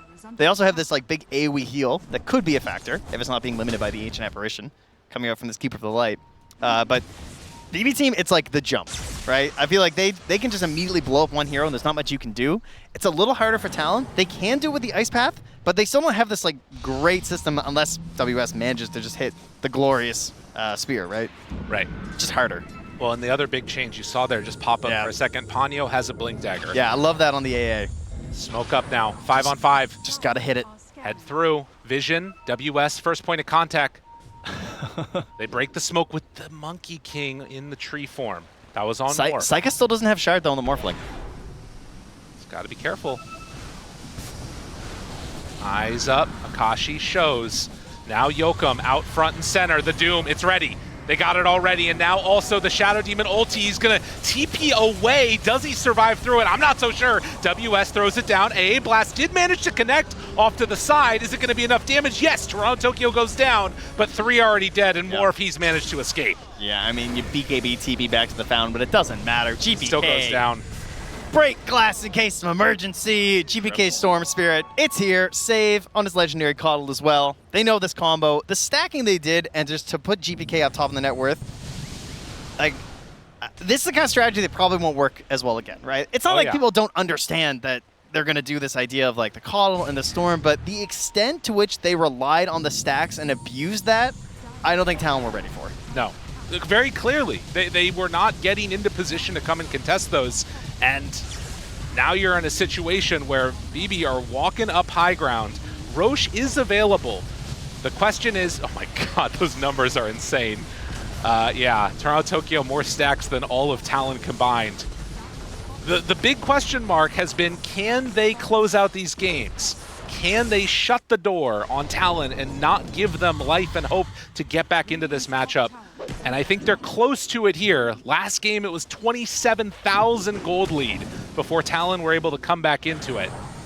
Will they be able to make some type of a comeback happen again, or BB team going to have the answer that they need? It feels like they're doing quite well right now. They're now pinging the Roche pit. I mean, as Talon, you kind of have to assume there's no way you can contest this. Yeah. I mean, in theory, if they had have all immediately gone, they probably could have, but you would have just assumed that they would have been a lot faster on this, on the side of BB team. And like, I mean, no, they're kind of thinking that right now too. Yeah. Kind of just taking a second, figuring out what's going on, because they don't have the best vision right now. But Talon are off. They're farming. They're doing their thing. And Psycho's getting Aegis.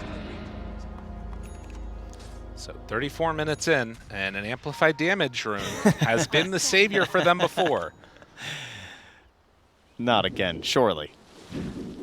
See, it looks like it's going to be Makoto that takes it this time. He's got his nullifier, just delivered as well. So these Glimmer Capes have been super annoying. Well, and they've sort of made a nice job of like catching BB off guard with these like sort of unorthodox smokes, smoking in right as Aegis was claimed, and looks like they're going to do it again as they will head out across the map. Everybody from Radiant walking together now. Yeah, 35 minutes is coming up, so the Wisdom Rune will be there. You could, in theory, try and find one person who hangs back for it. But they don't actually know exactly where they're at right now. They're very limited on vision. They don't see anything. And the amplified damage is about to wear off. Yoakum has just consistently been caught first in these fights. He gets the ward up. Saika is a little bit north from them. Treant Protector sees it with the gem. He gets jumped. Jump, finding. Nod's a great hero to get to start this fight. The gem up on the top. And now, AA Blast, he blinks in to kill him.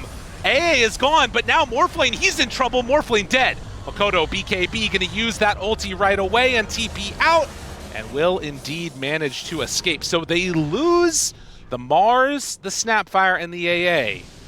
But they did manage to bring through down that Aegis. The fact that Gem landed up on the pillar is kind of ridiculous. I think that saved it for them. There was no opportunity for Talon to grab it. I guess they probably would have lost it anyway, let's be honest. Yeah, everybody was dying there. Yeah, anyone who was scooping that thing up was dead. But another moment there where BB lose an Aegis. Yeah, I mean, Talon, they just feel like the high ground fight's probably not going to go that well for them. Ideally, you're trying to find them out of position, because again, it's post-Aegis, so you're thinking they're not going to be all grouped up, but BB team are just not allowing that to happen. All staying clumped up, and despite the immediate jump on a Treant Protector, fight still doesn't go well for them. Shadow Demon illusions as Yoakum. They get a ward down up on the high ground, force staff back away.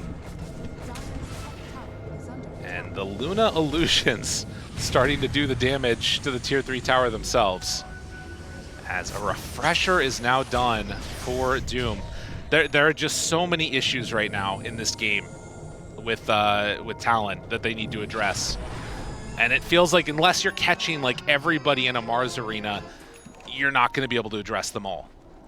Yeah, but you know, there's a Scythe on WS, right? You know, we saw that last game. They had no right win in that game either. It's true. You're not wrong. They also have to contend with Doom now muting, so no free TP away. Not that it mattered anyways previously. Well, I think that's how Makoto just got out, didn't he? Was he not doomed? Oh yeah, he wasn't doomed. You're right. You're right. And then Akashi died. Yeah, true.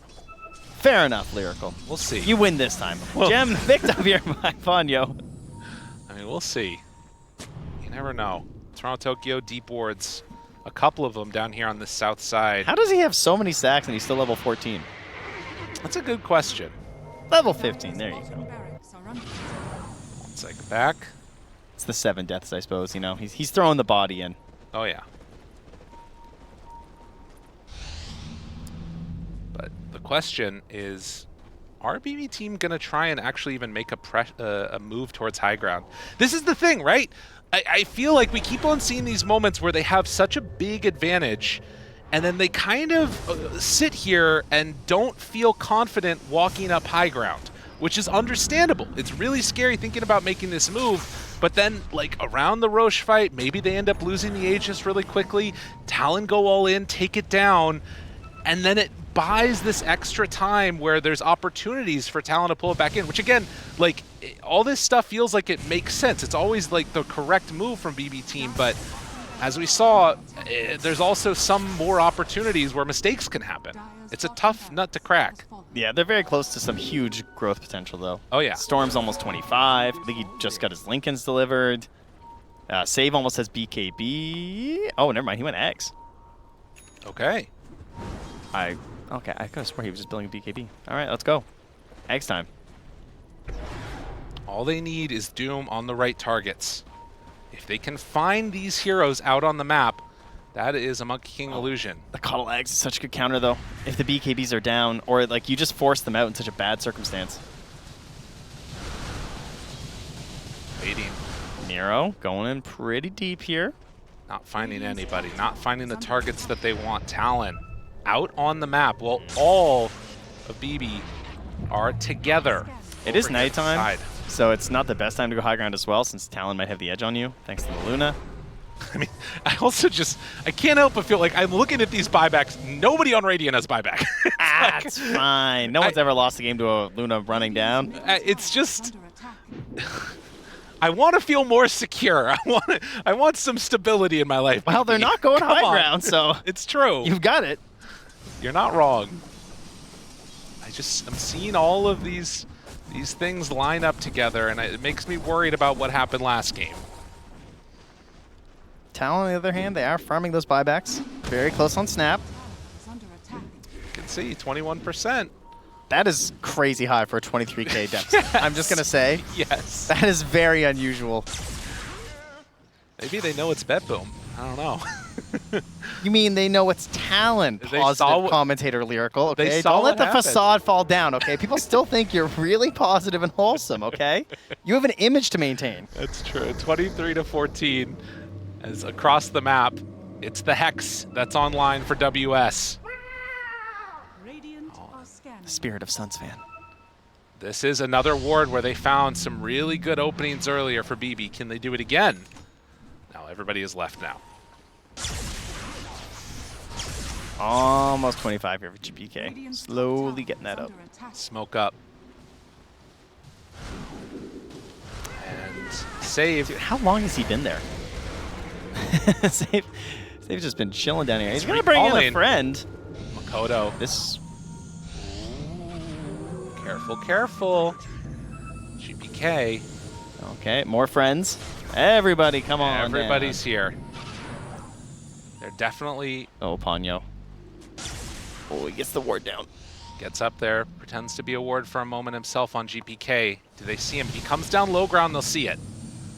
Still smoked up for just a little bit of time now, Ponyo. The Shard is there on Morphling too, so it's not guaranteed anymore. He needs the Ice Blast, 100%. That's really what it means. They walk forward, they see one. They're waiting. BB team, are they going to step forward? They've been playing so safe this entire time. And Makoto shows for a moment. Jumps to the side. This ward advantage, if they wait long enough, the question is, will BB step forward? If they do... I mean, they might get an instant Roche spawn. That's true. Maybe they can force something here. 10 seconds. We'll find out what the timing is. Makoto, does he step into range? It's a battle of patience. Who is more patient with their movements? GPK, who wants that hard camp? Who wants it? There's an arcane rune to the side. Oh, does anybody want the hard camp? It's so nice right there. Ready for anybody to jump down and hit it. Most stressed out Hellbears you've ever seen. Listen, this is it's called Death Throw on it, and well, oh man, they were all there. That was a very close moment. Right. Illusions coming through. Dude, both teams are so afraid. It's elimination game. It's all coming down to this one series, potentially one fight, as BBU have built up such a huge advantage. They cannot throw it away at this point. Buybacks, still an issue. Only Saika has buyback on BB team. If this turns into a Roche fight, even on Radiant side, they don't have that edge. This is scary. And Makoto, he's wrapping around. Roche, it's 1 minute and 20 seconds away. how is it that it feels this even with a 24,000 gold lead? I mean, it really does come down to what is the initiation. They end up denying the Arcane Rune. The Luna illusion. Shout out to BB for being that patient in that moment. As Talon still hanging on here. Radiant scanning, wondering if they're wrapping around on them right now. A little bit of a panic moment here. The stress is high, dude.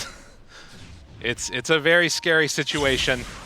And again, with hexes online, any one hero that gets taken out, they might not be able to get back into the fray. They almost have buyback on everybody for BB. Now the smoke. Shiva's Guard gets tons of vision for Miero if he can pop it in the midst of all of them. He's so terrifying. I mean, he has Shiva's Guard, he's got BKB Blink. And there's still, there's no Lincolns to work with here. They're going to go right over these wards. Gem. They're just giving Yokum up. They see it. Jump forward. Trying to go. Immediately dead. Yokum's gone. Then they get the Doom onto the Mars. That is the fight that they needed. The buybacks already come from Yokum, but they lose Makoto too. That's 2 already dead. They're going to need more buybacks if they want to win this fight. Akashi, Force Staff, trying to get away. Manta backs out. GPK, he's in pretty far. Psycha right on top of him. Now the Force Staff come from Yokum. That's the buyback. So they force out a lot of buybacks. There is a Roche respawn. The dangerous part is Doom has already used both of them. Refresher was committed for that. Did it buy them a Roche? Talon, are you willing to come and fight this? It doesn't look like it. It's just too fast. I mean, the rough situation. They're going to try and fight them after with no BKBs. No BKBs, no Doom. There's an opportunity, but can they get there in time? Blinks up. Can they get there in time? Psycha, he steps forward. No there's no AA Ice for Blast. 7 seconds. Yeah, you just can't kill the Morphling. It's impossible without the Ice Blast. Double banner. Perfect. If you play it too, it actually protects heroes as well. There you go. Just a fun fact. Yeah. Definitely real. Definitely try that in your games. Doom is feeling like the X factor in this one. It was such a good late pick for them on BB. Hero who, of course, you know, some teams were struggling with, but many teams still confidently grabbing him very early in the draft. He blinks forward, gets back. Now he has a refresher too. They take out that ward that was just planted. At a certain point, you know, they just have so many items, they can't manage them properly. Maybe that's the strategy Talon's going for here. I mean, this is such an enormous lead at this point. This feels way harder than even last game at this stage. For Talon, as BB want to close this game out. They have been on the edge for so long. And an opportunity now. Boundless kills the creep wave. As you can see, even further. Is that real? It didn't move? It's still 17%? What? Just believes. It believes in the Luna. I don't know if I believe anymore. Maybe it's just AA. That's a possibility too, yeah. Well, getting ready to walk up high ground, possibly. Okay. They certainly don't have to. You can just keep farming if you want. There's nothing that says Forever. you have to take the towers. He jumps forward. The building is dropping very quickly. Have the Hex available on the Morph. Still 3 minutes on the Aegis. That is going to be a Ice Blast. full set. Oh, okay. Did get clipped by it, but not really feeling like an easy go. With no Ice Blast now, they definitely can't make a move. I mean, you also have the refresher start on Storm. Holding this right now, like any fight, just feels so incredibly hard to deal with. All right, does come up fast though. Only 13 more seconds, so Ice Blast returns. They're jumping. Jump forward, find him immediately. Nice Shadow Blade. Backs away. Now the turn. There's the Wukongs. Gets pulled all the way back, and well, he's gonna drop. Ice Blast is up. Second round, Miero's to the side. They already get the Doom onto the Monkey King, and now trying to kill him off in time. They got the Frostbite onto GPK, but the damage doesn't feel quite enough, although it is for Miero. Wait a minute, maybe an opportunity here now they catch. Psycha, he backs out. They tagged him with the Ice Blast. He couldn't stay and fight. They actually got him far enough back. Yeah, he dies in the well. Makoto will survive. No Mars ready. So that is Aegis. The Doom's just too much. 1,400 pure damage from Doom. incredibly hard to deal with. And, I mean, he doesn't have Doom ready. There could be an argument to be made that with no Mars, you could think about just like a buyback and go, but you also don't have to make that move. Maybe you don't even need the buyback to go. You can just go. So that is a dead Luna, does have buyback. AA Blast. Ready if they want to make a move of it. Good blink out. Great reactions. No coverage there as well from Save. They needed a Boundless Strike at the same time. That would have been a nice catch onto the Morphling, but no luck. This BB team... the creeps are back mid. I mean, Psycho's just going to go in. He's there already. AA Blast connects. Now runs away, but he got what he came for. Get the connection for the moment. Now trying to chase forward. Both supports in trouble, and just like that, GPK takes him down. Makoto, he's in no man's land. No Doom, no problem. They destroy the Monkey King, dead for 2 minutes. And at this stage, there is so little left in the tank. They're just trying to hold on to a ranged Rax, but it feels like an impossibility. Everybody on BB has buybacks. Doing every sneaky play they can think of. Hiding on the side, a Shadow Blade on the AA even. I mean, you can just go in and die and buy back everybody. It's 100 seconds, no Monkey King. And when you buy back, Call just says, come on back, it's okay. We got recall. They're ready for it. BB making the move now. Oh, everything's just there now. The eggs on the Shadow Demon. A 48k lead here. They are buying for full success. They are not leaving anything up to chance this time. One last gasp here from Talon. A smoke behind with no Monkey King to help them. Jumps forward. There's the catch. Arena is already down, trying to do what damage they can, but there is not a lot left in that tank. Yokum hitting away, although with all of them already gone. That's 3 dead on the side. Yokum's going to be the 4th. Akasha, the last one left alive. This is going to be 1v10 if they want to take that fight, but GG is called. With that, Talon are eliminated. BB, they're moving on. BB, they got what they needed. They got their Storm Spirit. They got their Keep the Lights save. Breath of relief there. Oh, yeah. Feeling good about it. And, yeah, I don't expect that to work again. I'm going to be honest. They just went for full comfort. They got their Storm. Yeah. They got their Coddle. They got their Morphling early on when it doesn't necessarily have the best reasoning, right? Maybe it was emotional, but it worked. It worked indeed. And for Talon, they're going to be going out now as we head on back to the panel. Oh, it's a tough one for Talon and all the Talon fans out there, but BB team, they're able to continue here in the road to the International. They are one more best of 3, which will be happening later today for them, away from making it to that main event. This series was a lot closer than many people would have thought. I'm sure for BB team as well, a little bit closer, but this game number 3, more methodical, great draft for them, despite the fact that my 3 analysts were actually favoring Talon's draft. So let's talk about it. Break it down for you. All right, you got to start then with that reaction. I mean, the one thing that could have went really poorly for them was GPK Storm, right? And I kind of mentioned that. And yeah, 17-1 with the Coddle on his team, with the terrible facet of the recall.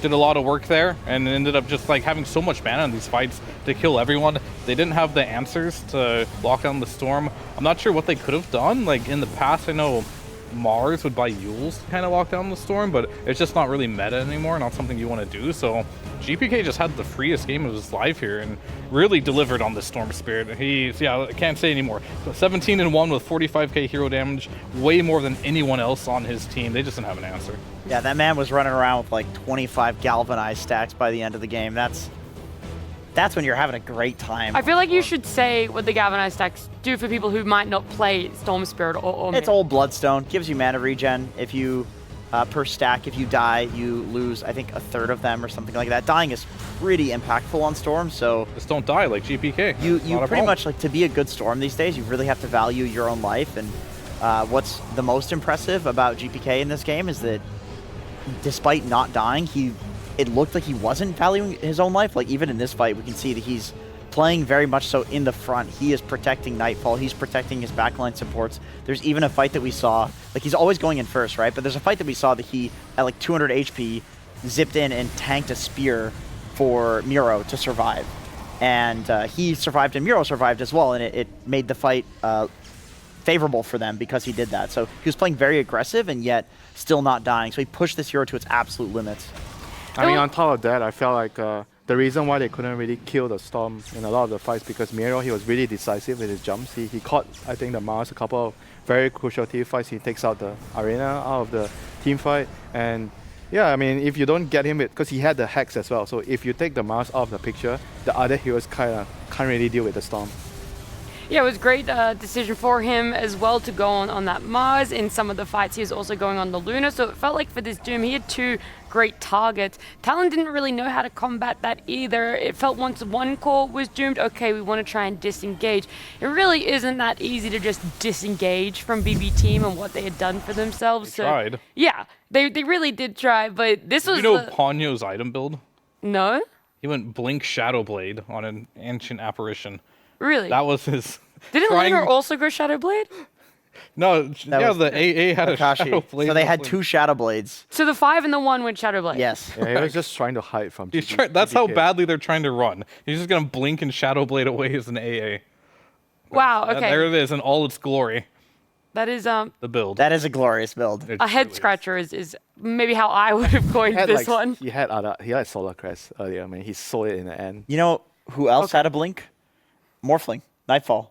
That's exactly how you play against an AA, I think, is you blink in and you dodge the AA ult, or you blink in and you kill him before he can ult you, because AA is a very squishy hero. You press one adaptive strike on him and a right click, he's dead. All right. Well, look, BB Team, it was much better game number 3 for them. The team fights just more clear-cut, and they were executing them in a very great manner. And for that, this best of 3 series win for them. They will be playing again later today, but for now, let's jump on down with Nomad and hear from our winners. Thank you very much. Yes, I am here with Save. We're going to talk about that series. Save, firstly, was that fun? Was that stressful? How was that for you? That was for sure fun at first, but then it was very stressful, you know, when we threw this second game. Yeah. That's how you feel about the second game? You feel like you let it go?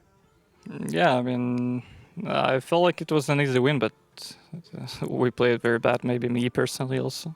And it led to the very bad things, and we lost. So that's surprising because, as Talon, we've all been kind of talking about how good you've been playing, on this line and stuff. Your line performance in game number 1 felt really, really dominating, really, really confident. So do you feel like a lot of your team's success kind of pins around you? Yeah, maybe. When I have a really bad game, usually our team doesn't do very well. And when I have a good game, I feel like we're playing fast.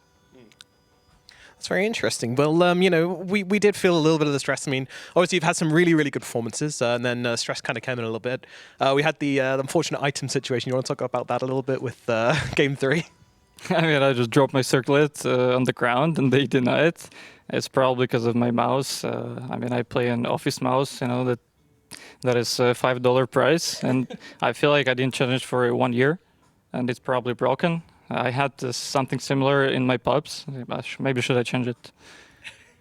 I think you probably should. I mean, you guys can't see, but we're literally looking at, like a mouse my dad would use here. So maybe we get that upgraded, not sure. But finally, you're going to be playing against Nouns later. How are you feeling about that series?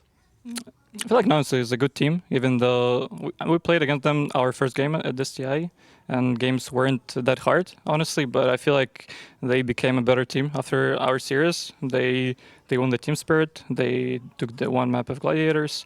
They're for sure a very good team, so of course I'm going to prepare hard, and we're going to try our best. All right, really looking forward to seeing you play later. Thanks for coming to talk to me. Back to you, Nat. There we go, BB Team, they're giving respect to their opponents, Nouns, which will be happening. That'll be our 3rd series for today. They're going to have a series break for themselves, and it was a stressful one. They're going to have to try and reset here. He already talked about it there, Save himself, that Nouns, they were able to get a game off game in Gladiators. Here we see BB Team fall down in that second game towards Talon. He said it was a throw. Would you guys coin it as that as well? And they, okay, yeah, don't answer. So please, pause at least before you answer it. Oh, sorry. Was it a throw? Yeah, I think it was a throw. They definitely were ahead the majority of the game, except for the last 2 minutes of the game where they threw the game. So definitely would agree with him. And if I was playing on that team too, if I'm ever ahead by 20,000 gold and I lose, there's no other way to look at it as we should have won this game, no matter the circumstances. It was 27K. Okay, thank you for the correction. Would you be able to mentally recover from that fear darkness if you lost if you were GPK and you were playing Storm Spirit in the game 3, would you have such an exceptional performance after throwing game 2? Why are you disrespecting him? He won a TI. You think he can't do it? What's the disrespect? He could do anything. Like the fact that you're asking if he could come back. It's a question. No. If you're putting disrespect on that, that's your inclination. Fear or darkness? What do you think about that? The emotions of losing. Fear, don't feel like you have to answer it. Back to you, Winter. Yeah. Back to you, Jenkins. Ask another question, Jenkins. That's the only question I had prepared. Okay. Well, luckily someone has better questions, significantly better questions, and hopefully a better interviewee. It's Pyrian. Unfortunately, Talon knocked out here, so he'll be joined with Akashi for the exit interview. Yeah, thanks, Nat. I am here with Akashi of Talon. First of all, we're really sorry to see you guys go out, but that game 2, that must have been a high point of the tournament for you guys. That was fantastic. Was it fun to play in? Yeah. We didn't expect that comeback. It was like sudden comeback. So in game 3, obviously things didn't work out for you guys, but BB team weren't really closing. Were you hoping for another comeback, or did it feel like it was maybe just a bit too hard to win that game? I think we have that feeling that we can still come back the fight, especially the second rush fight. Yeah. So this tournament obviously probably been a little frustrating for you, this TI. What, if you could put your finger on it, what do you think's gone wrong for Talon at this TI? Gone wrong? I think we're still lacking some ideas about in-game, and we're still not unsure how to do. So looking ahead to next season, what are you hoping to achieve in 2025? Qualify again in TI and hope do our best again. Fantastic. And last of all, let's say if there's anything you want to say to the Talon fans out there and C fans around the world. We're sorry, guys, that our round ends here, but next year we'll do better. We certainly hope so, and good luck to you, and thank you for taking the time to talk to me, Akashi. Nat, back to you. Thank you so much, Pyrian. Akashi, it's never easy to see a team exit here in the road to the international, but it was the first time for him and 3 other of his teammates having a road to the international appearance, and so I'm hopeful that we will see him for future ones to come. However many that are on Talon, we'll see what happens after this TI for all of those guys there. BB team, they'll be playing on further today. Any other honorable mentions, though, for Talon that you want to talk about before we kind of close the book on that chapter and officially say goodbye to them? I think for me, they showed growth for sure. Like, they pick heroes that they didn't pick before. Their backs are against the wall. They can only go forward. They have to win their games, and they're willing to go out of their comfort zone. I think that is a true sign that the team has growth. They've learned, they've improved, and they realize that the comfort picks are only going to get you to a certain level. But if you want to go beyond that, you need to be able to play the heroes that you're not comfortable with. Yeah. We saw a lot of growth for this Talon roster, just even in this best of 3 between every single game. Someone who talked about it before we even started our series was Purge, and he's back again to break it down a little bit further.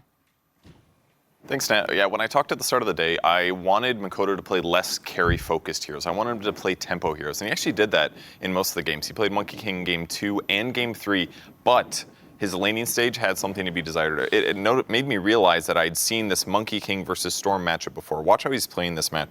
He's got an important skill right here, Mischief. This allows you to temporarily turn into a creature and dodge damage for a brief moment of time. And when he uses Mischief, actually, he's often using it at the wrong time. I'm going to go back in time to show you guys this. He's going to use it to dodge an auto attack. That is not a good thing to do. The big damage is actually Remnant. And the reason is because watch how we have Malrine playing this. This is a match from 2 days ago. Rather than dodge that, what he wants to do is he moves forward, he puts 1 Jingu stack on his opponent to make him think he's going to stack up 4, and that's going to make Lumpy here run kind of back and forth like this, because he can't really get close knowing that there might be danger. And if he actually does go for a Remnant last hit, watch what he does with Mischief here. He walks forward, he blocks it with Mischief so that the Remnant doesn't get all the way to the range creep. So on the other side, if we look at Makoto's laning, if he's just using Mischief to dodge auto attacks, he's just getting a small regen trade, but he's never actually leveraging his 3rd skill, which is regen. So it's like, okay, you're laning fine, but you're not dominating your opponent. And then what happens afterwards is he doesn't actually go somewhere with that kill. Both games, around the 6.5 minute mark, for any top player that plays this, like No One or Quinn, they will go do a bounty, a Wisdom Rune fight. But Makoto just continues to hang out in the mid lane and expect his allies to play near him. So it's a very different playstyle that we've been seeing out of him. I'm glad that he switched heroes, but he was not up to snuff on the Monkey King, unfortunately. Would you say, Purge, That Mischief is one of the most impactful spells that Monkey King has in his toolkit, not only in lane, but towards the late game too. Late game, maybe not so much, but laning stage definitely against the Storm there because you're denying CS by using it. There's not a lot of other heroes where you can stop their ability from doing anything by body blocking it. So it's perfect against Storm there, and Makoto just wasn't up to date on the matchup. Look, he tried his best. He at least took one half of the book that you're putting out there, Purge, but thank you for breaking it down a little bit more on that laning phase. We did say that they were having the struggles against the BB team. It did unfortunately result in their elimination and exit out of the road to the international here for themselves. And look, this is just one more step for them. They were able to adjust in this best of 3. Hopefully when it comes to the next season for them, we could see those adjustments a little bit more. But BB team, they're going on. We're going to also kind of, put them to the side a little bit for right now because we got to focus on our next best of 3, our next matchup. That one's going to be Team 0 up against 1W. But before we jump on into that, talk a little bit more. Something people love about TI or the road to TI is the short film contest. So we're going to be running through a lot of different short films that have been submitted, some of our finalists, and we're starting off with our very first one called Prey.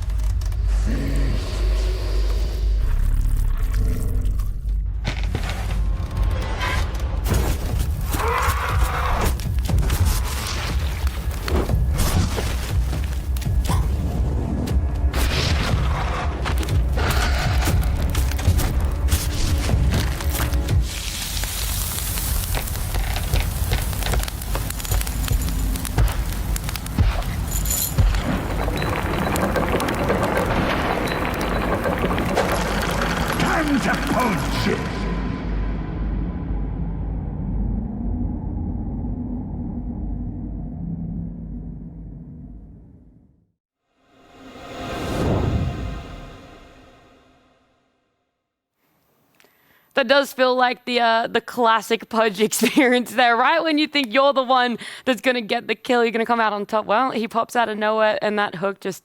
No, he's going to hook the PA, and then the PA turns around and one-shots him. That's what happens on Pudge. You think you hit the hook, you're like, I got him. But then you realize you're Pudge. You suck. Yeah, I mean, that's me playing PA, and you just hooking me back when I blink strike. We're on the same team. We're on the same team. You go for someone else. That's true. No one actually. We didn't know if the Pudge was on the same team or the opposite. Yeah, team. That's true. That's true. It's like, I got you. I'll save you. Maybe that's the best sort of short films. The open. What's the words I'm looking for? Yeah, open to interpretation ending there. Are they teammates or are they enemies? Who really knows? But that was one of our finalists. Throughout the day, we will be showing you some more of our finalists of the short film contest. But let's turn our eyes towards our second best of 3. We've already been treated to 1 today, but we're going to be having 0 up against 1W. Let's talk about these teams because 0 coming into coming into this tournament, no one really knew what to expect despite a great qualification from them. They did great in their groups, but unfortunately falling a little bit short in their best of 3 for seeding, and that's how they find themselves in this first round of the lower bracket winter. Yeah, I feel like their group stage, they started well, but as soon as the meta kind of got a bit figured out, and people kind of started to turn their eyes on them, realize, oh, they're really good on this hero, especially the Earth Spirit, they're really good on that hero, and things started to, become difficult for them, and they're not really trying to. Okay, maybe they did try to adjust. They try to move their picks around, but I felt like some of the heroes that are being picked a lot in the meta, and they tried to play it, but they were just not good at it. And when they won their China qualifiers, I was watching some of their games. I felt like, oh, this team has a very distinct playstyle. They play very differently from all the other Chinese teams, and they were able to win with very different heroes. So I felt like that was their identity. But right now here, it's like a different thing. Mm-hmm. You can't really play your heroes anymore because there's going to be a line to draw. How good are our heroes in the meta? Can we still use them and win against the top meta heroes, and they felt like they couldn't, so they are switching around after the group stages, which isn't really working so well for them. I think it's also a question of how many heroes do you have at that level where you can use it at this level of Dota? Because I do think that 7E, his Earth Spirit, is good enough to be meta-defining. In fact, I think because he's so good at Earth Spirit, a lot of other teams have been experimenting with it and playing it, and it does look good. Like we saw Analog play it the other day, and that was the game that Heroic almost won because of off of the back of him. He played amazing. So I do think there are some heroes that they have, but that can be meta-defining. But the question is, do they have enough? And the answer is looking like no. And if the answer is no, can they adjust to what the really OP things are in the meta? Yeah, these teams have had a little bit of time off, 1 day for themselves, or in some cases 2 days for themselves to reset, have a look at what they want to bring to the table and how they want to start slotting into this meta. 1W is one of those teams. They've had a little bit of a rougher win rate in the last 4 series. We just looked at that one, but what are your expectations for them, Fio? I mean, they're a younger team that has had more recent success in past tournaments. There's a lot of players on this team that I remember seeing in the past, like Munkushi and Sweden Strong being players that I covered in like Division 1, Division 2 DPC like a couple years back, right? And I remember Munkushi was like, I remember him playing Monkey King. I was like, wow, he's good. But when he played anything else, I was like, wow, he's not so good. And he's evolved so much from that time, where he's, I want to say, probably the star player on this team for me. And he plays so many different heroes. He can play very aggressively with these Lina, Gyrocopters, and Razors. But he can also take a step back, too, and also play more of the greedy heroes like the Morphling, the Alchemist. He's been, like, really good and impressive. And he's just been such an impressive player to just watch his growth. And now he is right here at the road to the International. And he's the one, for me, that needs to have a good game for the squad to do well. Yeah, both of these teams, I feel like they have some trouble finding their own identity in this meta. They play some very niche heroes, but when the meta is like unraveling during the group stages, they are kind of finding it hard to follow what other people is doing, the other teams are doing, and they're kind of trying to sometimes find a compromise, you know, which might not win you the game. So it's all about like whether do you adapt, or you really are able to find something that's in the middle that you're also good at, and it's also kind of okay in the meta, and try to win with it. 10 seconds. I would be very surprised to see 1W leaving the Earth Spirit through this phase. I can understand that you think that they're not going to first phase pick it. I don't think it fits there. Not at this level of Dota. Maybe against worse teams, like Team Zero could just first pick it and win the game, but not at this level. But second phase, yeah, definitely worth a ban. And I don't see 1W picking it up for themselves. We'll see exactly what it's going to be that does get let through. This is the weird phase of bans. You're either only getting 1 or you're getting 2, and then 3 hero picks for each team are followed just after it. And now you have to wonder, do you set up for yourself on what you want to pick, or do you try and deny something? So this Invoker, it's been played in so many different positions over the last 3 patches. I'm still going to just put a blanket out there, most likely mid though. Yeah, I have to. Or carry. A la Watson. That's why I'm saying most likely mid. I don't want to say definitely mid. It is an interesting Most flex, though. Now, after watching that game, you do have to consider it. Like, how much are they willing to flex this? And they haven't played it yet, so this is going to be a new hero at least. And we have seen Treant before a lot. I basically talked about him much. Zero. Yeah, we definitely don't talk about Treant enough on this panel. Can I have another 3 minutes and 40 seconds? No, please, Shankit, don't. No, especially considering how fast this. Yeah, this is going fast. But either way, we got some real meta stuff all around. All these heroes have been picked, and we've seen a lot outside of the Invoker. I think that's the only one hero, and it's an interesting pickup here to pick it up that early. Looks like it will be their mid. It could flex to carry. I think that's a Watson special, though. I don't think any other player is really privy to that. So they must think that they can play Invoker in almost any situation. It'll be fine. And against Zero, I suppose they're thinking, this guy really likes to play his melee type of like heroes that don't like being mana burn, like your Earth Spirit, Sand Kings. What else did he play as well? Just pretty much Tiny as well. Like, these type of heroes don't enjoy getting their mana burned because they can't make rotations if you do that. So maybe they're just really focusing him down in that regard. He does not care. I was gonna say I was gonna ask the question, how is Earth Spirit versus Luna? Because I know ES can buy a Blade Mail, and you have all this uncontrollable damage coming out of Luna, so you can roll in, kill her. You have the Blade Mail from the Kunkka as well. But then on the flip side, ES plays really long fights. Luna with the Lucent Beam Conda build is fine with taking long fights. But we still have to, talk about what Luna doesn't like. Luna doesn't like people going up to your face, and Earth Spirit can kind of do that. Because the reason you can sit behind and just keep casting your beams with Conda is because nobody goes on you. Yeah, nobody goes on you. Sure. So Earth Spirit can kind of do that. This might be a game to get like the Moon Guard facet. Is that even not what it's called? That's what I call it. Yeah, Moon Guard. You've been right 2 for 2, I think. All right, cool. I love how he just throws out names for facets. So he's like, oh, I'm pretty sure I read this once. Yeah, I mean, either way, like it's just like pre-selected for me. Like, click it and you don't have to worry anymore about it. But that's fine. Either way, like I feel like that facet does have a place in the game, even though most of the pro players aren't taking it. But when you're playing versus a Treant, a Kunkka, Earth Spirit, who just get on top of you, that's when I think it's really good. And there's already 3 melee heroes here, and I think when you're playing against Earth Spirit, that's exactly what he does. He rolls on top of you, uses all his spells, having that damage reduction, and also the added damage from maxing your W out on Luna is something worth considering here. Because, yeah, I would agree. The other way would make Earth Spirit very beneficial to have against a Luna. Okay, carry. What carry are they going to go for here against Luna? I mean, this Mirana could be... I'm not saying I like it. I'm just saying that Zero could think that the Mirana is what they want for the carry.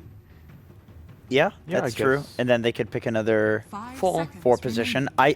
I do really like the Mirana Kunkka lane. Anytime I see a Mars in the draft and then the Mirana flex, it always feels like it should be a little tilted more towards the 4 position. And also, at least like anecdotally from what we've seen, the Wind Ranger Mirana type heroes versus Luna has not looked great.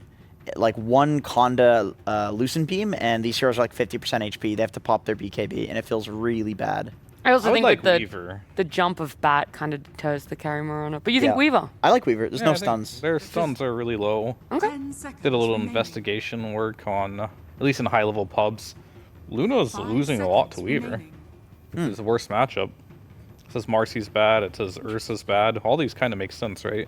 Just get on top of Luna, and Weaver has one condition to pick. It's like, do they have a lot of hard lockdown? And if they do, don't pick Weaver. If they don't have enough, pick Weaver.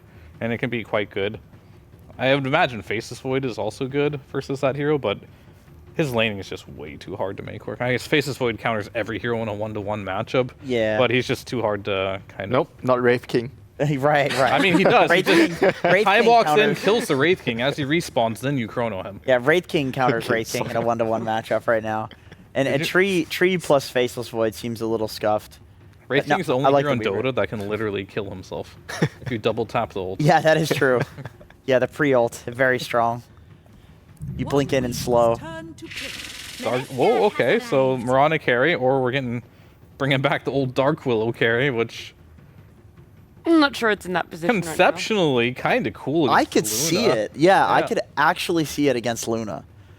You avoid all the damage that Luna is doing. Is that too much copium?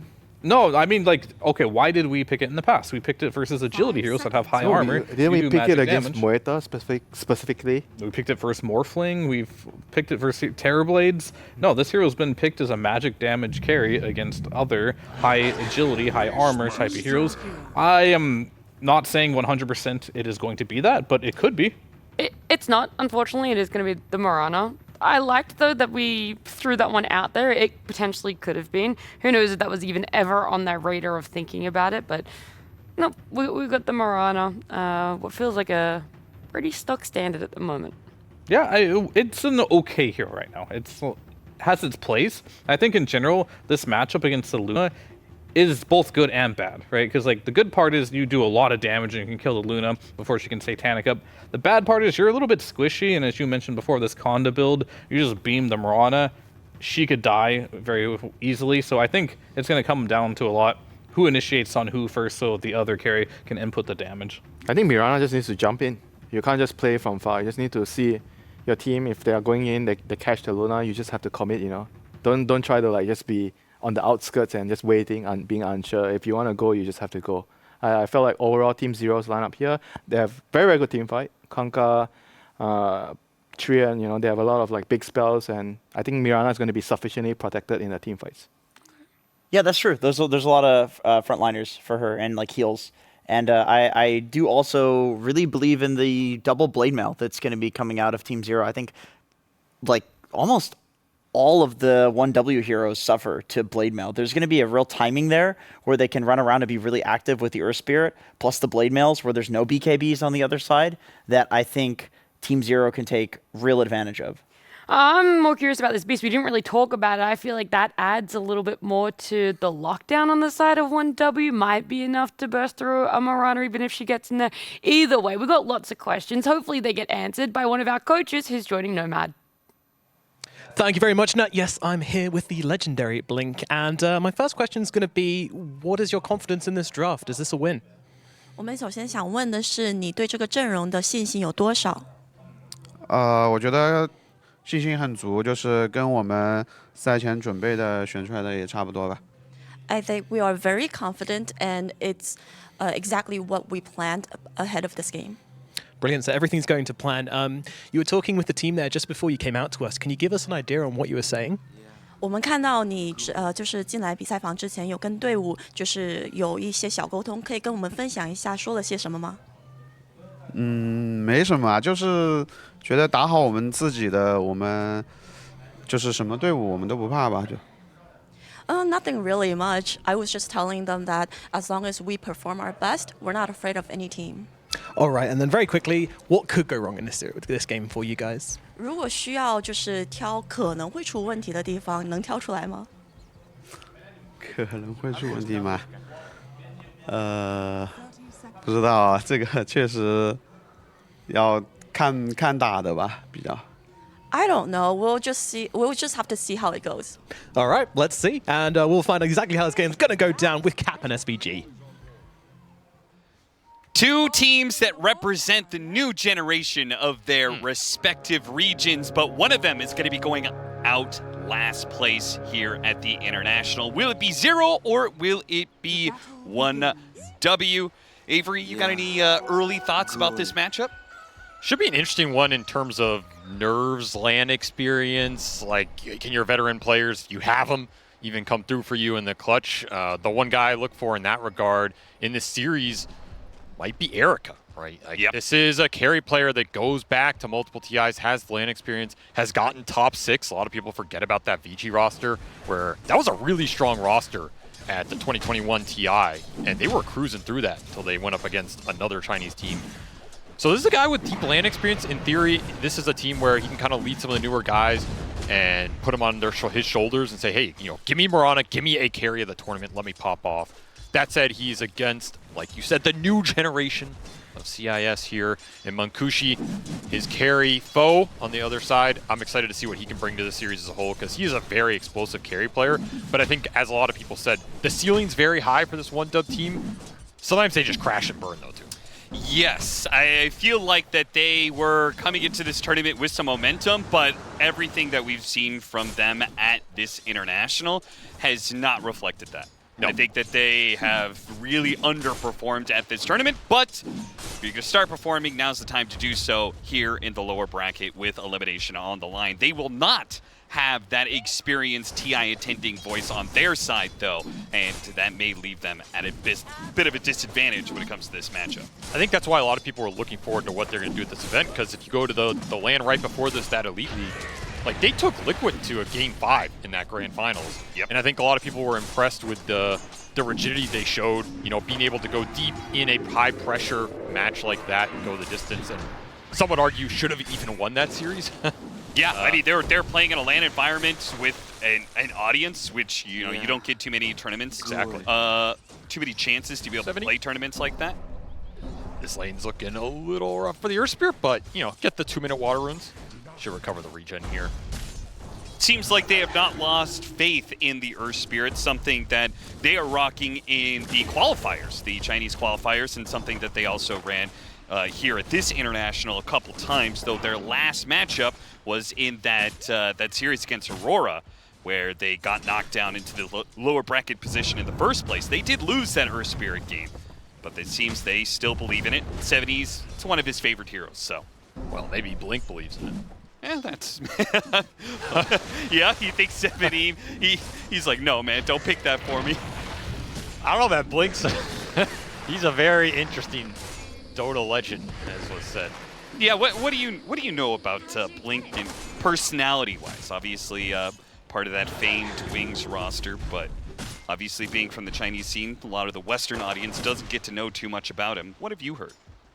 I mean, honestly, I feel like he's the player from that Wings roster I know the least about. It's a bit of an enigma.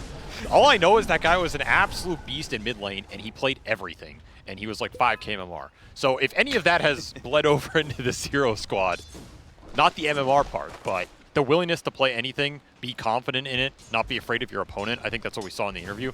I think that does kind of describe this young team, right? Like, they just kind of want to play their style. They can play fast, they can play slow. I think they've looked a little slower at this event, like more patient, more disciplined, trying to find the right team fight and set it up properly. And sometimes that can bring the pace down a bit. I mean, this is another game, right, where we're going 4 minutes in, it's 0-0 on the board. I don't think they're a team that's going to rotate super fast or play some like hyper carry that just goes through the gate 8 times. But they can be a team that excels in those late game team fights with some really nice player synergy and spellcasting. One player you certainly do know something about, former teammate of yours, Ponlo, playing the Dark Willow, which the panel had some crazy ideas of perhaps that was going to be a carry Dark Willow. Not going to be the case. Just going to be support here and may end up going down for first blood as Respect is able to pick that up with the Ice Shard. You really cursed him real hard there as... Right, I didn't say anything good about it. Respect happy to collect that bounty, and flip side of the map. Sweden Strong will collect as well. Does this mean they're winning all their lanes? Man, Erica's going for it, or yes sir, as Sunsfan likes to call him. He leaps in to get the kill, now tries to leap out. Arrow, it gets blocked by the Beastmaster. I think he wanted to kill that boar that was slowing him down, and he just traded his life for the Bat Rider. That could not have been a good exchange for him. Let's get the full resources, but yeah, that is not exactly what he wanted out of that exchange. And 70 gets his mana burnt out, and his life is being threatened by Kira Jr., who's going to come close to getting the kill once again. But Air Spirit is going to be sent packing either way. Back to Fountain he goes. He is really behind on experience. We've seen Invokers dominate some of these isolated one-on-ones in terms of the experience factor, but this is going to be a level 6 Invoker, a level 4 Earth Spirit. Pretty brutal here, the extra, innate giving you the extra experience on denies, but just putting in the CS works. 26 and 15 on this Invoker. He has almost as many denies as 70 has last hits here. And then he comes back to lane and instantly gets all of his mana burned away. He does have bottle charges, obviously, to work with, so he should be able to bottle back up and play for the power rune that's coming in soon. He's just not going to have Magnetize to make an early rotation here to pressure these side lanes, and the side lanes are getting pressured by these two cores. Oh, the axe comes back and takes off his head. Cloud does enough damage. The side lanes are dominating. The mid lane is being threatened. One top are walking away with a pretty clear lane advantage here at this point. As that Mirana is the only one who has some decent net worth, and she's going to start falling down as she's not in lane right now. Absolutely crushing this laning phase right now. There is a lot of pressure points that they can rotate to. They can combine these two supports. They can make gate rotations. They can easily go to this Beastmaster, continue to pressure the Mirana if they want to. This Invoker is going to continue to burn the resources out of this mid-Earth Spirit, which means 7E cannot respond to these dives with his full capacity if they want to commit for them. Team Zero really need to play these next few minutes well here. Sticky Napalm adding up the flame break. And with the lead seed, he might be able to stay alive. The TP's coming in from the Dark Willow to try and save him here, but they already used the Roar on the Mirana at the same time, so they kill the Treant Protector, chase the Mirana out of here. Double Leaf's going to be forced to be used. Now they're turning their attention back to Ponlo with a full rotation coming out from 1Dub. You said Zero, they're not going to be a team that plays particularly fast, but 1Dub, when they're cooking, they do play fast. Oh yeah, this team can definitely just run you over. They feel the momentum. They're going to bring the numbers. Double gate rotation on that dive. That again, what is your Earth Spirit supposed to do to prevent this aggression right now? He has no mana. Yep. Can't play Dota. Jiro Jr. just happy to sit here and EMP him off cooldown and say, go for it, team. Map's open. Whatever you want to do.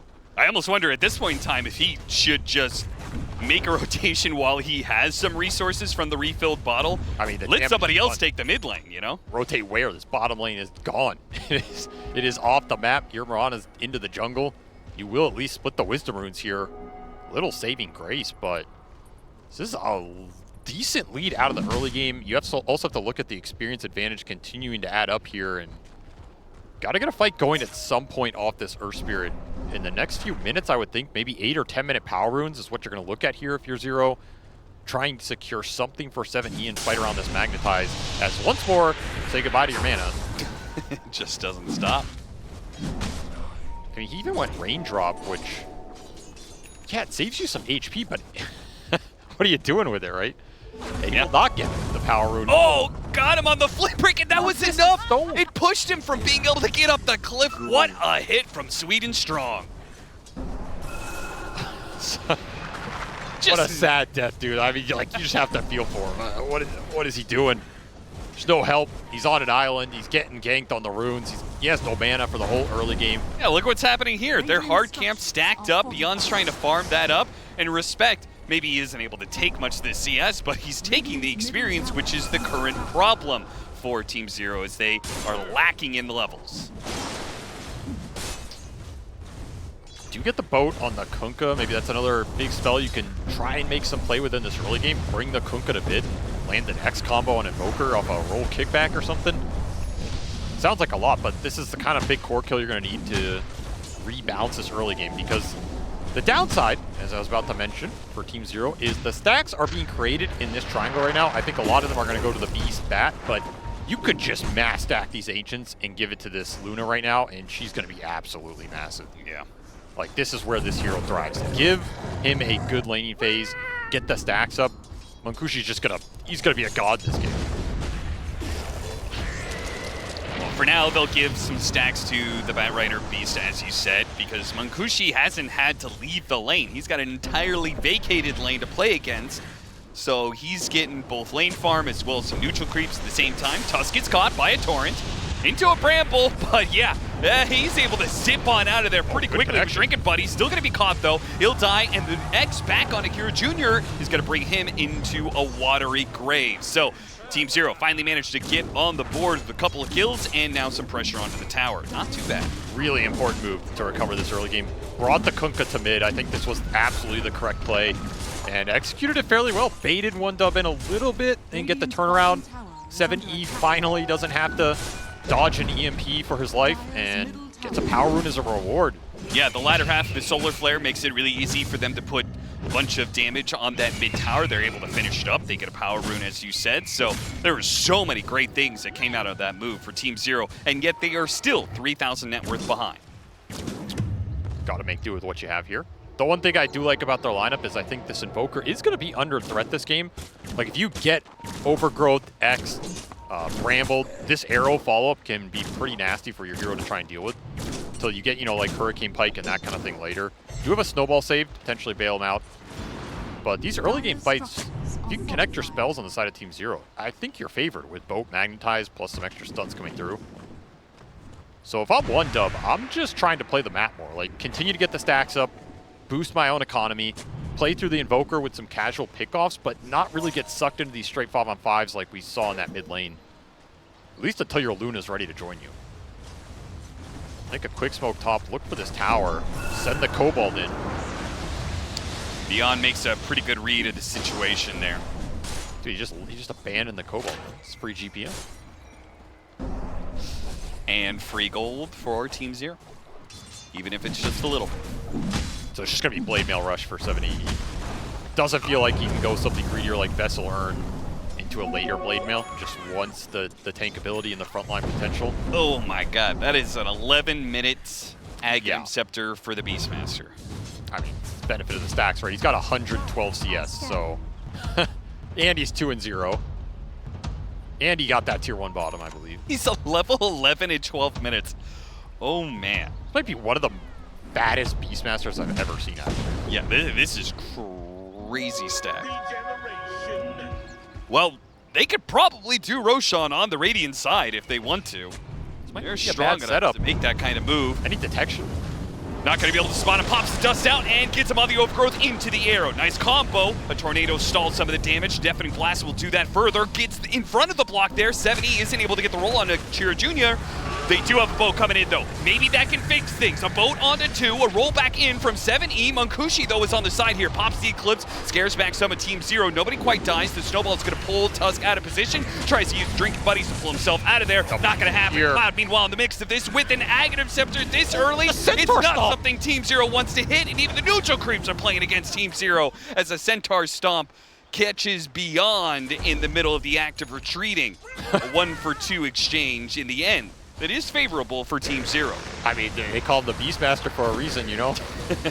Bring the creeps to the fight, let them do the dirty work here. Don't need, I mean, this is why you don't buy Helmet Dominator. You just don't need it. That's true.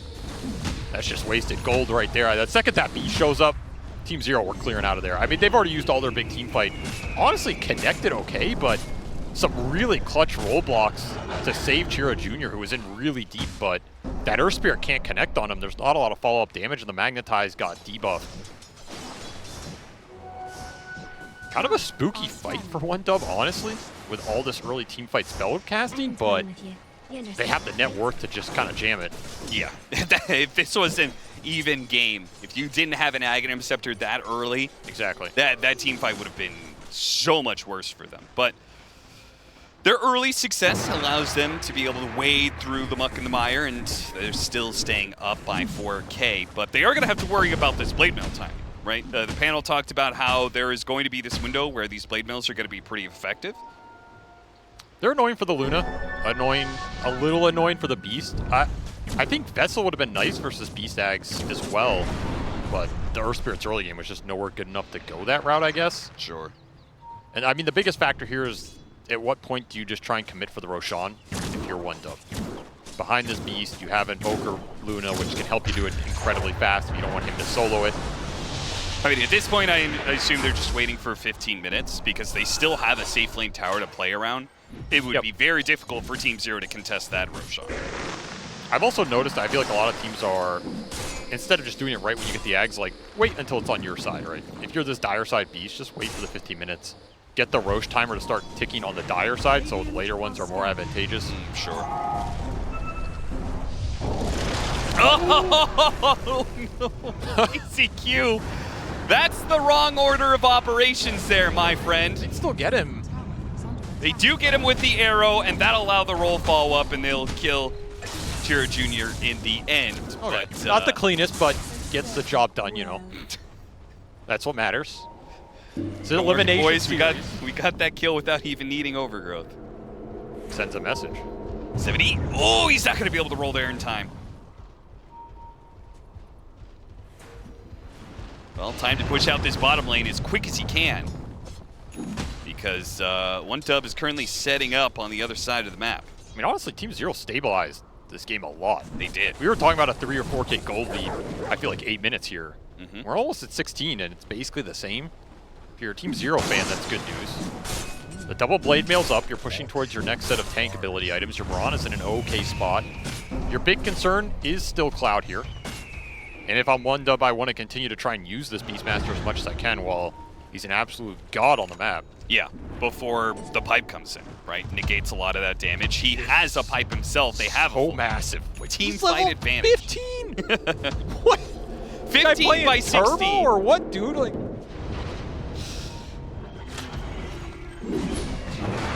if it wasn't for his damn team soaking up some of this experience from Roshan, he might even be 60. Cloud's like, nice levels, Munkushi. What happened, bro? A little poor. Didn't get the stacks or what, man? I mean, give this Aegis to this Beast as well, right? Just let him go in. Yeah. Feels untouchable right now. Especially at this rate, he's going to have a Blink Dagger in just a couple minutes. Could probably still use it while he has the Aegis, and they could start whatever fight they want. Again, as massive as Cloud is, it's not like Team Zero is that far behind in net worth. It's just, no, this current timing is going to be rough. You have to respect the Mirana DPS. That's the one thing about this hero. If he gets a free fight, he wins that fight. And that is why perhaps Team Zero are not going to be contesting for the off-lane tower. Not the easiest tower to fight around. Still missing this big aura on the Kunkka. I wouldn't be surprised if they dodged this Aegis entirely. It's a tough one to go into. Like, you have big teamfight spells, but a lot of them are kind of low damage. So you kind of just need to commit your cores in, and doing that into 2 lives on this Beastmaster sounds incredibly difficult. And if you are going to forfeit it, like the map against this Aegis, it leads to your point about when you want to take that Roshan.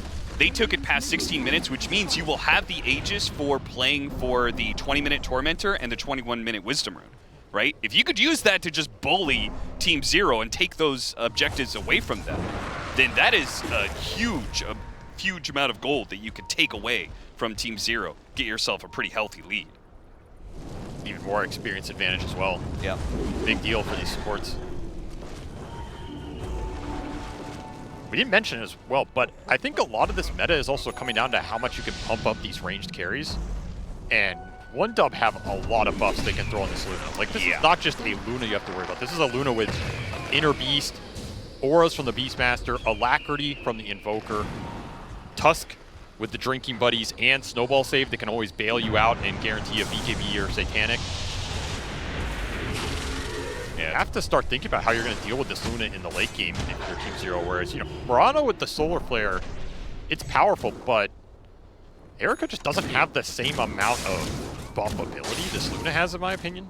If you're just relying on him to, you know, 1v5 this late game. Yeah.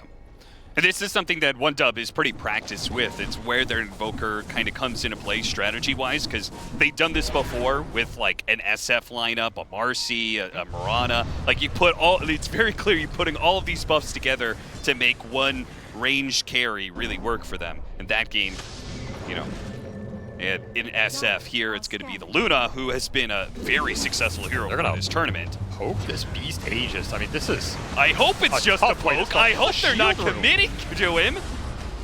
They are trying right now to get through a Shield Rune and an Aegis potentially. Snowball's going to pick him up, and he's going to chase after these heroes while ZZQ may be left behind here. Walrus Punch up in the air, and it's going to bring down Ponyo before he can do too much here. No, actually toss up in the air. Disarm goes out. He gets out of Terrorize. No, it doesn't go off in time. And now that means OneDub is going to be able to chase after more and more heroes. Somehow ZZQ, with his shard, is being able to walk away from this situation. I cannot believe he survived in the first place, but they've got bigger fish to fry, and that's going to be the cores of OneDub. 7E, as mobile as the Earth Spirit is, it seems OneDub is still able to catch up to him. I mean, that is just not the team fight here. You're starting on a Shield Rune Beast with Aegis, Ags, Pipe.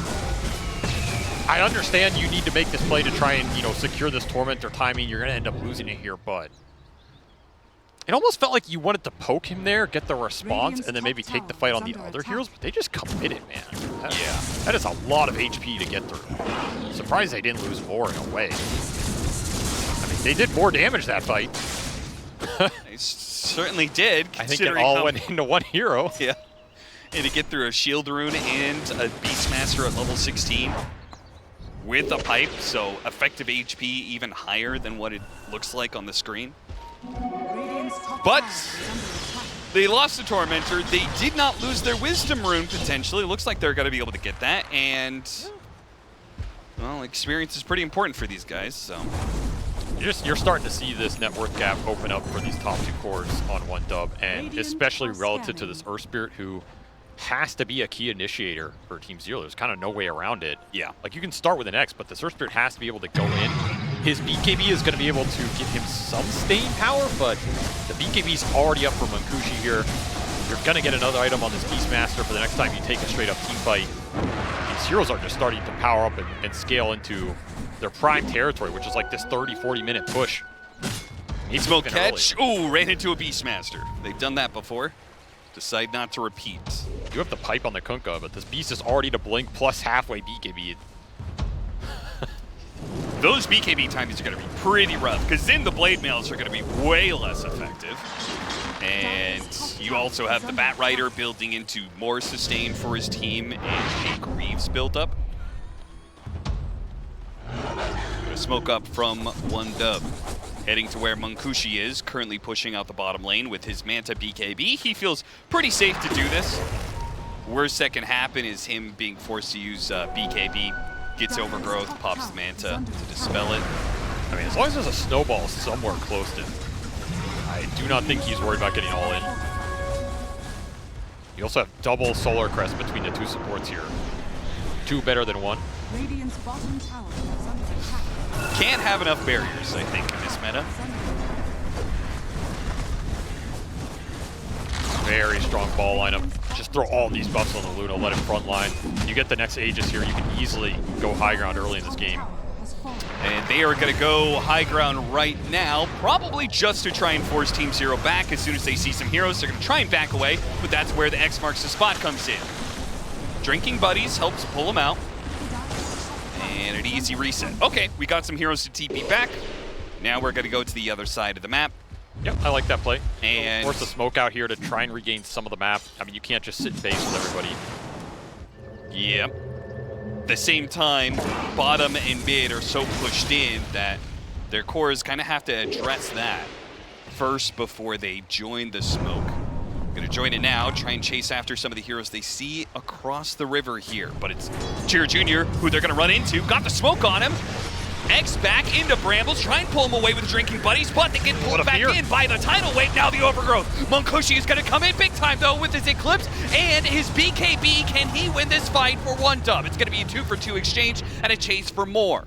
Looking, but not finding anything within their grasp. Not too bad for Team Zero, honestly. I mean, the thing is, when you come in that fight, you are just getting melted by this. Oh, it gets a little worse, though, as Cloud, on the onset of it, does manage to find a Primal War victim in Pomlo. Did find what they were looking for at the start of the fight, which is the dust on the Invoker, connect the X. You either landing an X or a roll on him, ideally both, and bring the Invoker down at the start. I mean, this Invoker's very poor. Like, he's also not found a lot of the map. I don't think 1dub need him to.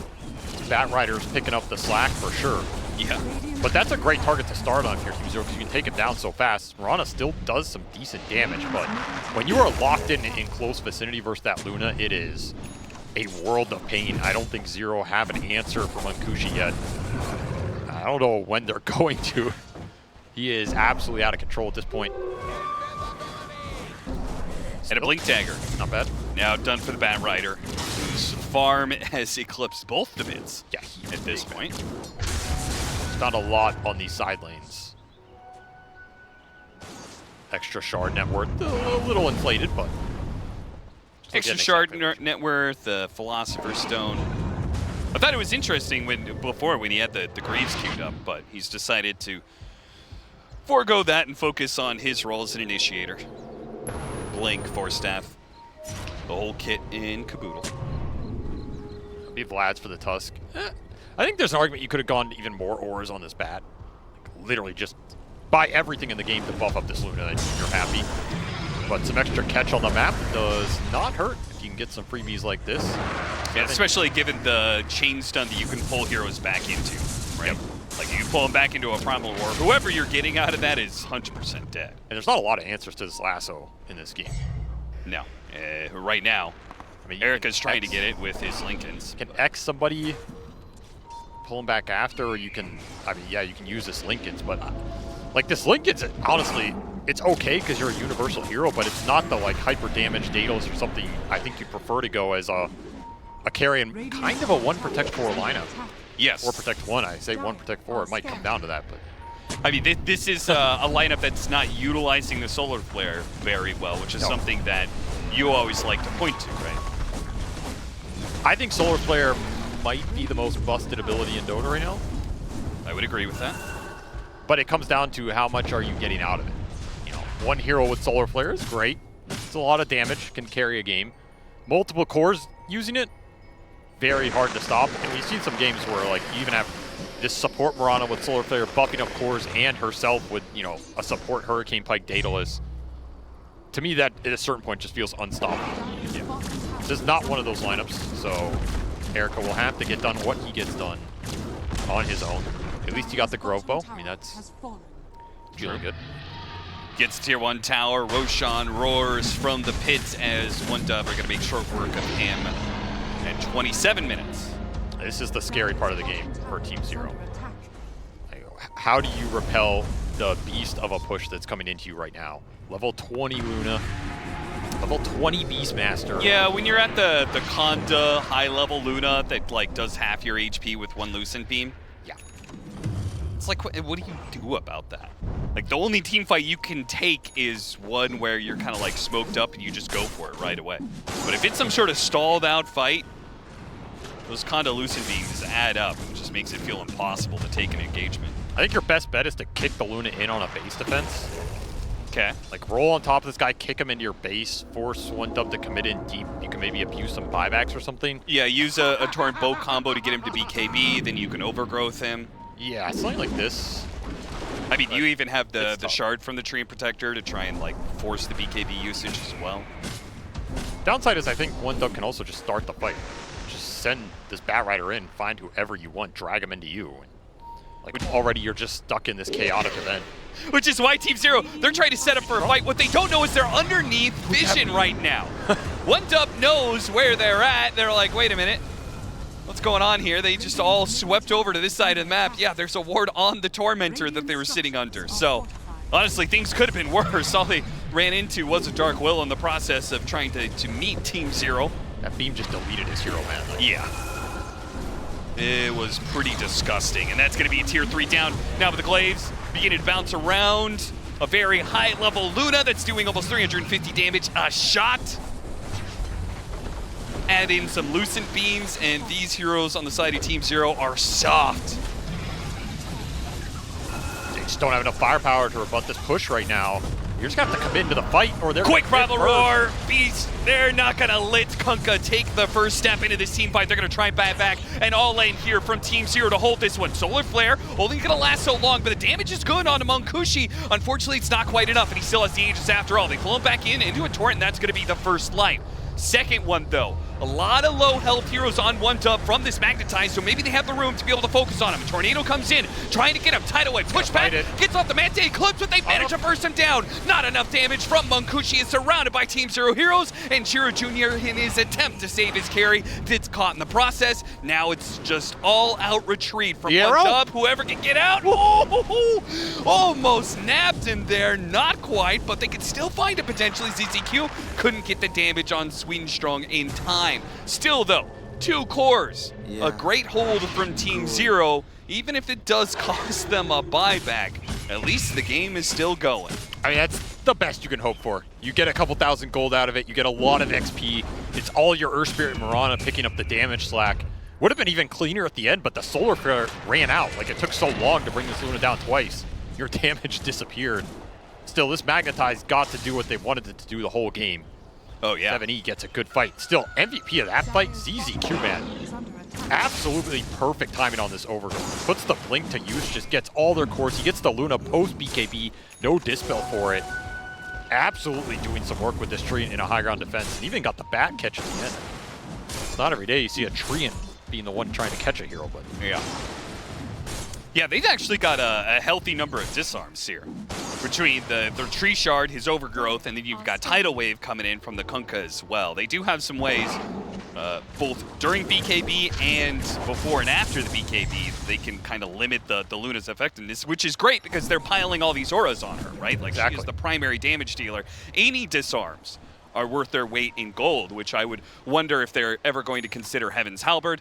Doesn't look like it. Beyond is going to go for a Aghanim Scepter, per usual for the Kunkka, and the Earth Spirit is opting for Shiva's. Also have to keep in mind this Terrorize. Like, if you can force one dub to clump behind the Luna, which is kind of the formation that you're going for in these high ground pushes, it's just the default. If you go on the Luna, you poke her, the rest of one dub commits in, they get hit by these big AoE spells like a Terrorize or Slain, can win you the fight. Ideally, they almost just want to fight letting Swedenstrong. Just find a good core target with this lasso. Kill them. This board is still here. Hopefully they get this Tormentor and get out real quickly. Oh, run, ZZQ, run! Anybody able to jump in here from one dub? They go and get something. It's the same victim as last time. It's going to be Ponlo. And they have the back door down because the creep wave mid. Oh, yeah. Might just be another lane. Living Armor is laughable at this onslaught that the Luna is able to bring to the table. Trying to X him back into a boat, and Torin completely off the mark there. Not the combo you were looking for? Not sure what happened there. Did protect the racks, I guess. Yeah, with all those missed abilities. So I think Monkushi's gonna finish it off here. Wait for, I guess backdoor protection isn't up. Tidal wave into the arrow is not too bad. Give it up. Easy pickings from Mancucci. Not confident enough to fight without the control of the Dark Willow here. I mean, you basically have one go, right? Like, when you commit this Earth Spirit going and the Solar Flare, that's your win. You don't win the fight in that interval of 10, 15 seconds. It's over. Yeah. That's also a route one dub can take. Like, they can get the fight, get the Solar Flare out, and if they can reset, yeah, I mean, it's a way easier fight after that. Well, they have the Shivas and they have the small crit for the Murata, so you've completed some items. This is going to be your best bet. If you don't go soon, your tier 3 is going to go down. Attempted roll in, gets the kickback. BKB immediately activated, but the Earth Spirit is getting torn apart, man. They just got ripped apart by a horde of one-dub heroes. Turn around, Mancucci starts going to work on Beyond. They've already called GG. He wanted to GG out before he dies. They really didn't put up much of a fight, and that last one, man, that was rough. I mean, great game playing from one dub here in this first game as they came in, they got their Luna strat. They really accelerated this Beastmaster. I think that was the biggest factor. Like, you're looking at what Cloud got out of this early game, out of the triangle, out of the lane phase. He's, what was he, level 15 at like 16 minutes or something? Yeah. It's really hard to, almost really hard to lose a game from that point. So there's a lot of issues Team Zero need to address, but ultimately it was just an early game and a pace issue. Yeah. Beastmaster, still a monster. Still got to watch out for that hero. Cannot give him a free lane, and that's what happened in this first game for one dub. It was a great game to watch for all of you 1W fans out there. Team Zero, it feels like it's a little bit of a downward slide for them right now. Wasn't too confident in their lineup. We were unsure exactly how it was going to go about. We thought maybe easier teamfight execution, though, at least Fear, but even that didn't come to fruition. Yeah, I think the laning stages were going to start. They mentioned on the broadcast there with Avery, Beastmaster, not checked. And I feel like this is a hero that you have to check. Otherwise, he snowballs the game. He gets the first Roshan. They walk around everywhere, get all the kills on the map. And you know, I want to go back to the mid lane too. Even called it before it even happens. Like, yeah, he really likes these like strength heroes that make rotations. They pre-picked Invoker, who hard counters the type of play style. And Zero still did it anyway. They just picked it. He just had no mana on this Earth Spirit to do anything on the side lane. So once this Beastmaster was a problem, you would expect a rotation from your mid to come shut him down, but you couldn't go anywhere from this mid lane because you just had no mana. Yeah, to me, a good Invoker performance looks like this, and the net worth chart will look like this, where he's not top of net worth on his team or even above some of the enemy like cores, despite like running around and winning the game and having such a gold advantage. But that's why he doesn't have the gold advantage, just because he was making such a sacrifice for his team. Like, so many of the fights were initiated by Chira Jr. He was, sitting in Ghost Walk, like just standing in the most annoying place humanly possible for Team Zero. I really like him on Invoker. I think like you have to be an exceptional Invoker player to play it, and either it's like a guy doing like crazy combos and Manta style stuff in the late game, like Thompson, which he probably could have done at some point, or it's like this, where you're like fully sacrificing yourself in order to give your team space, and giving space to a Luna and a Beastmaster. I mean, Beastmaster is pretty much like a carry from the offlane. For you said a lot of these summons heroes are pretty much just like offlaner carries. You farm a lot, yeah, and you hit your timings and you go, just like a carry would. Yeah, I mean, whereas for Team Zero, just didn't really feel that they were able to use their ultis in the early game. Like, even if you're behind a little bit from the lanes, I still felt like a lot of their moves, Kanka Boat, Dark Willow, the Fear, and you have the Treant ultimate, they should be able to win some of those fights, but I felt like they just didn't really coordinate well enough to win those fights. They had the tools to win the fights, but the execution just wasn't there. And on top of that, because you already have kind of a rough early game, so those are the connections that you need to make work, because your lineup is based on team fight. Trying to execute those spells a little bit better, or spell casting, spell usage, however you want to coin the term. It was phenomenal showing from that mid Invoker there, able to get the Beastmaster to have a great game, and then on top of that, this Luna. I know we've talked about it more and more, but this was a game where I felt we've seen her a little bit differently. They weren't actually trying to shut down this Luna, and now it goes, okay, we've seen games where people have tried to shut her down. She's done well, in fact, gotten wins for herself. And then you get a game like this where she kind of went unchecked, and she was able to still join fights and do so much for the team, Jenkins. Yeah, Munkushi looked very comfortable on this hero. Like, you always question it at this point in the tournament. Like, we haven't seen these guys in a day or whatever, and so Luna's been kind of like the last 2 days, upper bracket trend. So I did question, like, how good are they at playing around the Luna, which I guess they didn't have to be because, like you said, the Luna was unchecked. But in terms of his individual skill and button pressing, he looked great. We saw the Manta dodge there in that last fight. That was nice. That was clutch. Means he's able to get the BKB off. They can't burst him full to 0. I feel like every time I saw him ult, it was actually a very good ult. He was using it on like a few crucial targets in a team fight, getting that damage. He would get the BKB off, the glaives off. Like that was a good Luna performance. Yeah, I mean, it fits his archetype of heroes. He does like playing the Gyro, the Razors, the Weaver type heroes that like to get active. I think the only people that are struggling a little bit are the ones that are just like the super hard carry type of player. But I feel like in general that playstyle is struggling right now. But Munkushi, he's not that type of player. I wanted to do a head-to-head here though of the Batrider and the Invoker. They were on the same team, but the net worth kind of fits what Jenkins was talking about. This Invoker was super poor, and they were up like 15,000 gold here. And I feel like what's really important is if you are going to play this Invoker, you have to have a position 4 like Sweden strong, who is going to pick up that farm on the map, right? Because Invoker isn't farming. He's running back and forth across the map. His pos 4 eclipsed him in net worth in this game, but having farm on Batrider is a good thing. Invoker doesn't necessarily need all that farm as long as you're good at pressing your buttons. So this is a pretty cool adaptation they make. Oftentimes when I don't like the Invoker falling far behind is when his support is also very, very behind as well. So if you are going to play this, have a greedy pos 4 player like Sweden Strong that can do a lot with items. I'm curious because most mid laners have picked up now to work with the supports. You want to rotate together. That's at least 3. Hopefully you can get another core that did well in their lane to join you as well when it comes to team fights and rotations. But where are you finding the time for your position 4 to get this extra farm? Is it just because Batrider is a quick farmer that also fits into the recipe a little bit more? Or is there something else to it where the Invoker was running with someone else and the Bat was kind of off and doing something like the farming? It like depends on the situation, but I think it's very important that your position 4 can push waves out because Invoker doesn't push waves very well. If you are playing like a Dark Willow or something, it's not going to be as good. So heroes like Batrider, you know, Hoodwinks, these type of heroes that have good lane shove are absolutely perfect. Yeah, Bat's pretty good at taking the garbage farm on the map. He's like Tinker in that sense. But in this game, Chiro Jr. was so active on the Invoker that there kind of wasn't garbage farm. And by garbage farm, I just mean unsafe farm. Like the jungle camps that are right in front of the enemies, the waves that are right in front of the enemies. Like Chiro Jr. was so active on the Invoker where he was pushing Team Zero so close to their base that Batrider could just kind of farm whatever he wanted and still be close to the fights.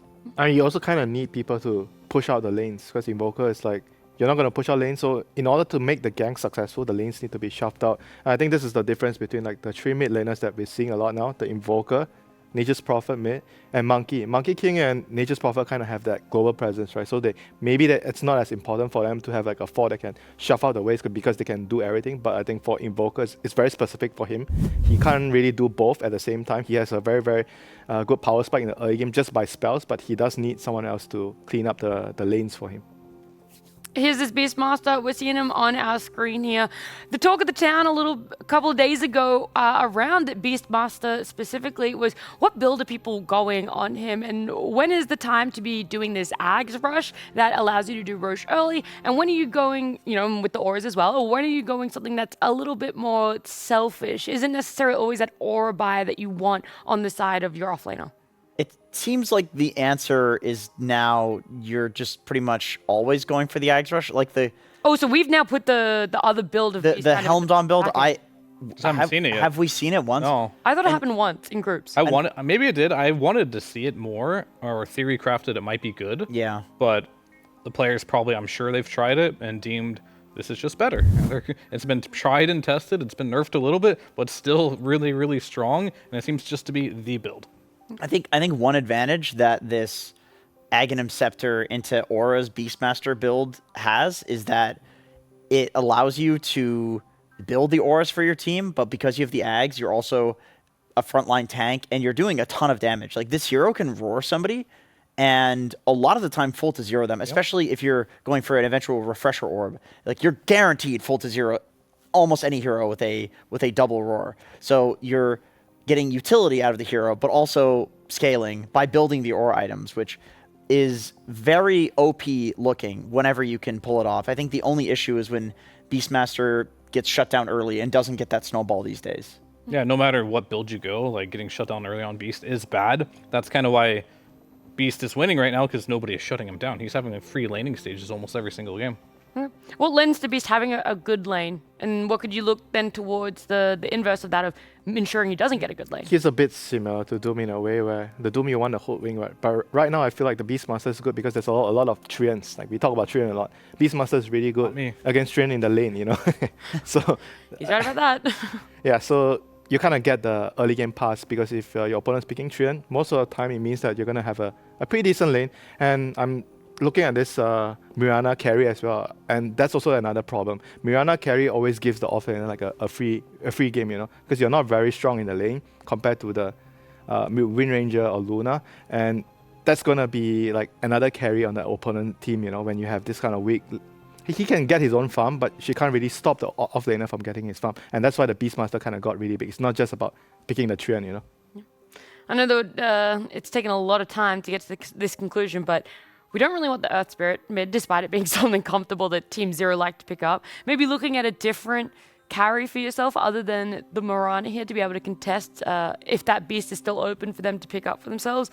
Anything else you weren't really liking on the side of Zero? I wanted to talk about the Mirana in general because, once again, this might be purely anecdotal, but the games that we've seen it, has it looked good? I feel like when we're seeing it win, it's on 4 position and you're scaling and being a carry anyway, but you're not like worth it for the enemy team to necessarily focus in fights because... Could you ask the computer to bring up the win rate? Computer, could you go ahead and load up 3D12 section B? That'll be the win rate for Mirana and also the other heroes.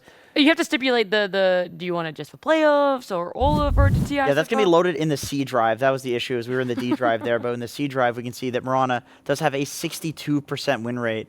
So very strong hero, strong flex. I think nobody is contesting the fact that Solar Flare is incredibly strong, but we keep going back to this Luna versus Mirana matchup. A single beam with a Conda in this hero is 50% HP. It does not seem like a winning carry matchup. Let's see. Let's look at this. Win rate of Treant Mirana, 33%. This is a hero that has a 60% win rate. That's what I was going to bring this up as well. Like, every time I see Mirana, I see a Treant on his team, and I see them lose. At least I felt that way. And it does seem to be the case. I feel like Treant Protector right now as a hero with certain carries, like, it's not the way it used to be. And I think with Mirana, it's not entirely good either, because I feel like Mirana just kind of tickles right now. Like, yeah, level 1, you don't have much right-click damage, and you want to like really commit with your first leech seed and do a lot of damage, where Luna with the beam can allow Treant to get a couple extra hits in, stuff like that, and chase them down, where Mirana doesn't really add much to that. Because Arrow isn't really an ability that the tree can set up at all. It's almost a non-viable thing to even use in the laning stage. As a core, yeah, you're arrowing like through the creeps because you want to actually CS. As a support, it's fine because you're standing on the side. But a core is standing in the creep wave trying to hit creeps.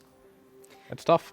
Yeah, I was trying to look to see if I could break down the win rate of it as a core and then the win rate of it as a support, because you glazed over it quite quickly there, Jenkins, but there is that flex. It's either a 1 or a 4 that we're seeing, sometimes a 5, but mostly a 4 is where people like to put it if it does go into support, and that's where it's really shown. You're either scaling great when it comes to late game, or you're picking cores that do well with that Solar Flare, the facet for Mirana and the change to her ultimate there. So it's not like an ultimate for you, it's an ultimate for your cores. Yeah, that's actually a pretty important point about the draft in the first game. They had Mirana carry, but the other 2 cores are melee heroes, Kunkka and Earth Spirit. So you can't really abuse the aura on your other heroes. When Mirana's not really right-clicking, then no one else is actually abusing the Solar Flare.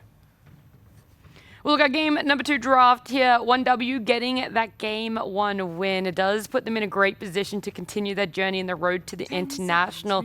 Team 0, though, unfortunately, they're facing elimination. They could be our second team that we're saying goodbye to today. They're going to need to bring something out here, and for the game number 2 draft, Conquer is what they want to open up with.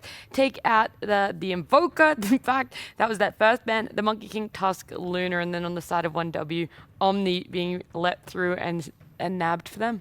Yeah, I mean, right now Omni Knight as a hero is not only strong, it's still a hero in Dota 2, that is very true, but Kunkka doesn't like heroes like Shadow Demon, Omni, Oracles, because like you X the hero, and it's kind of just like tells your whole team, we're focusing this hero. We're going to use all our abilities, you're going to throw Boat, and you just throw a Pell on that target. It makes you debuff immune, so you don't get hit by any of the Kunkka spells. This has been a counter for as long as time. It has changed a little bit with debuff immunity instead of magic immunity, but still has a similar like type of counter. Yeah, I don't think you let Omni through and leave it unanswered. You know, obviously they wanted to take out the Invoker because Shiro Jr. played that amazingly in the last game, but that means that they had to pick their poison for what to let through. Omni Knight is that poison, so they need some sort of antidote. We've seen Spirit Breaker looks decent. Like Spirit Breaker plus Beast was fine because it's 2 spell immunity piercing spells, and you could oftentimes like focus a target while charging through the Omni and disrupting the fight, or just kill the target like through the repel. So I'm interested to see how they solve it. There's the pucks that we've mentioned on previous panels, like silencing. Steal it, Jenkins. Steal it? You've Rubik? Yeah. Steal it. Yeah, Ponlo could play his Rubik. I honestly think like that's a big reason why Rubik became very popular like a month ago when Omni became popular, is because you become kind of a better Omni. Yeah, I mean, I think 7E's hero pool is starting to become a little bit of a liability to the point where he doesn't really play these pucks, right? And they have to ban Invoker because like just reading his top heroes, he plays Sand King, Earth Spirit, Slardar, Mango, Mars, Tiny. He's an off-lane player. He plays all of these like strength tanky heroes that kind of go in, where I just don't feel like Puck is on the menu. He doesn't play any of these Spirit heroes, right? So they have to ban this Invoker because the mana burn is just too much for his hero pool to deal with right now. You know what I kind of would like for 1W, and you guys feel free to shut me down, is picking the Mirana here for the 4. You know that Team 0 aren't really going to be able to slot it into their draft unless it goes into a carry, and I do see it doing well as a support pairing. I don't. The thing is like Mirana and Omni, right? It's like so greedy. I think he's shutting you down. Yeah, I actually wanted that. No balance. I want Winter to be confrontational. He hasn't been confrontational enough over let the it last out 6 days. of the system. That's what I want. Get it out. I'm trying to bait it here. I defended Mr. Loomis earlier. You did. I'm still angry about that. Fear Darkness 51. Yeah, I mean, back to the balance. You said Omni and Mirana. I kind of feel like it's always very, very crucial about the draft when you're thinking about your support pair. Like you want to have one guy that's greedy and the other guy is not greedy, or one guy that's like a team fighter, the other guy is like initiator. And with Omni and Bat Rider, they kind of have that balance. Bat Rider can initiate, but Bat Rider is maybe not so good in like a CC form of build. He's very, very single target, just looking for a pick-up. But Omni Knight is kind of a lot better in the team fights. I like these 2 picks from 1W. Like the way that Tinker, Clockwork, Kunkka like to play is they kind of anchor, of course, pun intended, Kunkka's a pirate, in one area, and if you take the fight there, you will not win. You're playing into March of the Machines, you're playing into Boat, you're playing into all of the Kunkka's water, Clockwork Cogs, all this BS that's just in one place. So they're saying, okay, well, we're going to reposition the fight into right in front of us, and your save heroes and all of your like ground targeted stuff is no longer going to be effective with the Tiny Tossback and the Lasso. That is an interesting pick. We have not seen much Muerta. Omni counter, right? In a way. No, because I mean you get magic. You get magic resist now. Oh yeah, I was thinking about the GA only. I mean, yes and no. You're not wrong, but I don't know how it counters Omni. So what you have to like look at it. Which one is more available, the Repel or the GA? I'd say the Repel is probably more available. Slightly more available. Slightly more available. So it's not a bad pick. The idea is okay. The only problem I have here is Morta's a really hard hero to make work. This hero is not like the normal meta right now. In paper, it should be like, oh, you're a ranged hero, you can farm fast. This hero just is squishy at all. Its stat game is terrible. It doesn't really buy many items that really helps that either, because you do need to go for the Gleipnir. You have to buy a BKB, same as all the other heroes, but it just feels like you're so squishy. Yep. Even if you have all your spells available, you just like are paper compared to like these Lunas and Wind Rangers. Yeah. You just like can just get in there, buy lifesteal as well. That's something that Morta can't really do too. Yeah. So I mean, would you this say hero's like overwhelming. you don't really like to play into like Tiny and Bat? I don't think so. I mean, Bat is a really hard matchup. Yeah, that one's right. I mean, he does all magical damage, and Muerta puts herself in ethereal form. I mean, also like MKB doesn't feel particularly great to buy either, which you're gonna have to. They're cooking something here. We've been very negative on it, but we haven't seen it a lot. We've seen it once so far Yeah. in this tournament. It was on Gaming Gladiators. Darachu picked it up, and it was a win. So it did have one dub. It's good. It had one dub. 10 seconds. Not zero. Not zero, Yeah, not but zero. one dub. Good. Well played, guys. You guys are the We best. Figured that one out. Got to the bottom of So that. what are we looking for? We're looking for an offlaner for one dub, and for Team Zero, it is a mid. There is a world where Tinker goes mid. People were playing it in the prior weeks to TI, but then with the nerfs, it seems like it's kind of fallen back to just an occasional support position here. An occasional Kunkka mid too. True. Yeah, we have pretty much the same I build. mean, Kunkka versus Tiny is very much so. What would I say? It's a very boring matchup. Nothing happens. But it's stable, right? It works. It just guarantees both your Tiny and your Kunkka will have a game. So if they can find a gotcha pick on the last pick there, they might consider it. We'll have to see.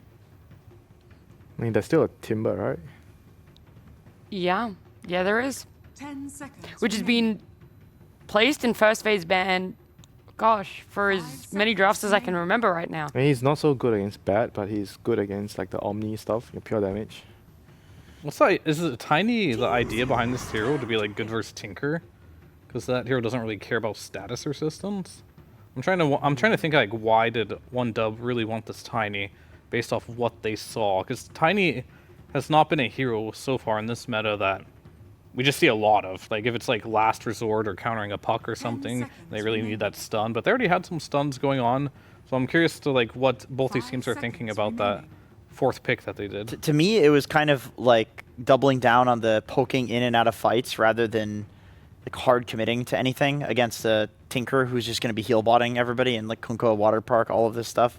Because like Bat and Tiny are they're in and they're out, and then they're in, they're out, they're disengaging, re-engaging. It's not really like you just commit and then that's it. Yeah, but they have